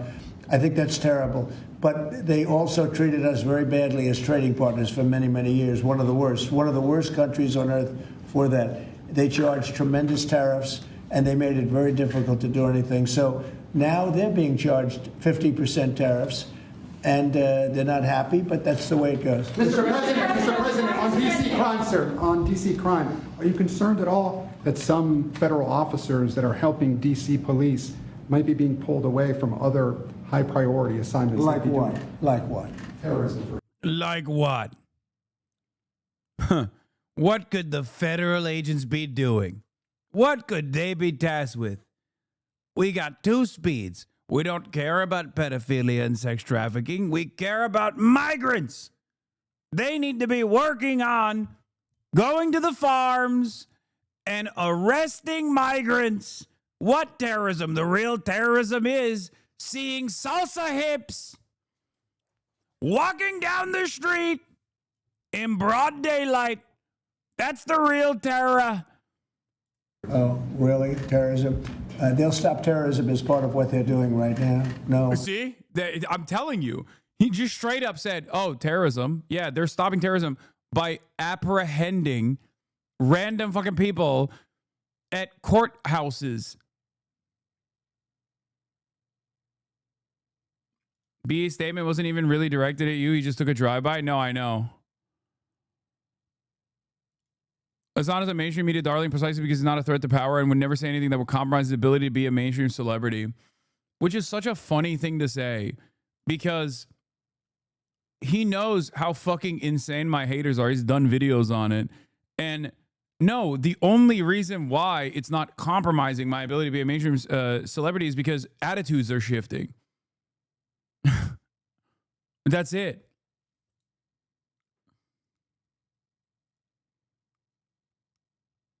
I smell envy. No, he's just farming. He says dumb shit all the time. It doesn't really matter. But it's really funny that he won so badly by doing nothing to the extent that he has a new profile in big magazines every week while H3 are talking about moving to Kick and Rumble. Yeah, I think he was just trying to shit on Ethan. Yeah, so fucking ironic when you said that America deserved 9/11 and that Hamas is better than Israel. Two of the most compromising statements one can say. Yeah, what can I say that would be appropriate by his standards? Like, I know what he wants. I know what he'll say. But it's so funny, like...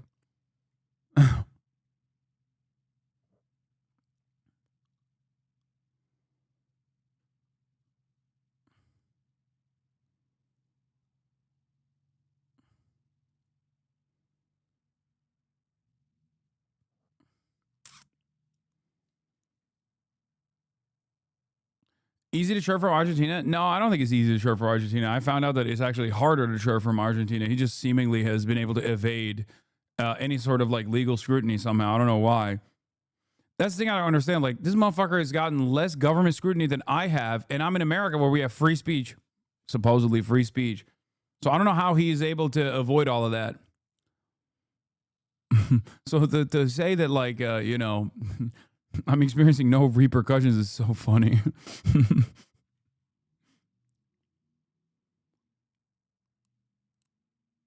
But like I said, I think he was just like trying to shit on.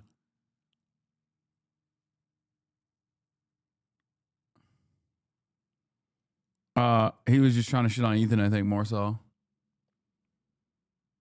Or maybe I'm CIA.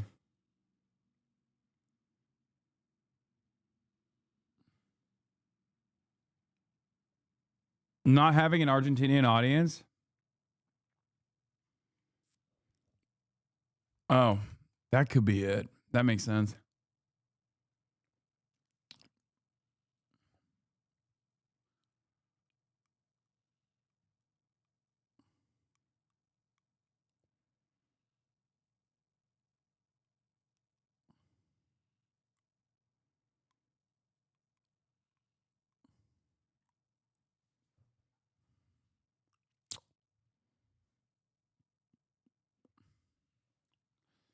No, it's the fact that you are not allowed to say Hamas is right after October 7. Even if I may or may not understand why you can't say that, Hamas is better than Israel is a compromise law. No matter what way you put it, you still do thread a certain line. You crave normalcy, which is a difference in methods in general if one is charitable. This is the same guy who was yelling at me because he said I was being Orientalist by saying WeHo is the Mecca for gay people. It's gay Mecca.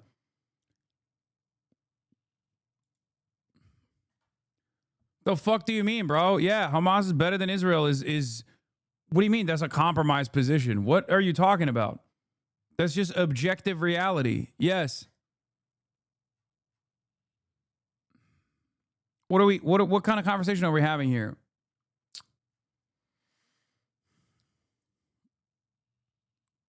How is that in any way, shape, or form a compromised position? What do you mean? Also, please.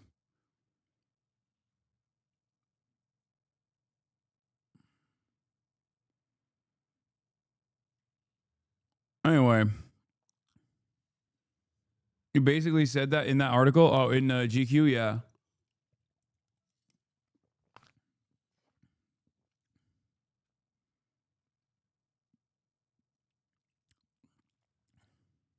Let's continue with this shit.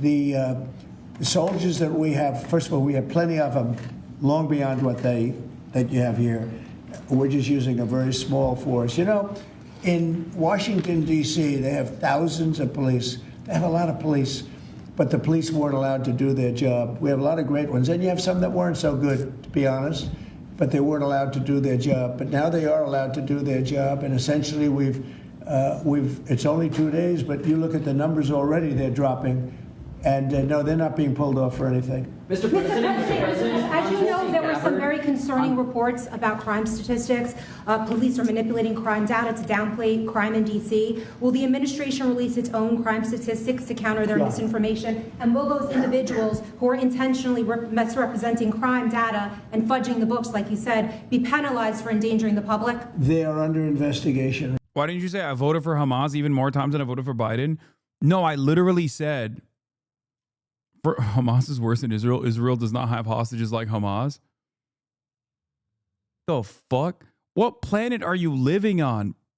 Israel literally has 10,000 plus Palestinians held hostage in straight up most circumstances, maybe not with the Israeli starvation campaign that was implemented in the Gaza Strip, but like in the past, worse conditions than like the way Hamas was able to fucking keep the Israeli hostages.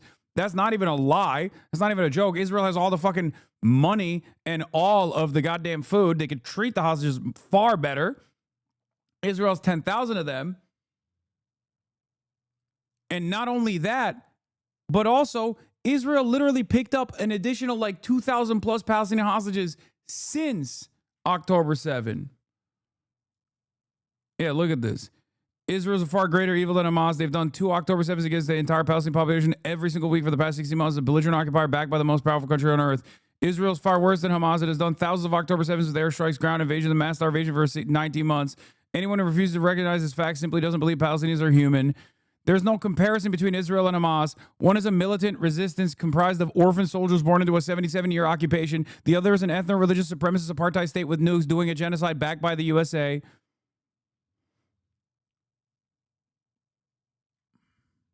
Like, what are you talking about? Who do you know in American politics that has any platform whatsoever that unironically says this, but which is the truth, by the way. It's so sad because nothing I'm saying is like an exaggeration. It's just the fucking truth. But who the fuck do you know in American politics that dares to entertain the fucking truth?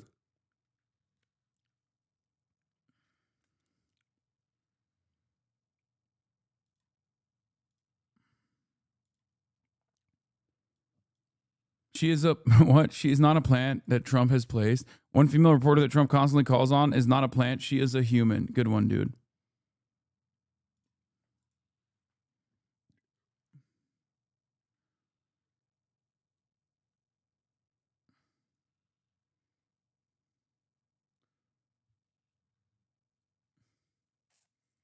Nice one, Chatter.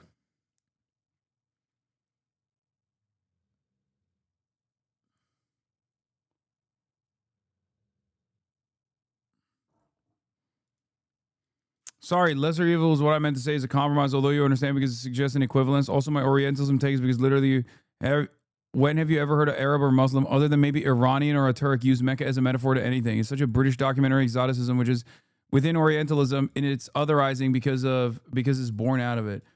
Or maybe for someone, dog, you literally are otherizing Iranians and Turks as somehow different versions of Islam than the Arab version of Islam. What the fuck is wrong with you?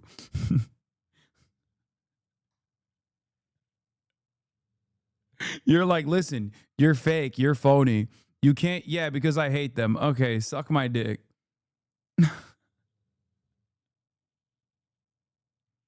Anyway, and as far as this goes, like, what do you want? This is it. This is the truth. Israel is a belligerent occupier. Israel as a belligerent occupier does not have a right to defend itself by bombing Gaza. Palestinians, on the other hand, have a legal right to defend themselves against Israel's genocide. Since the media tide is shifting after 19 months, ask yourself why no one ever mentions this. That's how you know I'm 100% correct, by the way, because the fucking Zionist Hasbara Brigade goes, how many buzzwords can you fit in one post? What a piece of shit. Yeah, no answer. You got nothing. You can't say shit. So you got to go, it's buzzwords. It's buzzwords. You are saying genocide. It's a buzzword. Anti-Semite. Anti-Semite. Why you not love Israel?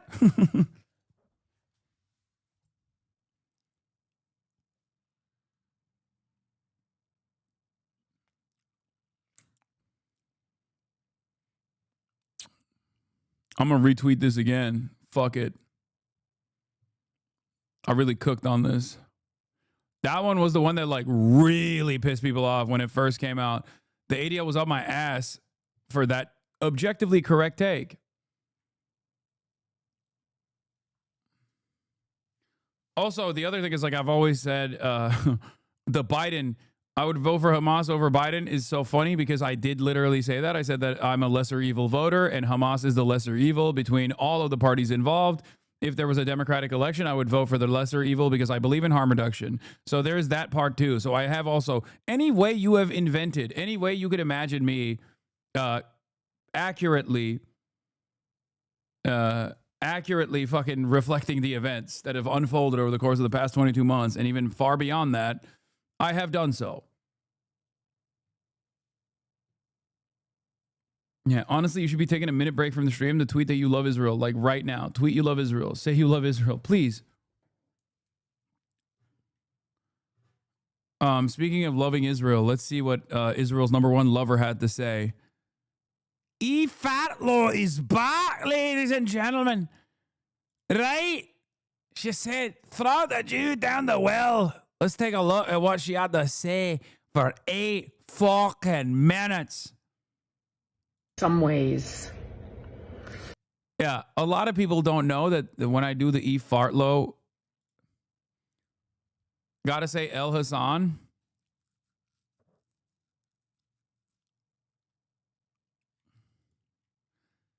Eight uninterrupted minutes of fatlo.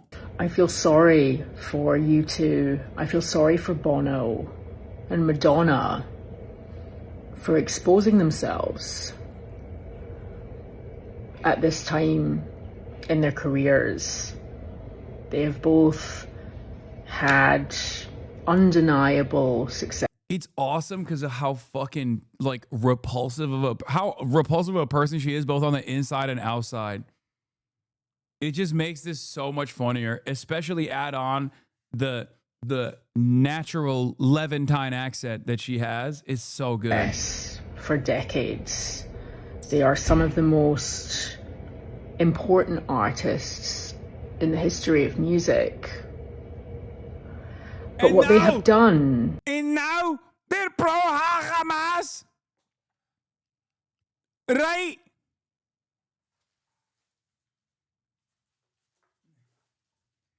Bono is pro-Hamas. Madonna is pro-Hamas.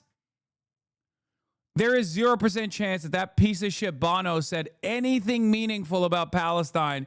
I don't even know what he said, but let me tell you, I know whatever statement that fucking coward posted abso-fucking-lutely was like, Israel is a beautiful nation state that tried its best, but maybe it should wrap it up.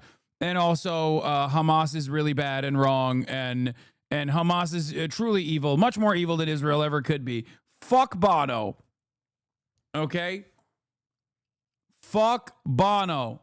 There ain't no way there ain't no fucking way. Hold on. The GQ is broken containment. What is this? I just don't know what women want. It's so difficult. One of my friends, very hot, sent me that Hasan Piker slideshow of pictures from his GQ article 3 separate times in a 15-minute period. 3 separate times. I think that she thought she was sending me a different picture each time. It's only 6 pictures long. And obviously, not everyone can look like Hasan Piker. But also, a lot of the men that are saying this claim that they go to the gym all the time and they still can't pull anybody. So it's your politics. It's your politics. It's your politics. Damn. I mean, I just don't know what women want. I'll take it. That's a repost. Easiest repost of my life. Bono, Bongino, doesn't matter. LeBron in 4. Okay. On Gaza. Unfolding in Gaza, blocking humanitarian aid is really bad. On that awful Saturday night, October 7 and 8th, I wasn't thinking about politics. On stage in the Nevada desert, I couldn't help but express pain. The river to the... What? What is this? Hiding under a stage in a kibbutz rain, butcher to set a diabolical trap for Israel to get a war going. Oh, yeah. Hamas did it. Hamas, gambled. Hamas just got Israel to be violent again. Oh, man. Israel, of course, morally infallible. Israel, most moral nation. Israel, tiny nation. Bro's talking about October 7. On the 10th of August, 2025, 22 months in to the wholesale ethnic slaughter, ethnic cleansing, genocide of the Palestinian population. Okay? Shut the fuck up, dude. Shut the fuck up. Suck my cock. Just leave this in the fucking... Dude. There ain't no way you need to make a statement, okay? Who is this for? Shut the fuck up, you stupid fucking bitch.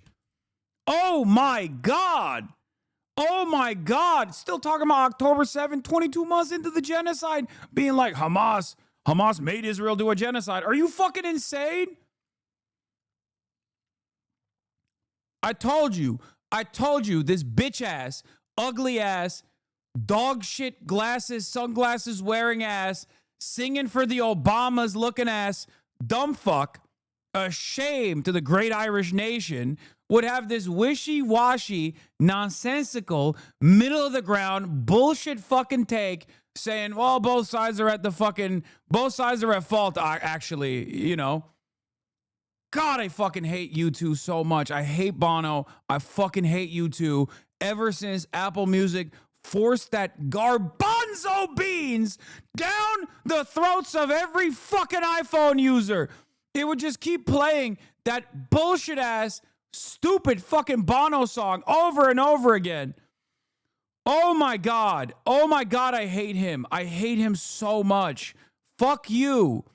Fuck you, Bono. Bono, suck my dick. Okay? Suck my dick, Bono.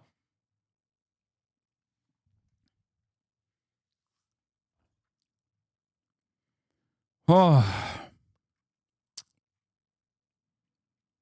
The Bill Maher of music.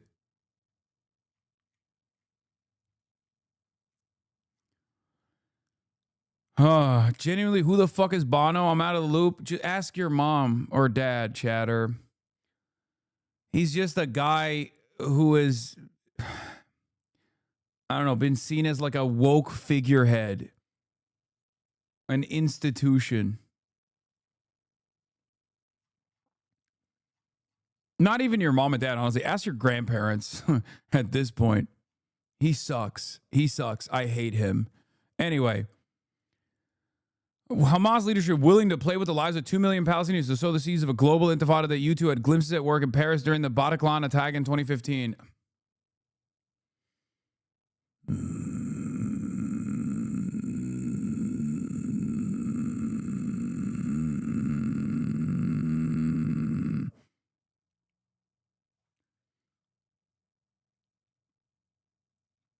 God, I hate him. I hate him so much. It's better if you don't say anything, okay?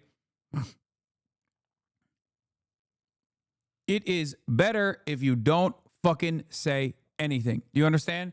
If you're going to say this, you should just keep shutting the fuck up. You shut the fuck up for 22 months. Who is this for? Shut the fuck up. I know his bitch ass went and got a PR team to write this, because if you are a celebrity and if you're in here right now, if you're one of the celebrity Hasanabi heads, okay, join the gold card program, first of all, which is DM me and I will have you on the stream. Okay, that's number one. Many of you out there, I know I will probably never check my DMs, so I'm not going to see it, even though I'm saying do it, okay? But if you're a celebrity Hasanabi head, okay, and you are looking to craft a statement, do not let your fuck ass management group write that statement, because they're going to write this wishy-washy bullshit, okay? They're going to write this and you're going to get fucked, okay? You are going to get ass fucked. Bono, doesn't matter. It's Bono, right? He's already, he could have said nothing, and your grandmother's still flicking her bean to Bono, okay? They still think he is a brave peacekeeper or whatever. They think like, older people just think like U2 is like preserved world peace or something. Okay, I don't know what it is. I don't know why. But if you are like a younger celebrity with an audience that is also younger, and you want to say something, and finally you're like, oh, the permission structure is expanded. Maybe I won't get fucked. Maybe I won't get fucked over and fucked out of career opportunities if I say something about Palestine. Finally, maybe I can say something. And then your PR team and your managers, I know for a fact, because I've had these conversations with people, are absolutely going to come to you, and they're going to say, let's write something. This is what they're going to write. Do not let them do this. Okay, here is free ball for you. You will get ass fucked by your audience if you come out with some wishy-washy, both sides are, responsible for the genocide of the Palestinian shit. 22 months in, I'm giving you free ball. You will be tarred and feathered, okay? Make no mistake. There are those who have been able to convince their management teams that they should make a statement, and their statement has been to just say, maybe not say fuck Israel, but say basically that Israel's doing a genocide and it's really bad, okay? It's really bad. It's really fucked up. If you do this kind of shit, and then, oh my God, he even added like the Bataclan attack in 2015. Oh my Lord, dude. Oh my fucking Lord. Yeah. It's like saying the world saw what globalizing the Intifada is on 9/11, 2001. Oh.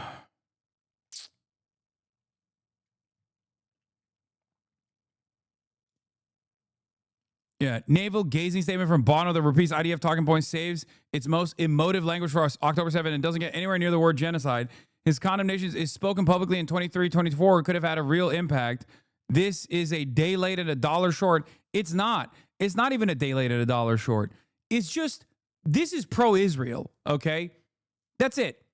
That's it. When I read someone 22 months into the Nazi state of Israel doing a Nazi-style Holocaust that is live streamed in real time, in broad daylight, with unlimited American funds and unlimited American weapons, and someone still comes out and is like, oh, Hamas made Israel do this. Oh, it's really fucking bad. It's really bad that there's armed resistance against Israel's genocide. It's really fucking bad that there's armed resistance against Israel's apartheid regime. It's really bad. Really, who are the real villains? Not Israel. It's Hamas. Hamas are the real villains. Then you're pro-Israel. You're just pro-Israel. That's it. The fuck do you mean?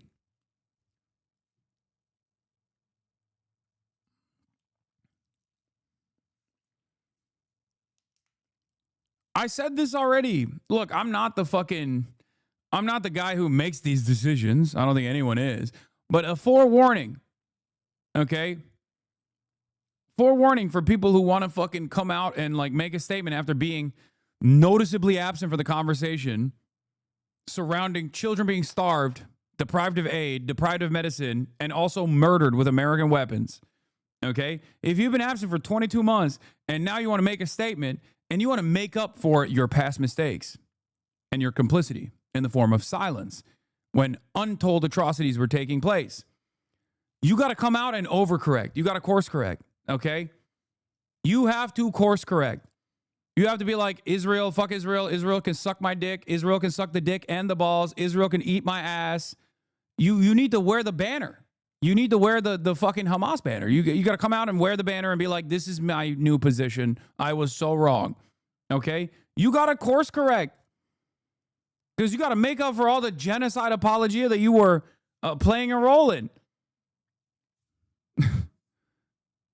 You know? And if you're not going to do that,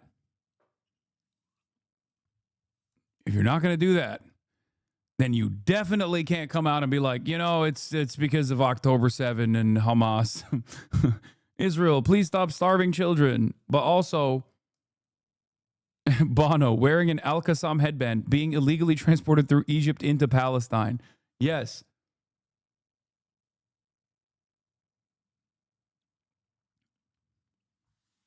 You need to come into the conversation with a photo of Yahya Sinwar sitting on the famous chair. That's what you got to do.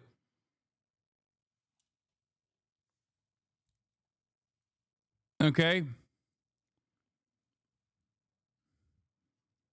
You can't do anything else. You have to make up for it. You have to make up for all of your fucking silence and your complicity. Okay?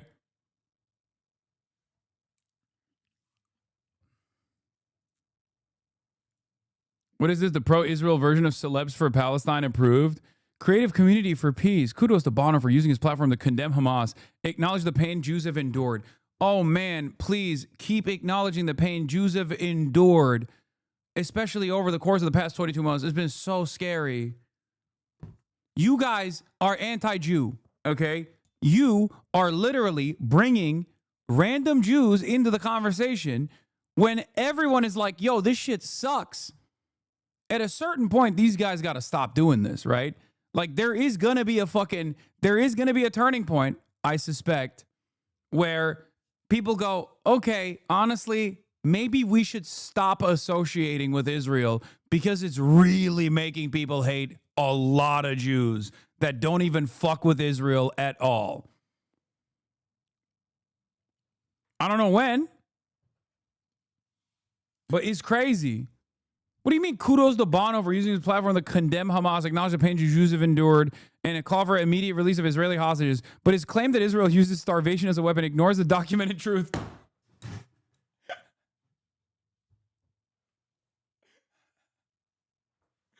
Bro, take the P off your fucking name, okay?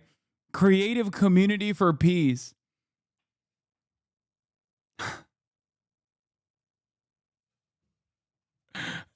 Tons of aid sit rotting at the Kerem Shalom crossing, blocked from reaching Gaza because the UN refuses to distribute it. The starvation is not Israel's doing, and the world deserves to hear that too. It's like, it's so funny. It's so funny to just be like, you know, Bono, your statement offering most of your condemnations to Hamas and not to Israel that has been doing this genocide, which is part of the reason why you had to make this wishy-washy statement to begin with, because everyone literally sees the truth, is not enough. Bono, I'm sorry. Can you please talk about how Israel has a right to develop the greater Israeli project? You are being quite anti-Semitic, Bono. Bono, why won't you say Israel has a right to Syria and Jordan? Are you Hamas, Bono? Wow.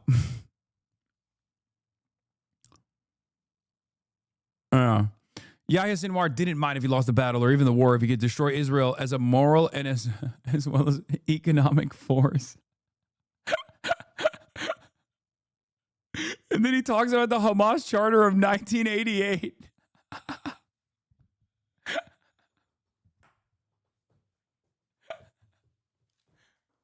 What the fuck?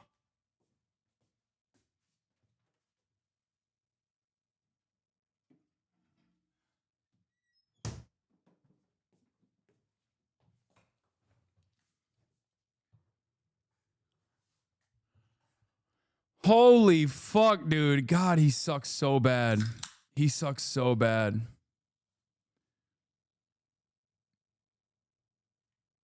Bono, stop. This isn't you. No, this is very much him. And I really hope, I really, really hope, and I know this will happen. Israel is so fucked up and perceived as so evil by the rest of the planet that at this stage, even wishy-washy statements against Israel's genocide that still harbor resentment and all the fucking blame lays squarely in the fucking hands of Hamas. This actually doesn't help you at all. People don't even see this as a finally like a real true statement in defense of the Palestinians. Like they just get mad at this. That's it. And these guys don't understand it.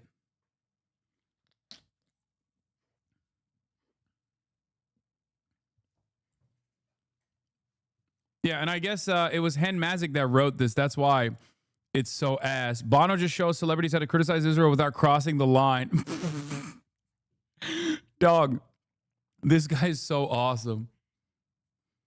What is the Hamas Charter argument? I heard about it, but no one ever gives specifics. The 1988 Hamas Charter is like anti-Semitic. It has like statements in it that are like, you know, we got to purge all the Jews from our ancestral homeland, shit like that. It doesn't matter.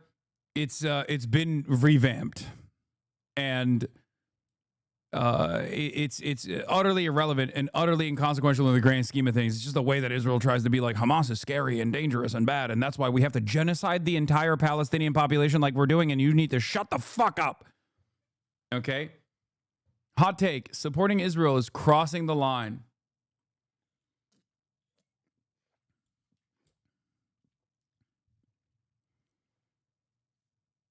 This apology by Bono is a disaster. This was not a beautiful day for Bono.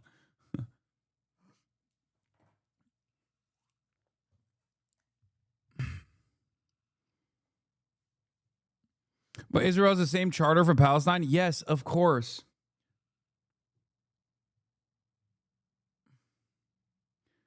Yeah, in the 80s, Hamas wrote in its founding charter stuff about Jewish people that Israelis say about Palestinians. Okay, that's it. Today, in 2025, as Israel is doing the thing. Yeah, nobody who wrote the charter is alive today. Hamas has revamped this charter. They literally have a more moderate position than the average Israeli on this issue, where they're like, yeah, we want 1967 boundaries, please, which is also hilarious. Like they have regularly been the more moderate party in this endeavor. And yet, once again, you will never hear that in mainstream news. No one will ever tell you this. Okay? What does he mean by Hamas wanted to destroy Israel's morality? He's saying Israel's a moral nation and an economic force, and Hamas wanted to destroy it because they were jealous and not because of a fucking 75-year apartheid regime at that point that had destroyed every fucking meaning, every piece of Palestinian existence.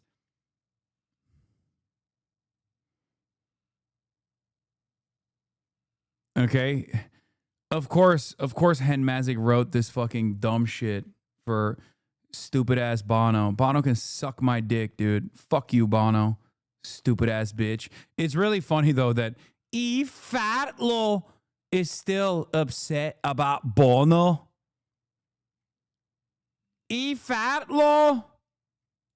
During this window of opportunity that's presented itself over the last month for people desperately clutching at relevancy or... I love this. These guys are so out of touch. How do you really feel? I can't say how I really feel. I'm sorry. Yeah, this is free parking lady. E Fatlo, famous for saying, today I go out. Today a friend told me she saw a sign that said free parking and she got scared because she thought the sign said free Palestine. The Jews are tired. Today, the Jews are tired. Yeah, still only the second worst thing Bono did. First will always be making all iPhone users download that U2 album. I 100% agree with you on that. Anyway, let's keep going. Desperately trying to clean up their public, their reputation or their public image because, well, in Bono's case, you know, he came out immediately after October 7th and said something very resonating and morally courageous, actually, about... Yeah, saying pro-Israel stuff after October 7 was very brave. There wasn't a lot of pro-Israel sentiment out there post-October 7, 2023. Thank God for Bono's courage. You never heard it. Oh, awesome. The Nova Music Festival and condemning Hamas attacks. For Madonna, I guess the case is that she has worked with Jews her entire life. She's played in Israel many times. She was very into Kabbalah back in the 90s. They're cleaning things up. They are baying to pressure. You know how many messages I get from entertainment industry people per month saying that they have been... Yeah, they're telling you, shut the fuck up. You're gross. You're ugly. Please stop doing whatever the fuck it is that you're doing. Those are the kind of messages I'm getting from entertainment people. Pressured privately on direct message by trolls, by other people in the industry. Or you mean human beings with a conscience that can see right from wrong and have recognized the evil of genocide. That's who you're talking about. That trolls that want entertainment people to come out and say something. Yeah.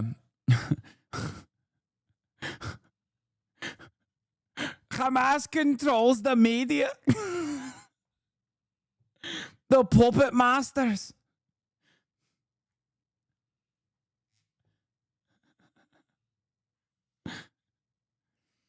Oh, man.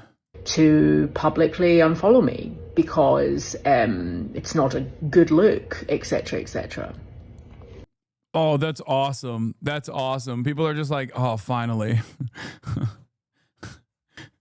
There is 0% chance a person, any person whatsoever, has ever turned around and apologized to E Fartlow for unfollowing E Fartlow publicly. And I would love if she revealed who these people were, because that is awesome. This is 100% about Amber Heard. You think, did Amber Heard unfollow Fatlo? No. I feel sorry for Bono and Madonna. And the reason I feel sorry for them. Make fun of her words, not her appearance and accents? No, I'm going to make fun of her words and her appearance and her accent. Yeah, no, thank you for the input. But I think I'm going to continue doing what I'm doing. But thanks.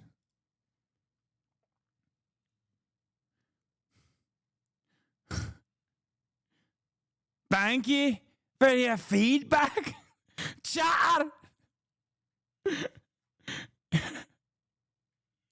Yo, chatter unironically said, hey, listen, I know this person is literally a prominent active defender of Israel's genocide.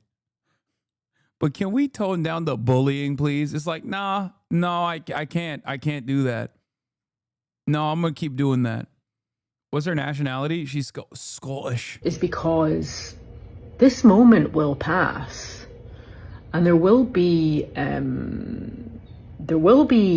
reconstruction, and Jew hatred works in cycles, and the cycles end. Her new thing is calling you an incel. Woman is shadowboxing in the fucking dark. Wait, she had a statement. Is it about the GQ? GQ? Did she say something? Oh, that's awesome. I got an E fartlow notice. I got an E fatlow notice. Well, I mean, she blocked me a while back. Is she Jewish? Yes.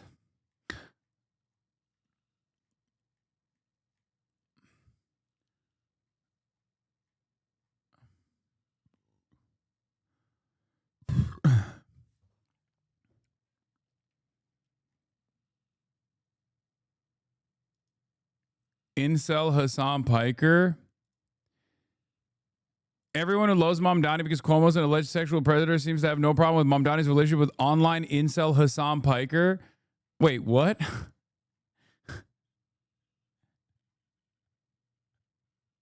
First of all, I'm Volcel. Okay? July 17th, 2025. And she said I'm incel?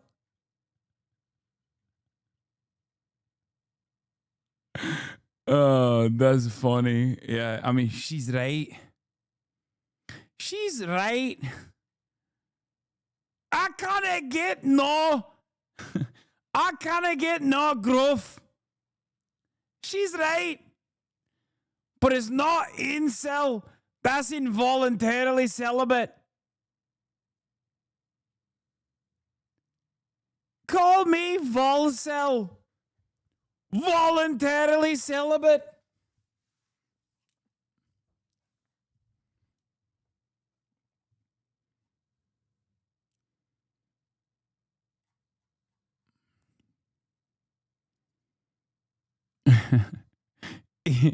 Incel is my hate name.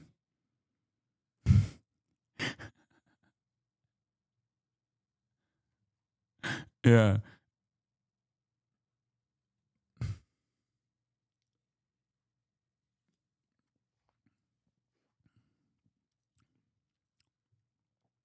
Where was I? Oh, God. I love E. Fatlow.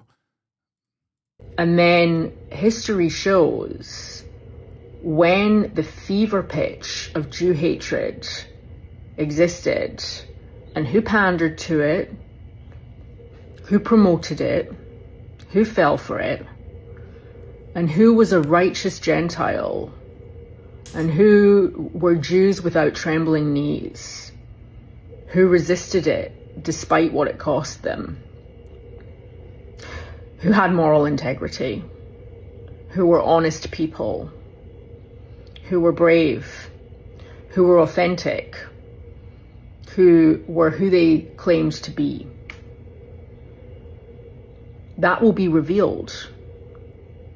And history will show that at the ends of their careers, U2, Bono, and Madonna and such like decided to throw the Jews under the bus in order to have, as I said, this last-ditch desperate attempt at relevancy.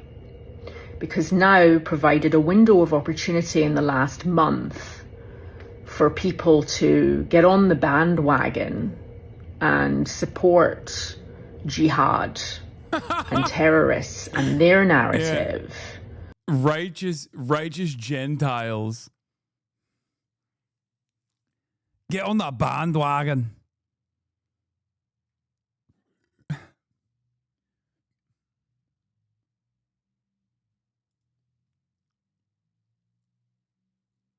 Oh my God, it is Amber Heard. Eve Fartlow having a messy breakup with Amber Heard certainly wasn't on my 2025 bingo card. And it's funny as hell, and I hope it gets messier.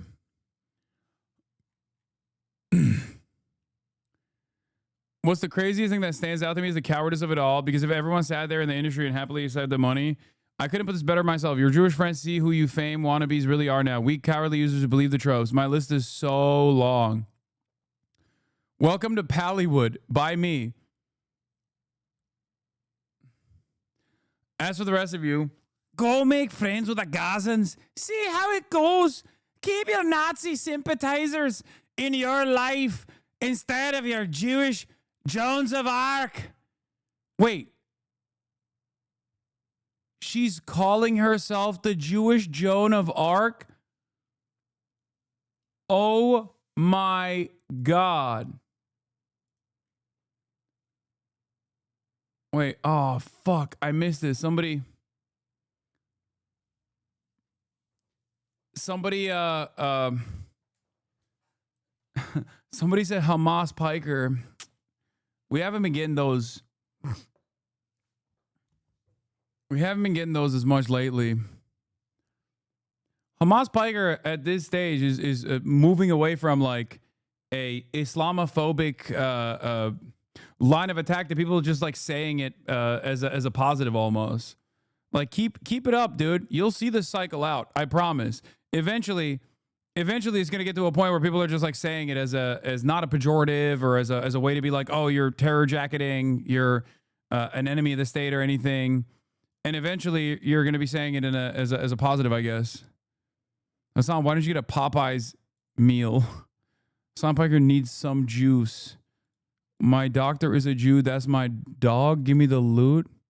How does Hasan Piker feel about Somali Jews? Okay, well, it's just so strange, bro. They're now talking about you being a Democrat. Spoiler. Who's doing that?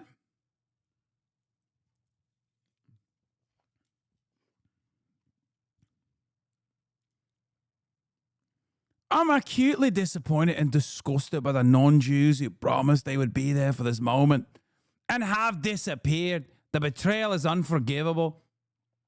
Yeah, I like that the dude who said Hamas Piker was like legitimately anti-Semitic.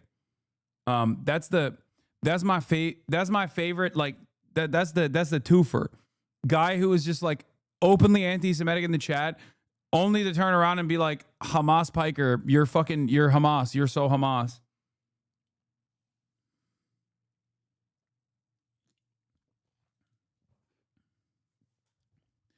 Oh no, Joan of Fart. He's doing genocide propaganda now? Oh, that's not surprising. He's repeatedly defended the GHF, you fucking fraud. He's mocked the victims of the Nakba, an aid organization. He's just stupid, man. He's just so dumb. It is what it is. He's also irrelevant. I don't know why you guys bring fucking Hutch any attention. Like, I know he's really stupid. And some of you love following stupid people. But, like, there are so many, much more prominent pro-genocide people that you could be fucking tackling. And you're over here talking about a dude who's, like, barely cracking 100 fucking viewers. Who used to be like a Call of Duty guy and was like a fairly chill dude. And now he's just like lost his mind.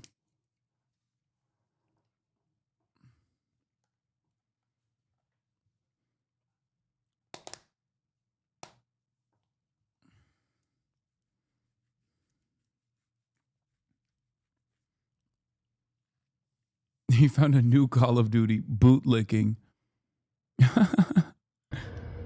To support rapists and murderers over believing Jews. 15 million Jews on the planet. Yet, I don't know. Once again, defenders of Israel constantly being like, no, you don't understand. All 15 million Jews on the planet love Israel, love Israel's genocide. And if you're at odds with what Israel is doing, then you're at odds with 15 million Jews on the planet. Again, strange, odd, anti-Semitic. Don't say this. It's not only patently untrue, but it's also insanely anti-Semitic. Let's continue. This morning, there's a story about the Toronto International Film Festival, who have taken a film off their program, a film that tells survivor stories from October 7th. And the excuse... What the fuck? There's something I want to share. I have a very strong conviction that we are in the end times. The signs are being shown in the Middle East. I want to be on the right side of history. I am convinced that time is running out. I would encourage you to follow developments in Israel. I am humbled that God has allowed me to be a part of the last days. In a new interview, Julia Sebutinde, the ICJ judge and Christian Zionist who shocked the world by disregarding international law to defend Israel's genocide in Gaza, said, "We are in the end times, and the Lord is counting on me to stand on the side of Israel." This is one of the ICJ judges. I mean, I knew that this was one of the ICJ judges, but this is her fucking framework? I thought she was like, you know, regular bribery style pro-Israel. I didn't realize she was like actively insane, like actively experiencing psychosis.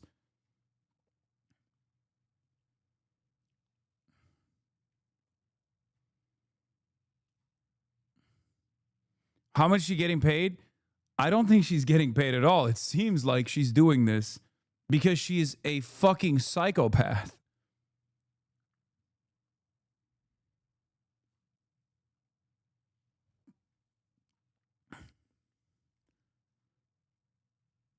Great. I love having an actual insane person who has been planted in one of the international organs of justice.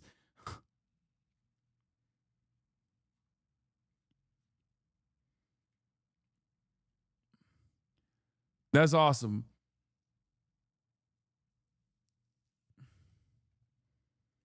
Henry told her we're in the end times. Yeah. Yeah, she's going to come out and do a 58-part TikTok series about how she fell in love with her chat GPT.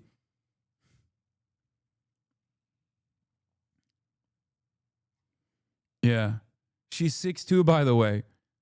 Yeah. When Kendra was talking about how she's doing her How I Fell in Love with My Psychiatrist series for Black women, she's talking about her. That's it. This was the Black woman she was talking about. Y'all didn't know. Y'all better recognize, okay? She's like, all right, let's continue. That they have used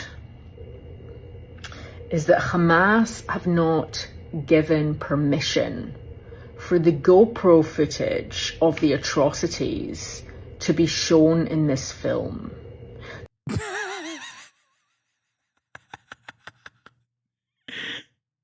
What? Israel abides by possible DMCA from Hamas?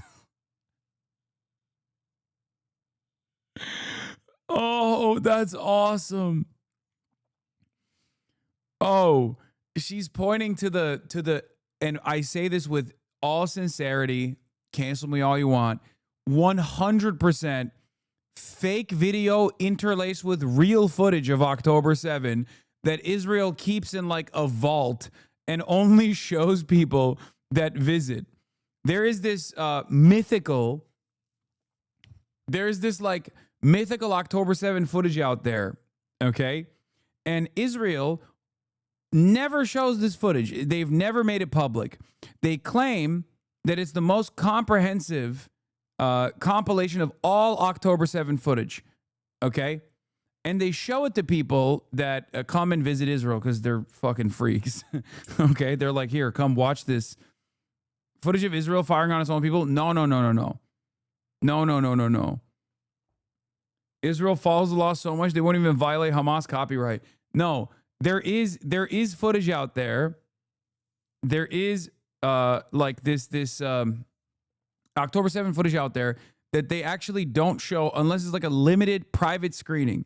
They won't show it to any fucking like, you know, normal journalist. They won't show it. They won't like reveal it at all. And I think the reason why they won't reveal it is because there's a whole bunch of fake shit. Like there's just a whole bunch of like footage spliced in that was circulating after October 7 of like really horrifying acts of violence that took place in like Syria, that took place all around different like numerous Middle Eastern conflicts, war crimes and things of that nature. And the reason why they won't show it publicly is because the reason why they only show it in like limited settings is because they don't want people to be like, that's from Syria, that's from, you know, Saudi Arabia, that's from Yemen. Like they will do limited screenings of it. Yeah, French Assembly members were invited to watch the documentary after October 7th. Yeah, they will only show it to people who don't really know enough about it. And I assume that Israel, that has a tendency to mass blast whatever kind of propaganda they can, if they had information or footage that we don't have access to, that we didn't see after October 7th, when the dudes were literally fucking strapping GoPros to their chest, we saw all of it. If Israel had this kind of footage, they would have revealed this to the world by now. Is this the footage that's in Sheryl Sandberg documentary where they made sure not to show it, but made a whole show about Sandberg gasping at it? Yeah, I think so.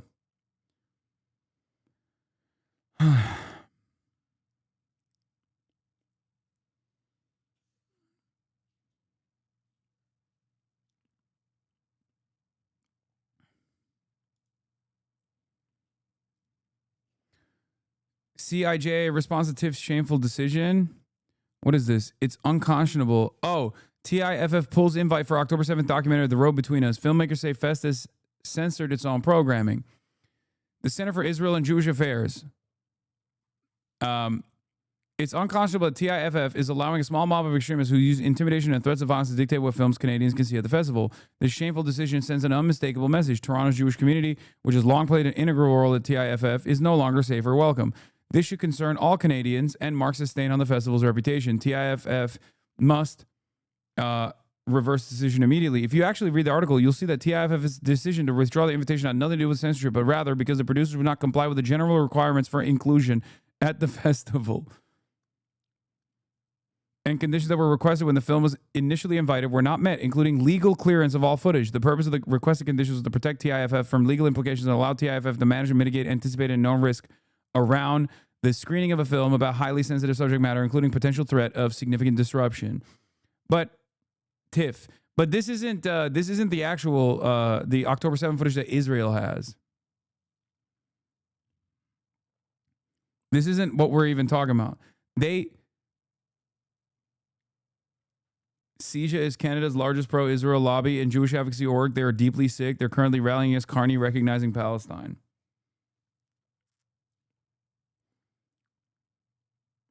Israel has shown the atrocities video titled Bearing Witness to Journalists and Public Figures in Limited Screenings Around the World as a part of its efforts to rally support for its war on Hamas, though its use of the footage has occasionally garnered controversy. Yeah. Kat says detained activists will be forced to watch videos of Hamas atrocities. This is it's 43 minutes. Okay. It was produced by the Israeli Defense Forces. Spokesperson's office shows uncensored, difficult to watch footage of people being massacred and bodies mutilated during the onslaught. Much of it is taken from terrorist body cams. This is different than the other footage that was banned from TIFF. Okay? And this footage, this 43-minute footage has been, I have not seen anyone that isn't like a hand selected. Like I've not seen like any attempts by any sort of like contentious adversarial journalist to like actually look at the footage and analyze it and see if it's like 100% accurate. I don't think it's just like a compilation of Hamas body cams. Because if it was, they would have released it. They already make shit up all the time. I think the real reason why they won't release it is because there's like a bunch of shit in it that is not from October 7 that they just slapped on to be like, this is what Hamas did. The GoPro footage that Hamas published on social media platforms such as Telegram, they haven't given their permission apparently. So victims and survivors of atrocities cannot have their stories told because the perpetrators of the violence need to grant permission. Hamas is not out there wearing GoPros. What the fuck? Yes, they were. What do you mean? On October 7, wait, what? No. Every single... there were a fuck ton of Palestinian militants that absolutely were wearing GoPros. Maybe not like literally GoPros, but whatever. They had body cams on. They had cameras. And they filmed it. And they filmed all of it, including the war crimes. Okay? That's true. I've seen it. I've seen, I think, virtually every piece of filmed footage that was made publicly available. The Al-Aqsa flood as a military operation, October 7, was filmed all across the board from both sides.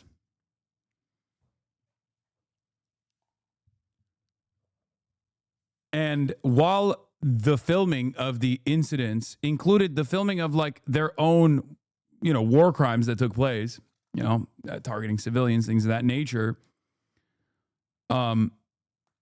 There were so many claims that Israel had made past that, like way beyond the things that we know happened.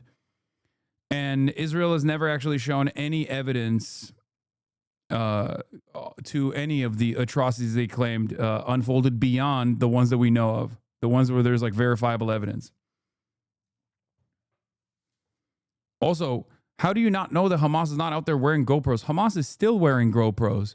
How do you think they get the fucking footage of like dudes in sandals running up to a fucking armored personnel carrier, yelling Kobe and dumping a fucking bathtub munition that they made and murking like 7 fucking Israeli occupying force terrorists that happen to be like 18-year-old rear admiral generals in one go?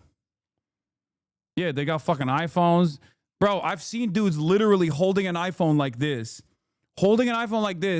And an IED in one hand, just running up to a fucking tank and just going, boop.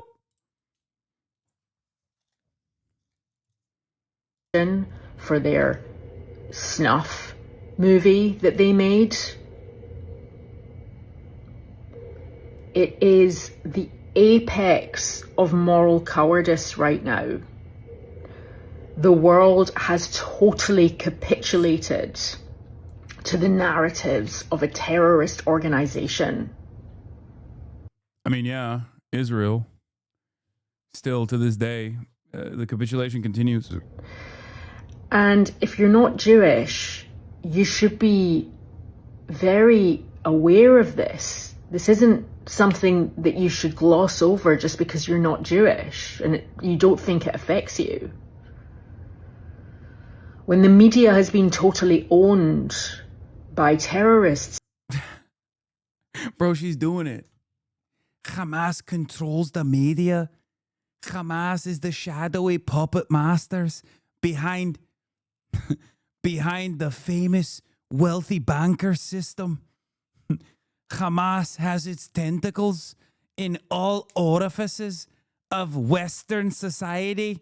Hamas is doing unlimited third world migration to undermine Western civilization from within.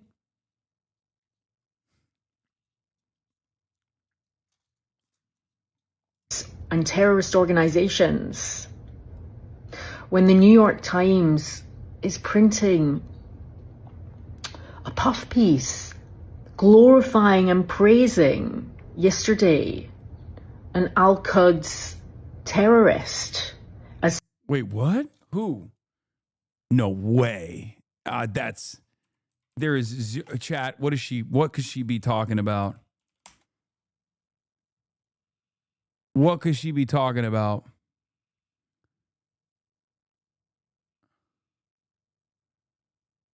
Who? You? No, she's not talking about me. Referring to Bono? No, she's talking about New York Times. It's obvious that that's not what happened, but I assume it's Anas al-Sharif. And she's saying that he was Al-Quds. Which, I mean, she got the term wrong, I feel like.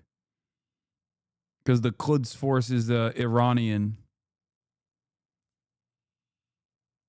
It's about Zakaria Zubeidi.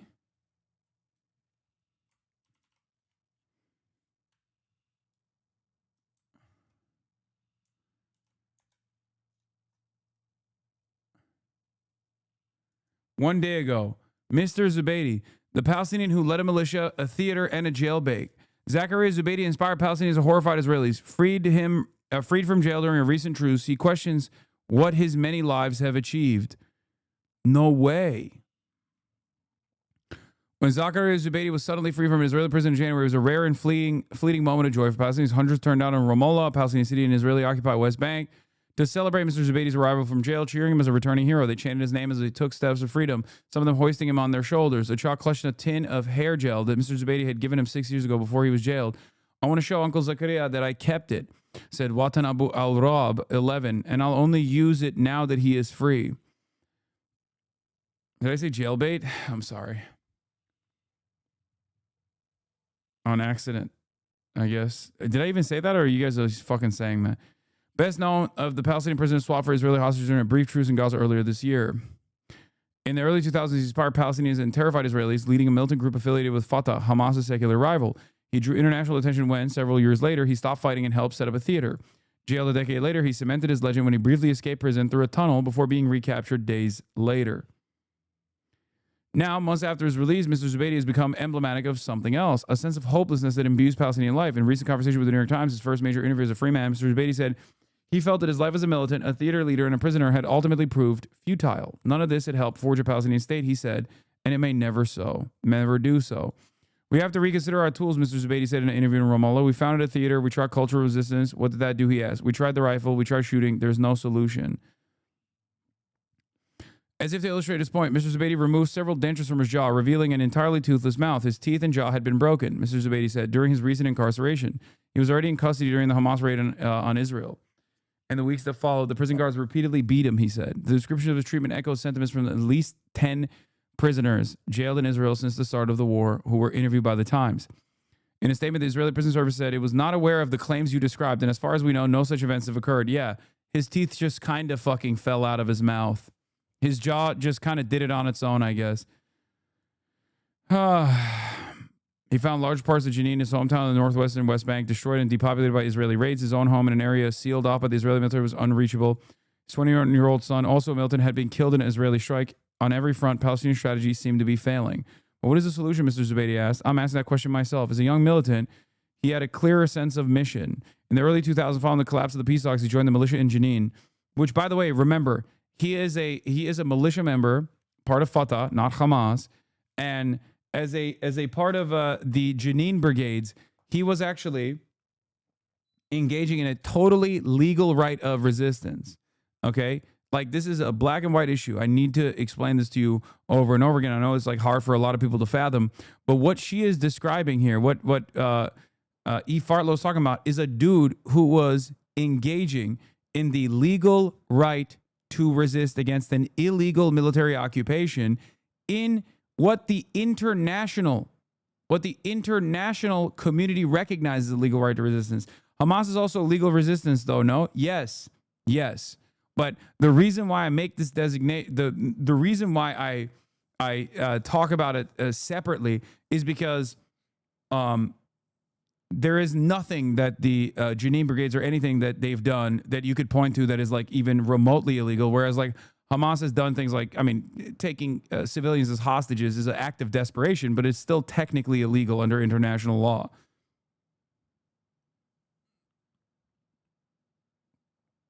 So there is like Hamas, of course, like right now, since October 7, has at every step engaged in a legal and moral obligation that they have to resist against the illegal, brutal Israeli genocide, Israeli occupation, Israeli bombings.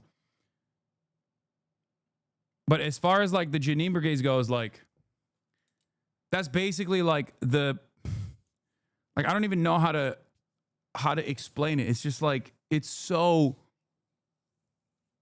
unimaginably, unfathomably cruel and immoral.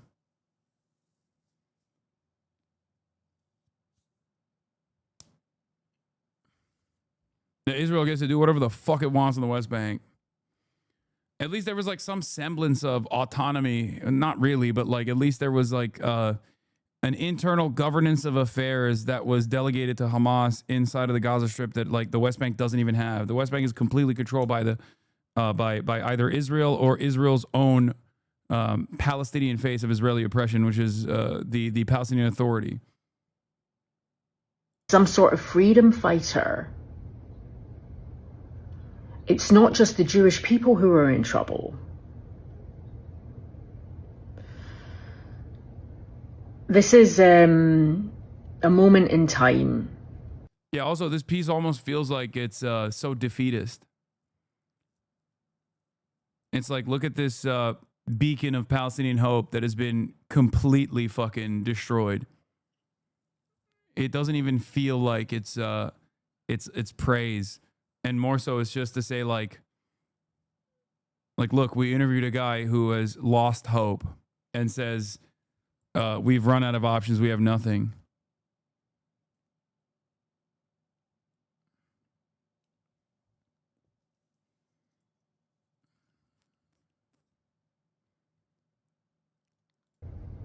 That we will get through and that we will surpass. It is a test for everyone, and we will see who passes the test and who fails. But I would stress very much that you should keep your eyes open and really, if you are being pressurized to look at this in a specific way, then it may be that you are being subjected to brainwashing and propaganda. Just be aware of what you're being force-fed. And to all those who think that Bono made some kind of nuanced statement because it was 20 pages long, his statement literally included a Hamas libel that Israel is intentionally starving children in Gaza. That is a libel. It is a lie. And if there is a lie in a 20-page post that's supposedly neutral or nuanced or whatever people want to say, a lie is not nuanced. It's a lot of words to try and hide the fact that Bono just exposed himself as a coward, and so did a lot of other people. I love how much Bono pissed her off. It's awesome. That's the most redeemable part of Bono's wishy-washy, middle of the ground. Hamas is the reason for why Hamas is the reason why Israel is doing a genocide. Bullshit ass fucking statement. That's the only redeemable part of it, is that it's just like still.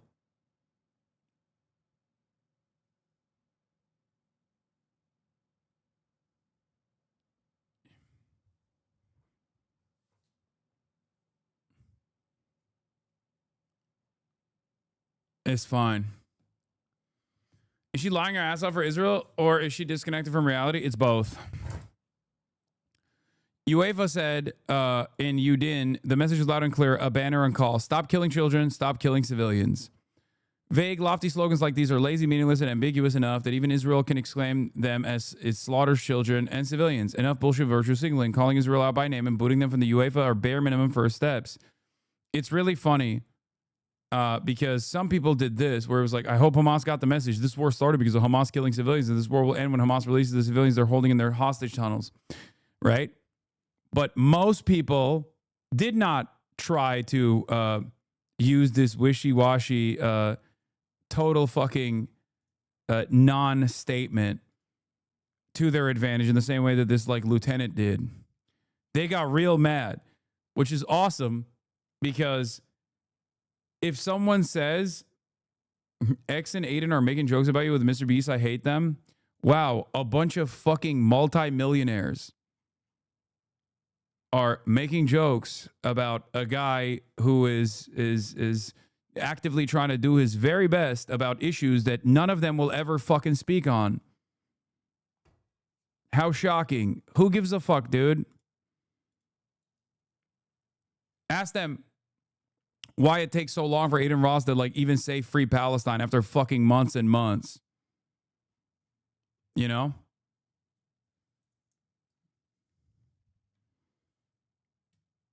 Right now, they are giving.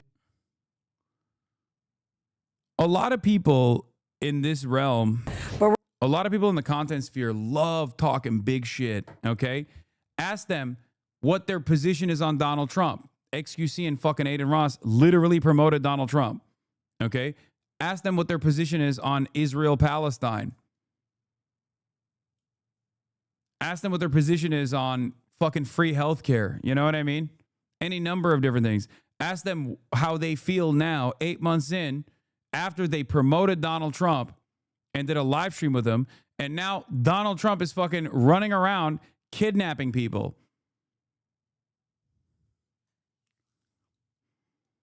Why won't they say anything? Why won't they say anything? Do they not care? Do they not have fans whose family members are under threat?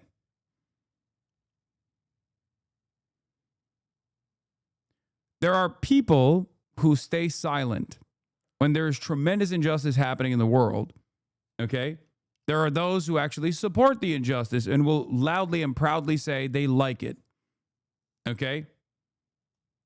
Then there are those who don't say shit and will attack those who at least have the dignity to fucking speak out loud against these injustices. I believe that every single person, no matter how fucking stupid they might be, can still recognize which type of person that they're watching. And they can also personally make up their own minds. Okay? We're going to start with this. We're going to begin with the countdown to President Trump's big meeting with Vladimir Putin in Alaska, all set for tomorrow. So the focus of the summit is the war in Ukraine, of course, and Trump is trying to downplay the expectations about the prospects of a peace deal. But the Ukrainian president and European allies, who are not invited, by the way, are concerned that the Russian leader may try to play Trump. Nancy Cordes is in Anchorage for us and brings us up to date. Nancy, doesn't get any higher stakes in this meeting tomorrow. Good morning to you. Good morning to you from Anchorage, Gail. And to the great relief of European leaders, President Trump appears to have adjusted his aims for tomorrow's meeting. He's no longer vowing to hash out Ukrainian land swaps with Vladimir Putin here in Alaska. He's now pitching this as more of a listening session with the true negotiations still to come once Ukraine is also at the table. It's going to be a very important meeting, but it's setting the table for the second meeting. President Trump tempered expectations Wednesday, saying his sit-down with Russian President Vladimir Putin tomorrow is just a prelude to trilateral talks that will include Ukraine's President Volodymyr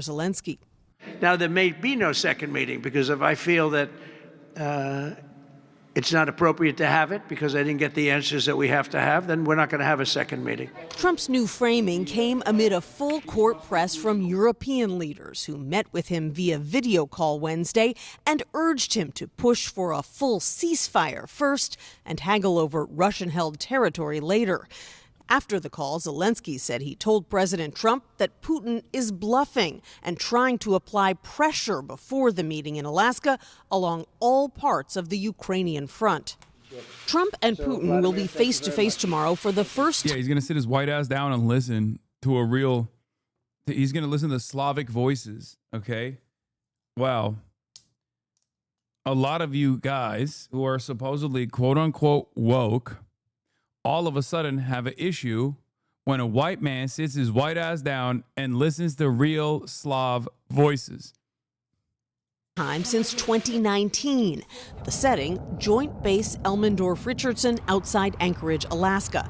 A 9-hour flight from Moscow, 7 hours from Washington, D.C. For Putin it's his opportunity to try to strengthen that bond with President Trump. Andrea Kendall-Taylor is a former U.S. intelligence official who specialized in Russia. One of Putin's strategies in the past has been to claim that he wants peace and wants a negotiation as a means to prolong the war itself. Is that at play this time, do you think? I think absolutely. I think Putin is concerned that Trump has had a change of heart, you could say, on Russia. We've seen in recent weeks that President Trump has grown more frustrated with Putin, has threatened to impose more meaningful costs on Russia, like secondary sanctions on Russia's oil sector. Just yesterday, Trump threatened harsh repercussions if these meetings with Putin don't bear fruit. There will be very severe consequences. New reports out of Russia this morning indicate that Putin is going to join President Trump for a press conference after their meetings here tomorrow. And it's pretty difficult for Putin to travel abroad right now, given the war crimes allegations against him and the sanctions that have been placed on his country. So, Oh my God. Oh my God, I totally forgot. He's literally a war criminal. Dude, it's been so long. Wait. Dude, I forgot that Putin also has travel restrictions like Benjamin Netanyahu. I'm not even kidding. Until this very moment, I was like, why Alaska? Why not a separate place?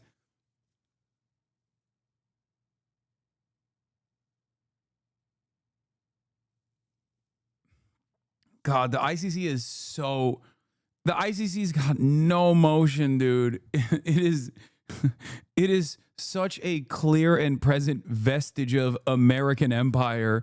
Like, that's two war criminals that we just ship off to American soil. God damn, dude. It is, dude, the ICC is the biggest no motion ass fucking institute.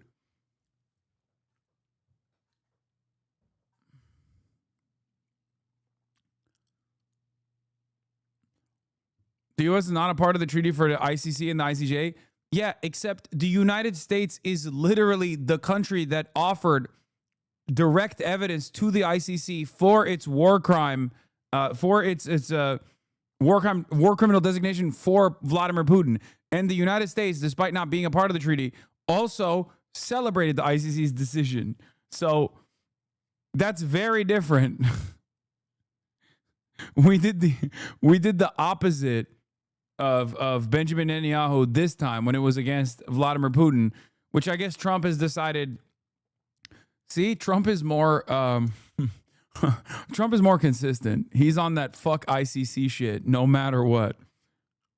take a look at this, Gail. The Treasury Department has issued a special license to allow Putin and his team to land here on U.S. soil tomorrow, despite the sanctions. The license is good through August 20th. Nancy, thank you. CBS News will have complete coverage of President Trump's meeting with Putin tomorrow here on CBS and streaming on CBS News 24/7. Be led by John Dickerson and Margaret Brennan. Well, I'm going to go there, and I'm representing a lot of people, and especially people that are being killed unnecessarily, like 5,000 to 7,000 soldiers a week. They're not Americans, but their lives, their souls. And if I can stop something, I've stopped 6 wars this year. This was going to be one of my easy ones, but it never works out that way. This turns out to be probably the most difficult. I stopped one that was raging for 35 years, one that was raging in the Congo with Rwanda, you know that, for 31 years. And this one is raging for 3.5 years, and I'm not happy about it. It's ridiculous, and we're going to get it stopped. We're going to get it stopped. Donald Trump the only bloodshed that Donald Trump wants is Israel. He's like, I'm going to stop it all. I'm going to stop all the bloodshed. Israel is anti-Semitic, that it takes away attention from Israel's bloodshed, which is justified. I'm going to stop it. I'm going to come. I inherited this from Joe Biden, but we're going to get it stopped. So Vladimir Putin just spoke, and I have the readout, if I could share it with you. He's just said the American administration, which, as everyone knows, is making, in my opinion, quite energetic and sincere efforts to stop the hostilities, stop the crisis, and reach agreements that are in the interest of all parties involved in this conflict in order to create long-term conditions of peace between our countries and in Europe and in the world as a whole. If we reach agreements in the area of control over strategic offensive weapons at the next stage, and then it's cut off. So he seems to be in the right mindset going in. How will you know if he's in the mindset for a ceasefire and a long-term end to the conflict? Well, I think you'll know that in the first couple of minutes, but I think you already know that because he's coming to Alaska. He's coming to the USA, and I think you know that. I think that's a nice statement. Wait, that's a bigger flex for him almost. No?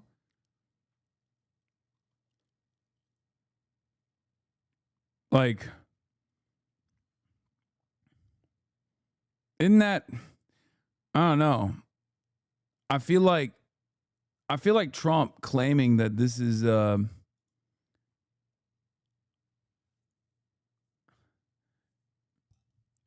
can't tell. I feel like Trump is saying that this is like Vladimir Putin is coming to me rather than me going to him.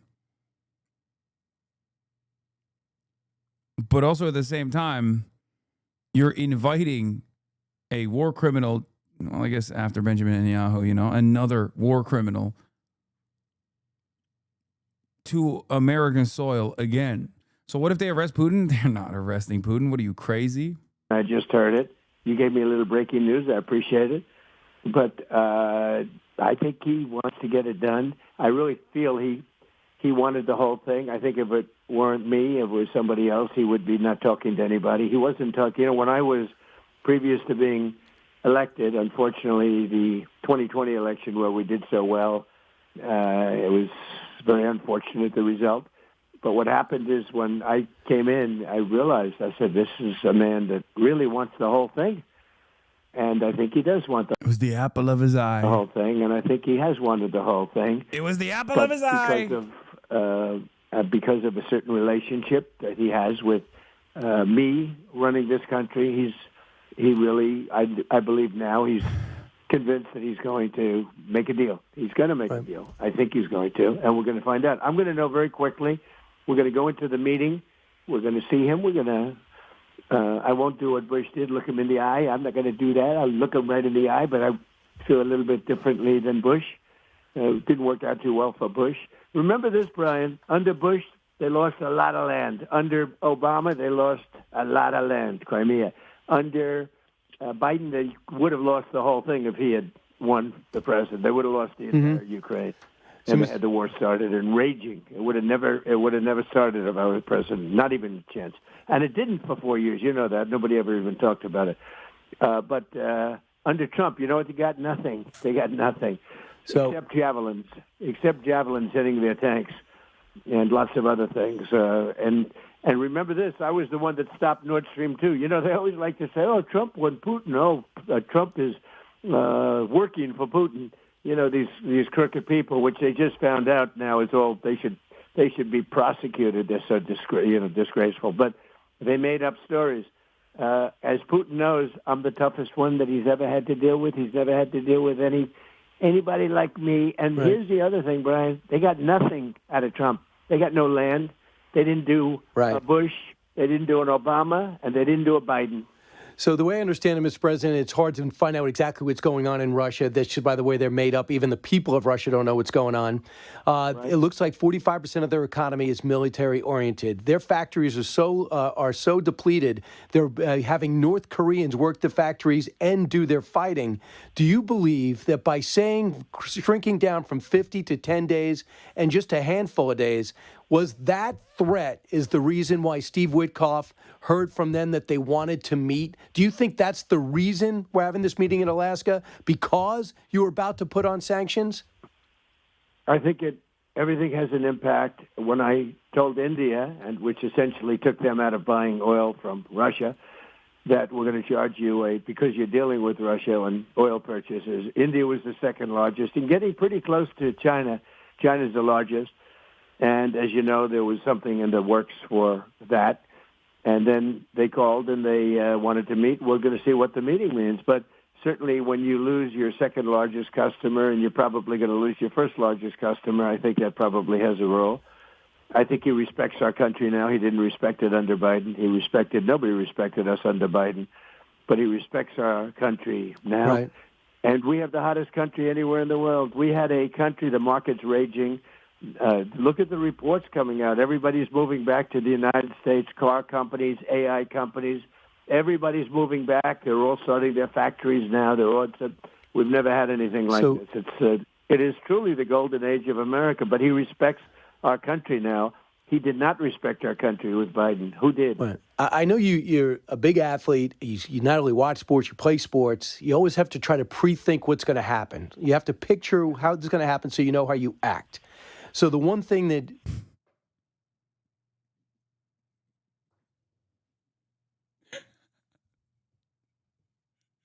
I know you never played sports, but you watch sports, which is a lot like playing sports. You're very athletic that way. Your profound understanding of watching sports has basically made you into an athlete. Why even present it as such? Just fucking say what you're going to say.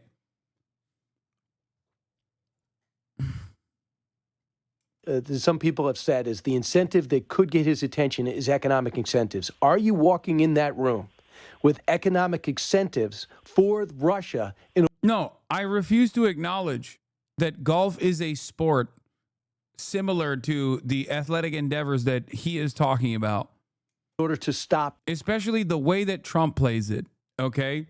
When his fat ass gets in that fucking cart and then has like 18 different people around him basically do everything but line him up. He used to play tennis, that's true. He was a tennis player. That photo lives in my mind. The fighting. Well, I'd rather not say because I don't want to play my hand in public, but whatever my hand is, economic... Whatever my hand is. Incentives and disincentives maybe are more important in a way, but incentives economically. You know, Russia's got a tremendous potential. They have the largest piece of land by far. Right. It's massive. It's got great wealth on it. But all they do is oil. All they do is oil and gas. They can't even they can't even farm. But that's okay. Oil and gas is a very profitable business. You know, that's better than I make shirts, T-shirts. You know, oil and gas. If you say that's all they do, if you're going to have one business that's good, that's the business to have, and they have it. Got it. So you know, they have a lot of advantages going over most countries because of the fact they have oil and gas at massive numbers like we do, and economic sanctions are very powerful, and economic incentives are very powerful, both. Mark Thiessen, who I know you respect from the Washington Post, writes this. I do, he's great. Vladimir Putin's goal is to buy more time. To avoid that trap, all President Trump has to do is hold firm to his stated position that both sides need to agree on a ceasefire now. He will push for a partial or sectional ceasefire. That would be worse than no ceasefire because it would give Russia a military advantage. Your thoughts on his conclusions? Well, he's a very talented person, and I think he's a real, journalist. You want to give you the highest. I want to give him the highest accolades. I have a lot of respect for him, Mark. I read him. I'll talk to him every once in a while, and he has some good thoughts. And so, I don't know that we're going to get an immediate ceasefire, but I think it's going to come. See, I'm more interested in immediate peace deal, getting peace fast. And depending on what happens with my meeting, I'm going to be calling up President Zelensky, and let's get him over to wherever we're going to meet. I don't know where we're going to have the second meeting, but we have an idea of 3 different locations. And we'll be, including Turkey. It's going to be Turkey. Watch this space. Turkey is the table. Turkey's at the table. Turkey is the table. Possibility, because it would be by far the easiest of staying in Alaska. We have big flights of, and he has the same thing. We have a lot of planes going when the head of Russia, the head of the United States, et cetera, go. So, Mr. President, did you tell Zelensky to be ready? Did you tell him to be ready to come should you start making legitimate progress? I don't want to talk about a second meeting even to him. I don't want to even indicate there might be a second meeting. Maybe there will, maybe there won't. So I don't want to talk that. It's not okay. It's not important enough. But it would be certainly convenient if we had a very good meeting, because I'm going to let them negotiate their deal. I'm not going to negotiate the deal. I'm going to let them negotiate their deal. So we're going to be calling President Zelensky if it's a good meeting. If it's a bad meeting, I'm not calling anybody. I'm going home. I'll call you. I'll do Fox and Friends some morning, and we'll have a lot of fun. But if it's a good meeting, I'm going to call President Zelensky and the European leaders, who, as you know, have a very good relationship with. They agreed to pay 5%, and nobody thought they'd even pay 2%. They were paying 2%, but they weren't paying it, a lot of them. So, and they're paying 5%. They're very unified. I've never seen anything like it. Nobody can believe what we did. I saved NATO. I saved it the first time and made it very rich the second time. So it's it's quite an achievement, I think. Yeah, I know you were on with him for about an hour yesterday, but just on what you were saying, the way I understand it, Caroline Levitt had joined Fox and Friends today, and she said the format is, if I got it right, is you're going to meet, and there's going to be a press conference after. Will you be shoulder to shoulder with Vladimir Putin again? Last time was Helsinki. We haven't. I thought we had a great press conference last time. It was the fake news tried to make it bad, in particular MSDNC. They tried to make it bad.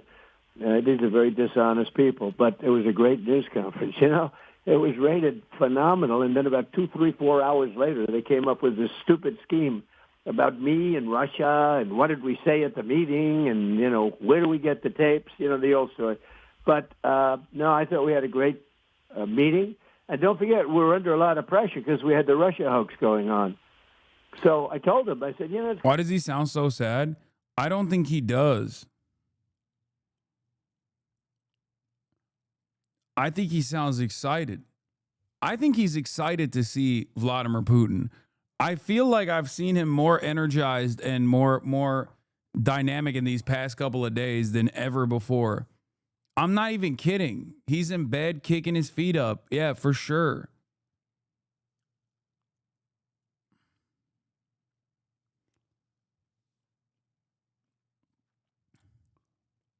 It's going to be very hard, and he told me to. He understood. I said it would be very hard for us to make an economic development deal of any kind, because I have the Russia hoax going on, and anything I do with Russia, that was 2017. Say, I'm owned by Putin, which is not even close. So, Mr. President, you were going to have a press conference today after the meeting, correct? I'm going to have a press conference. I don't know if it's going to be a joint. We haven't even discussed it. I think it might be nice to have a joint and then you separate. make it sound like he's a toddler. I mean, am I wrong? Am I wrong to present Donald Trump as a toddler?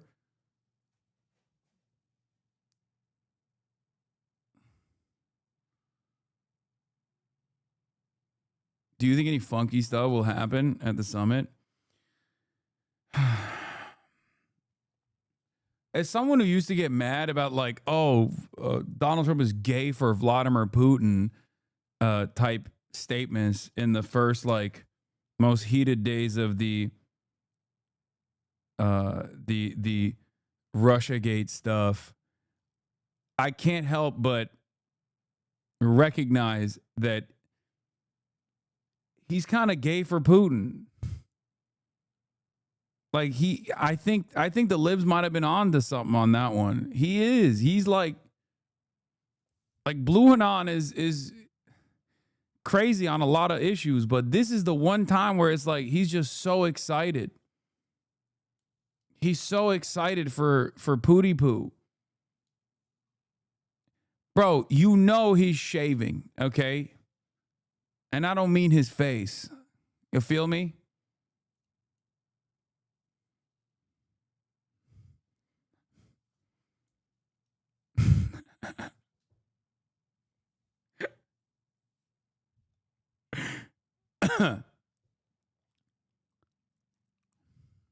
But something like that will happen. Or if the meeting doesn't end well, I'll just have a press conference and head out. I'll head back to Washington. So yeah, if it's not positive, you might head back. Is there any situation? No, and it's not positive. I will head back. Oh, I know that. No. I mean, you'll just head right back. You won't have the press conference. I know you're coming back, but no, I would say I'll have a press conference in either event.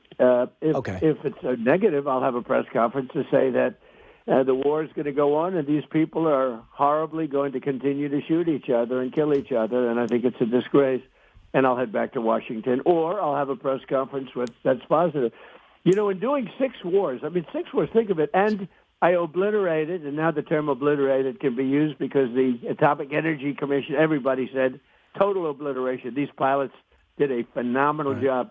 CNN and their fake reporter tried to, who's just a scammer, CNN tried to say that, well, maybe the hit wasn't quite as good. Right. Maybe it wasn't obliteration. Maybe, anything to hurt people, anything to demean. And in this case, they were demeaning the incredible people that flew in an airplane for 36 hours back and forth and did one of the most perfect attacks in the history of our country. No, it was a total obliteration. And, of course, him talking about Iran. We had a great conversation with President Trump. It went about 40 minutes. You just heard about 17. When we come back, among the things we'll talk about is what would failure be like? How is there any scenario where this meeting in Alaska would be a failure? So let's talk about, there's so much going on. And my last question to this real quick, is there any scenario where Donald Trump will look at this meeting in Alaska and say, this was not worth it, I failed?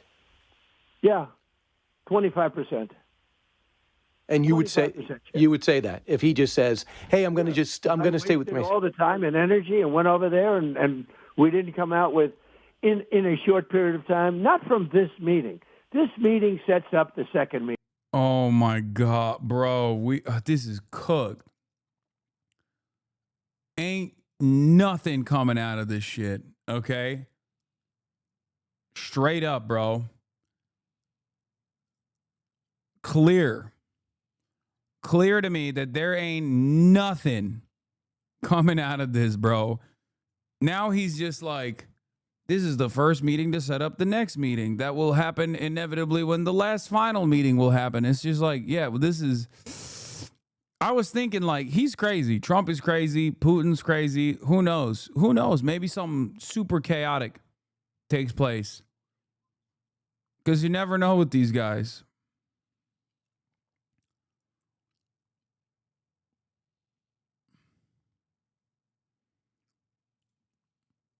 But now I feel like this is just, old friends. Old friends that miss one another, getting to see each other. The second meeting is going to be very, very important because that's going to be a meeting where they make a deal, and I don't want to use the word divvy things up, but, to a certain extent, it's not a bad term, okay? But there will be a give and take as to boundaries, lands, et cetera, et cetera. The second meeting is going to be very, very important. This meeting sets up, it's like a chess game. This meeting sets up the second meeting. But there is a 25% chance that this meeting will not be a successful meeting, in which case I will run the country, and we have made America great again already in 6 months. And you'll hit them with consequences, right? You'll hit them with more sanctions. The Senate sanctions go front and center if he disrespects. Yeah. Oh, sure. If it's not solved, look, again, we didn't lose any soldiers. We didn't lose anybody. But this was a war. If I didn't get in here, this could have been World War III, I'm telling you. Biden had no idea. He had no clue what was happening. This was getting so bad. And at a minimum, I've calmed it way down. So I think you'd agree with that. Way down. But they're still losing thousands of soldiers a week, and we have to get that taken care of. So in Washington, D.C., you did something substantial, and that is put the National Guard in, federalized troops, got rid of the sanctuary city status, and for 30 days, you're trying to bring some semblance of order, extreme order to Washington, D.C. I want you to hear what the mayor said about what you're doing. This is Mayor Muriel Bowser, and here's what she said, cut to. We all need to do what we can in our space, in our lane, to protect our city and to protect our autonomy and get to the other side of this guy. Make sure we elect a Democratic House so that we have a backstop to this authoritarian push. She's not welcoming the additional law enforcement. Well, she actually is, but she doesn't want to say it, okay? Because crime in Washington, D.C. is totally out of control, worse than ever. And as you know, they fired or something happened to the person that does the stats because they wanted him in this case, I think, to do stats which were much better in terms of crime. And they were changing crimes to, this kind of a crime, that kind of a crime doesn't get counted anymore and all that. So you don't believe those stats? It's actually worse. It's worse now than ever before. You know that. Anybody that lives here knows that. I have never had so many calls thanking me. I tell you. Right. And I look at those streets, and those streets are safe, and they're going to be very safe in a week or so. Look what I did at the border. I had millions of people coming in the year before. Think of it. Millions and millions of people. And without legislation, Biden said we have to get legislation changed. You didn't need anything. That was just an excuse for incompetence. What would, the last 3 months, Brian, we had 0 people. It was a 0, 0, and 0. You seen that guy throwing a sandwich? Throwing a sandwich at our brave law enforcement officers. What if the sandwich was instead a bomb? We gotta arrest everybody. I felt like I was hit in the face with the sandwich. When I saw that video, I saw the horror. Pam Bondi said the sandwich thrower that I'm referencing, by the way, apparently was a motherfucking Department of Justice employee.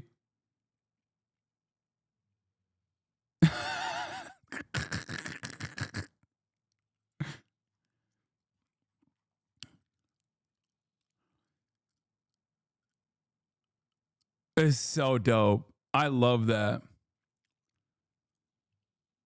Hit the officer hog with a $5 fent long? No, that he would have perished on the spot.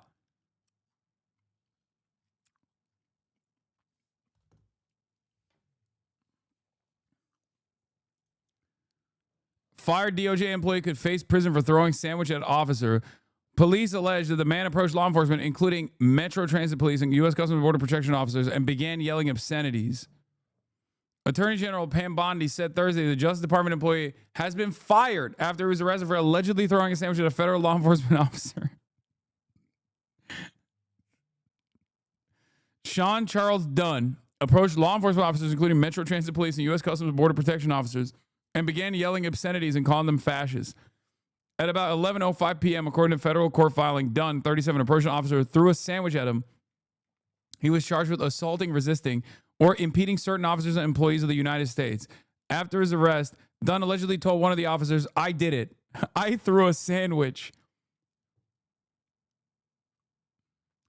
It's so fucking stupid that, like, you got a guy that just, like, threw you a sandwich, and then he gets hit with, like, the entire long dick of the law. It blows my mind. It's like impeding a government official from doing their job, obstruction of justice, resisting arrest, assault with a deadly weapon. It's like, no, man, he just threw a fucking sandwich at you. You could have just let him run away, by the way. You didn't even have to catch him. People get so weird when it comes to, like, Law and order. People get so fucking strange. Like, dude, you are wearing a Kevlar vest. A white dude in khaki shorts threw a sandwich at your chest. Okay? I'm sorry. Just eat it. Who gives a fuck? Like, what's the damage here?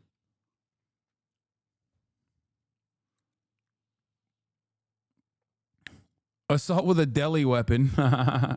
Assault with a Bradley weapon.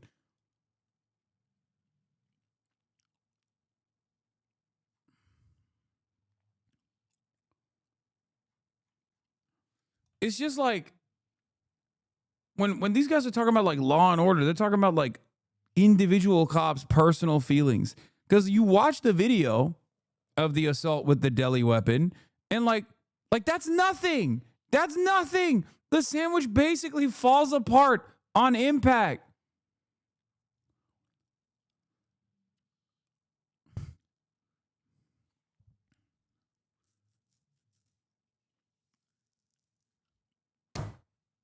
International affairs specialist. He's literally a Fed. Yes, he is. Turns out even Feds can have a conscience. Prosecutor said he was being charged with forcibly assaulting, resisting, or impeding a federal officer, which is punishable by up to 8 years in prison. Can you imagine? They put this motherfucker in the slammer for 8 years for throwing a deli sandwich at a pig. Get the fuck out of here, man.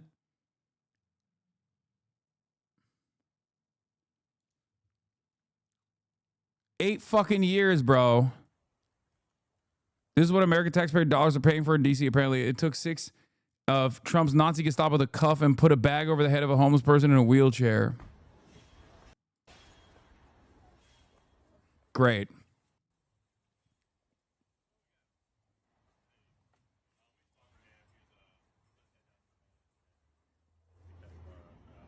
Dude has no legs, bro. He has one leg and no feet.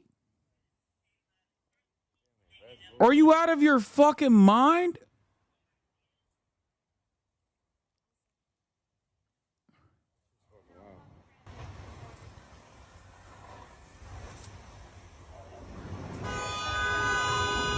Yeah, look at this violent criminal that they're taking off the street, dude. Oh my God. Everything is so fucking lame. Even I find that hard to believe, but it's like, it's like somebody did it. And I hear the people that do it are the same people that were doing the BLS and all the other different things that they do with the fake reports. But you know what? They gave it a 0. I'll take it. But essentially, it's very close to 0 or it's 0 for 90 days now. Nobody believes it's, even the Republicans camp. I'm getting calls from senators and congressmen and women, and they're saying that's amazing. But that is, frankly, I believe it's more difficult than what we have here. But we have inherently some very, very dangerous people living in Washington, D.C., and we got to get them out. And the president's focusing on doing just that. President of the United States, 45th and 47th, giving us some quality time today. When we come back, you're going to hear more from him, not only talking about quality time. Vladimir Putin voicing praise for the Trump administration's efforts to forge peace in Ukraine. To tell you about the stage we are at with the current American administration, which, as everyone knows, is making, in my opinion, quite energetic and sincere efforts to stop the hostilities, stop the crisis, and reach agreements that are of interest to all parties involved in this conflict in order to create long-term conditions for peace between our countries and in Europe and in the world as a whole. If by the next stages we reach agreements in the area of control over strategic offensive weapons. Well, meantime, Ukrainian President Volodymyr Zelensky is rallying European support, meeting today with British Prime Minister Keir Starmer in London. That coming amid a rush of diplomacy as European leaders present a united front heading into the Alaska summit. President Zelensky says they discuss security guarantees in detail, a key issue in getting Ukraine to agree to a ceasefire. And a senior Putin aide today shared some details about the summit, which will be held at a U.S. military base in Anchorage, Alaska. He says it will start at 11:30 a.m. local time, that's 3:30 p.m. in Washington, and 10:30 p.m. in Moscow. I can't wait, One-on-one dude. talks with the help of interpreters. He says the two presidents will hold a joint news conference. He also says both delegations will have 5 members with groups of experts nearby. Well, we are joined by Claire Sebastian here in London and Nick Payton-Walsh, who's joining us live from Kyiv. So Nick, to you first, just in response to what we heard from Vladimir Putin then, can tell us what you can unwrap from those comments as we look ahead to the summit this Friday? Yeah, it did appear that some of the worst fears potentially of European leaders and certainly Ukraine about what this summit may evolve into are potentially being realised, certainly in how Putin is framing this bilateral meeting. Talking about a strategic weapons treaty, he doesn't say the word nuclear, but most treaties refer to that kind of weapon or nuclear-capable missiles. And really, I think, focusing the discussion on what Trump can get out of improving relationships with Russia. Can there be a US-Russian strategic deal in all of this? Playing on the, some might say, misconception within Trump's inner circle that somehow Russia, utterly dependent on China to bankroll its war, can somehow be prized away from Beijing and moved into the American orbit almost as an ally against China. That was a misconception that most, I think, felt had been laid to rest months ago after Trump got increasingly disappointed with Putin. But Putin does appear to think that this summit is much more about bilateral relations. Yes, he talked about the energy being put into trying to find a solution to the Ukraine conflict, which he started. But it is clear too also that, you know, in those simple words that he may well be trying to throw at Trump in that meeting something, not of a red herring. Obviously the world is interested in seeing a lesser threat of strategic weapons being used by either the United States or Russia. But that wasn't initially the point of this Alaska meeting. That was the war in Ukraine. And so while it's entirely impossible, frankly, to predict how this meeting will go, and Trump appears to, when he speaks to his European allies, emerge tough, talking about very serious consequences yesterday, apparently, according to the German Chancellor Friedrich Merz, saying he won't be negotiating away Ukraine's territory. That's for Ukraine to do. Merz also talked about how serious decisions can be made at that meeting. So I think there's no doubt in the minds of Europeans what they want him to enter into that meeting thinking, or either that there could be some potentially unpleasant surprises between those two sides meeting without Europeans or Ukrainians in the room. And so Zelensky in Downing Street to again have another audience or feel amplified his concerns, for Europe to amplify their concerns again. It's all been pretty consistent, frankly. Ceasefire first, negotiations around the frozen front lines as they currently stand. No suggestion that either side would be happy to give up territory at all. It seems, to be honest, mostly far-fetched. But that has been translated to Trump. Quite whether it gets echoed in that meeting with Putin is really unclear. Trump's called it a listening exercise. It feels at this stage like he's ultimately going to see what Putin's willing to offer. If he likes it, he'll pursue it. And that somehow takes US agency out of these discussions. Yeah. Nick, thank you. Imperial Boomerang. Chickens come home to roost. Washingtonians have meekly accepted both Congress and 2 consecutive presidents' unconditional support for Israel's slaughter and razing of Gaza. Now those same politics are playing out right here in D.C. Benny Johnson on... Dude, this is what I've always said. America loves Israel, and American politicians love Israel because they're jealous. Like, they want to do Israel here. Okay?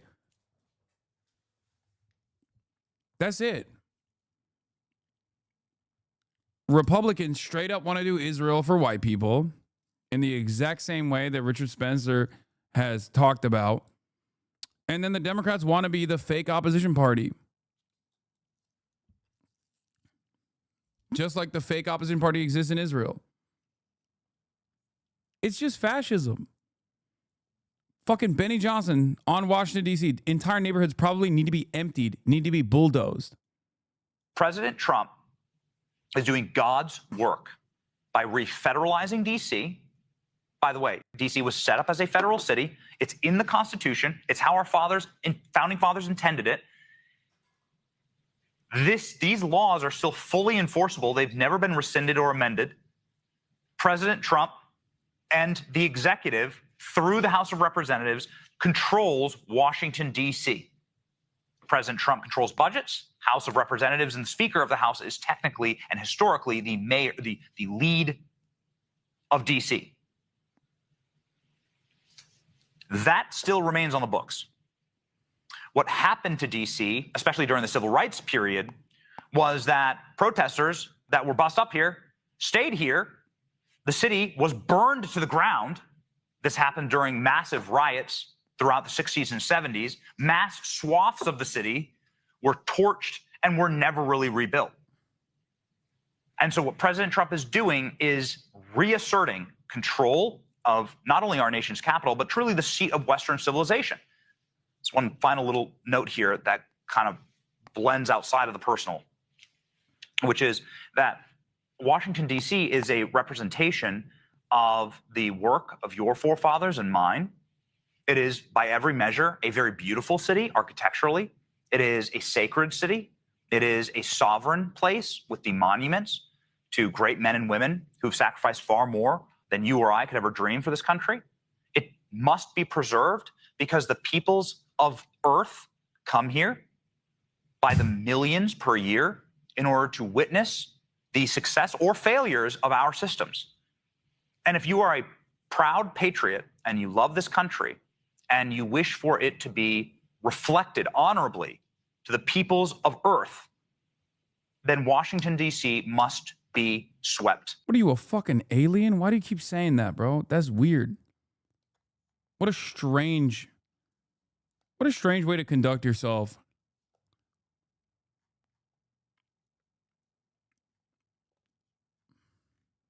Just curious, is the man in the closet? Yes. He's not even doing a good job hiding it either. He's very famously not allowed to. I know for a fact that he's not allowed to go on trips by himself anymore without his wife present.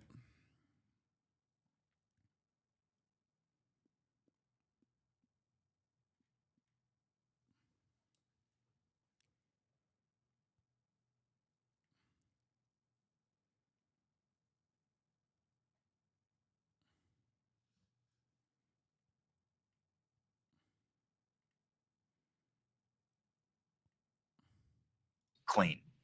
I believe entire neighborhoods probably need to be emptied, need to be bulldozed. I believe that there are places that are so crime-ridden and so infested that you just... Like, the opposition party to this kind of sentiment cannot just quietly try to go back to business as usual politics. Like, I'm not even joking when I say this. When this party and all of its vestiges are out of power, there needs to be actual legal repercussions. You know what I mean? So if the Democrats are basically just cowering and showing their bellies and allowing this kind of sentiment to continue to thrive, they're not going to win anything. But if they're, let's say, in the future, by some kind of serious miracle, that they actually end up winning power again, they can't just let these dudes continue. You know what I mean? This is part of the reason why I say I don't even know if it's going to get to that point. I mean, I'm not saying this is certain, that there's certainly not going to be another election or whatever, but like, this is part of the reason why I keep repeating over and over again that they keep talking about like there might not be one, you know? Need to, like, you're just going to have to crack down. You're going to have to do the job, and you're going to have to get the crime out of Washington. That's my personal experience. Don't believe the bullshit that you hear online from some reporters. Oh, crime's down in D.C. Well, my infant nearly died in a drug fire after mass shootings. So no, D.C. is not safe. And I can tell you this as a matter of fact, it is one of the worst, most racist narco states and welfare states imaginable. In that neighborhood that I would walk every single day, racial epithets were screamed at us. Rocks were thrown at us because we were white people. This city is a sunken place. It is an unsafe place. I mean, if that's what happens to me, imagine what happens to somebody who's like visiting here from a foreign country, right? It's totally and wholly unsafe and a scar on the face of our country. And it must be healed. And President Trump is going about that heavy work.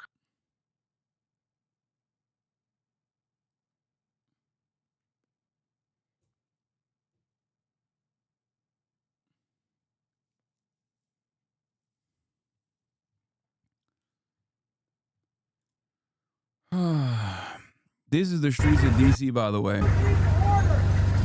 Don't let them do this to you. A man just now yelled at National Guard troops patrolling Washington, D.C. These are your own citizens. These are homeless people. You have an obligation to refuse unlawful orders, he told them. They drove by saying nothing. These are all fucking citizens.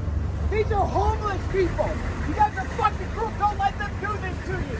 It's abusive to you, and now you're going to get fucked.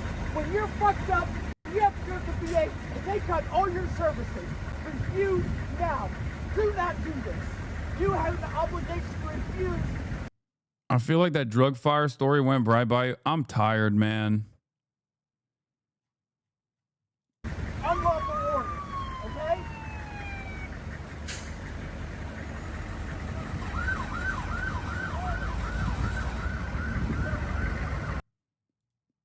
1 hour ago, they're going after people with cameras. In Washington, D.C., a United States Park police officer drew their baton and approached a cameraman who was continuously filming a traffic stop.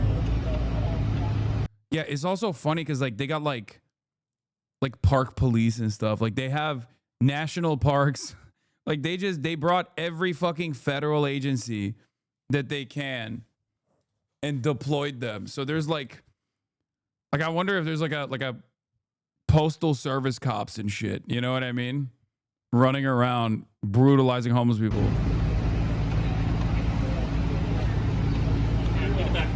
Sorry? Get back. Get back.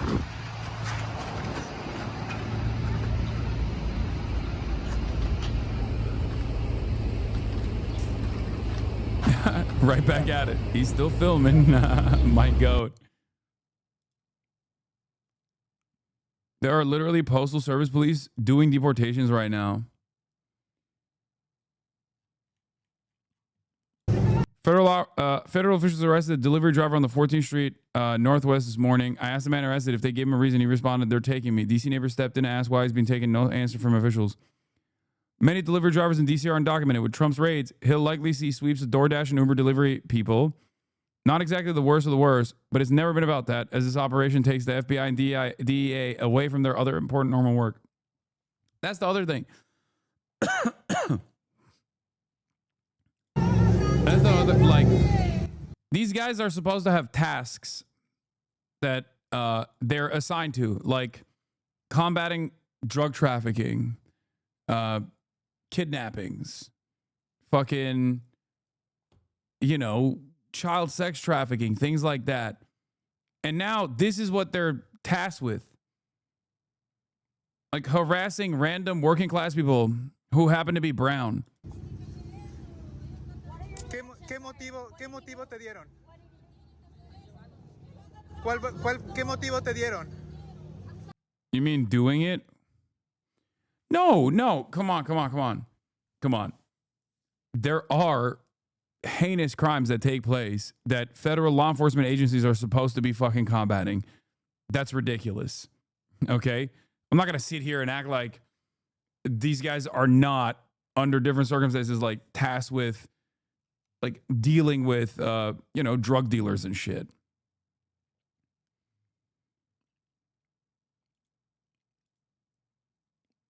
This is the same thing that I talked about with ICE.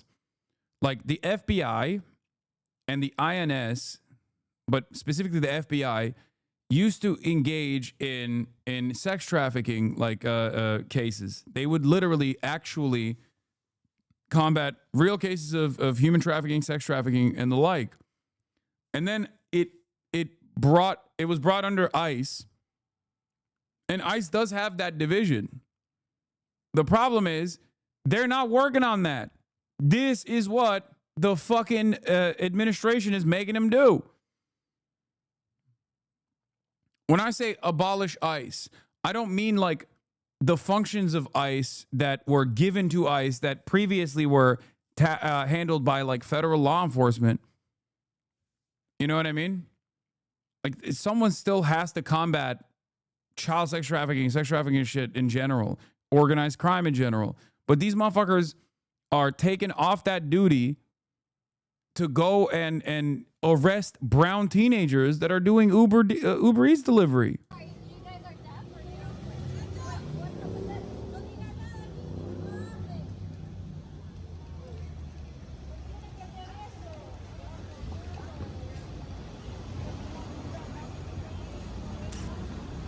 This is why Bad Empanada says you're compromised. This is why Bad Empanada says you'll never be a radical figure. Why? Because I believe that, like, even in a socialist form of governance, there needs to be some kind of interior security tasked with investigating and dealing with crimes. Yeah, I've never not been a fucking advocate for some kind of interior security. I think Bad Empanada would agree with me on that too. He's not a fucking anarchist. And even anarchists don't believe that there is no form for policing. They just believe that there needs to be a democratically organized form of a democratically organized entity that basically takes up the form of policing, even if it's not called the police.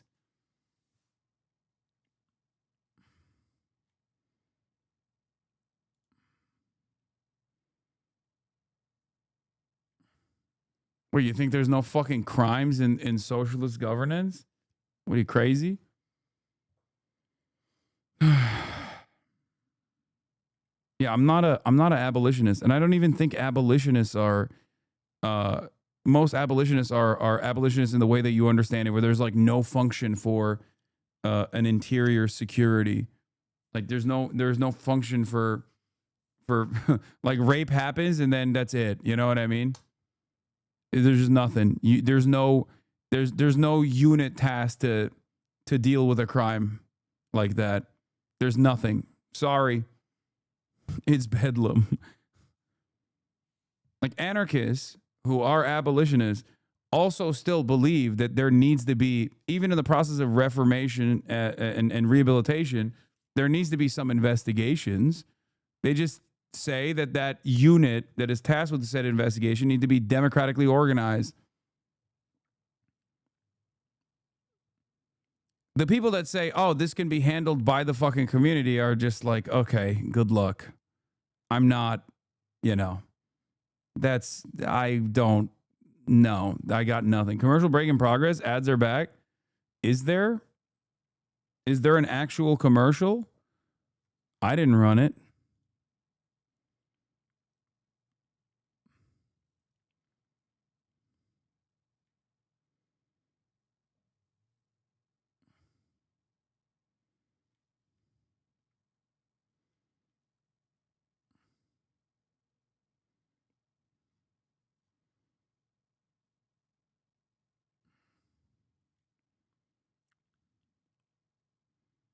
This guy's not answering, so maybe he's eating an ad currently. Piker Broadcasting Services, no ads. Sponsored by you, the viewers. For you, the viewers.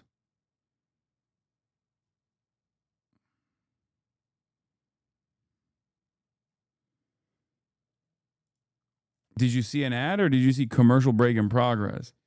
You might be getting served not an ad, but because you have the ad blocker on or something, Twitch thinks you're supposed to be served an ad or something.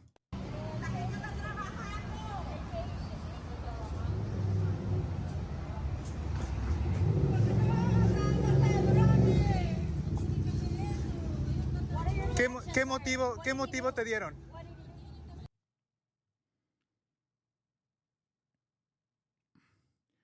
When YouTube starts requiring ID, I don't know what I'm going to do, man. Ugh, that also sucks. Here's another thing that sucks. Armed Trump administration agents wearing masks just showed up outside of Gavin Newsom's press conference.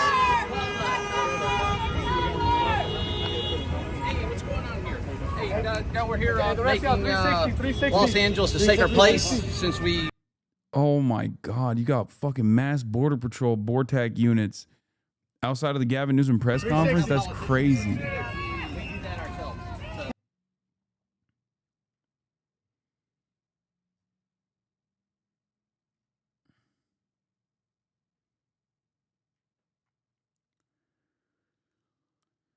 Whew. I'm tired, man. I'm done. I'm done today. Is there ever a good news day? No. I fear there never will be. I said there was gonna be fun reacts, but I'm too tired. I got the podcast tonight. We're gonna go late because Will and Cutie are doing the hashtag ad that they're doing. Anyway, love you all. Hopefully there will be some good news in the future. See you tomorrow. Peace, everybody. Bye-bye. The starlock to the starlock to the topic just begun. There he is again, Hasan is streaming. Hasan is streaming. There he is again, Hasan is streaming. Hasan is streaming.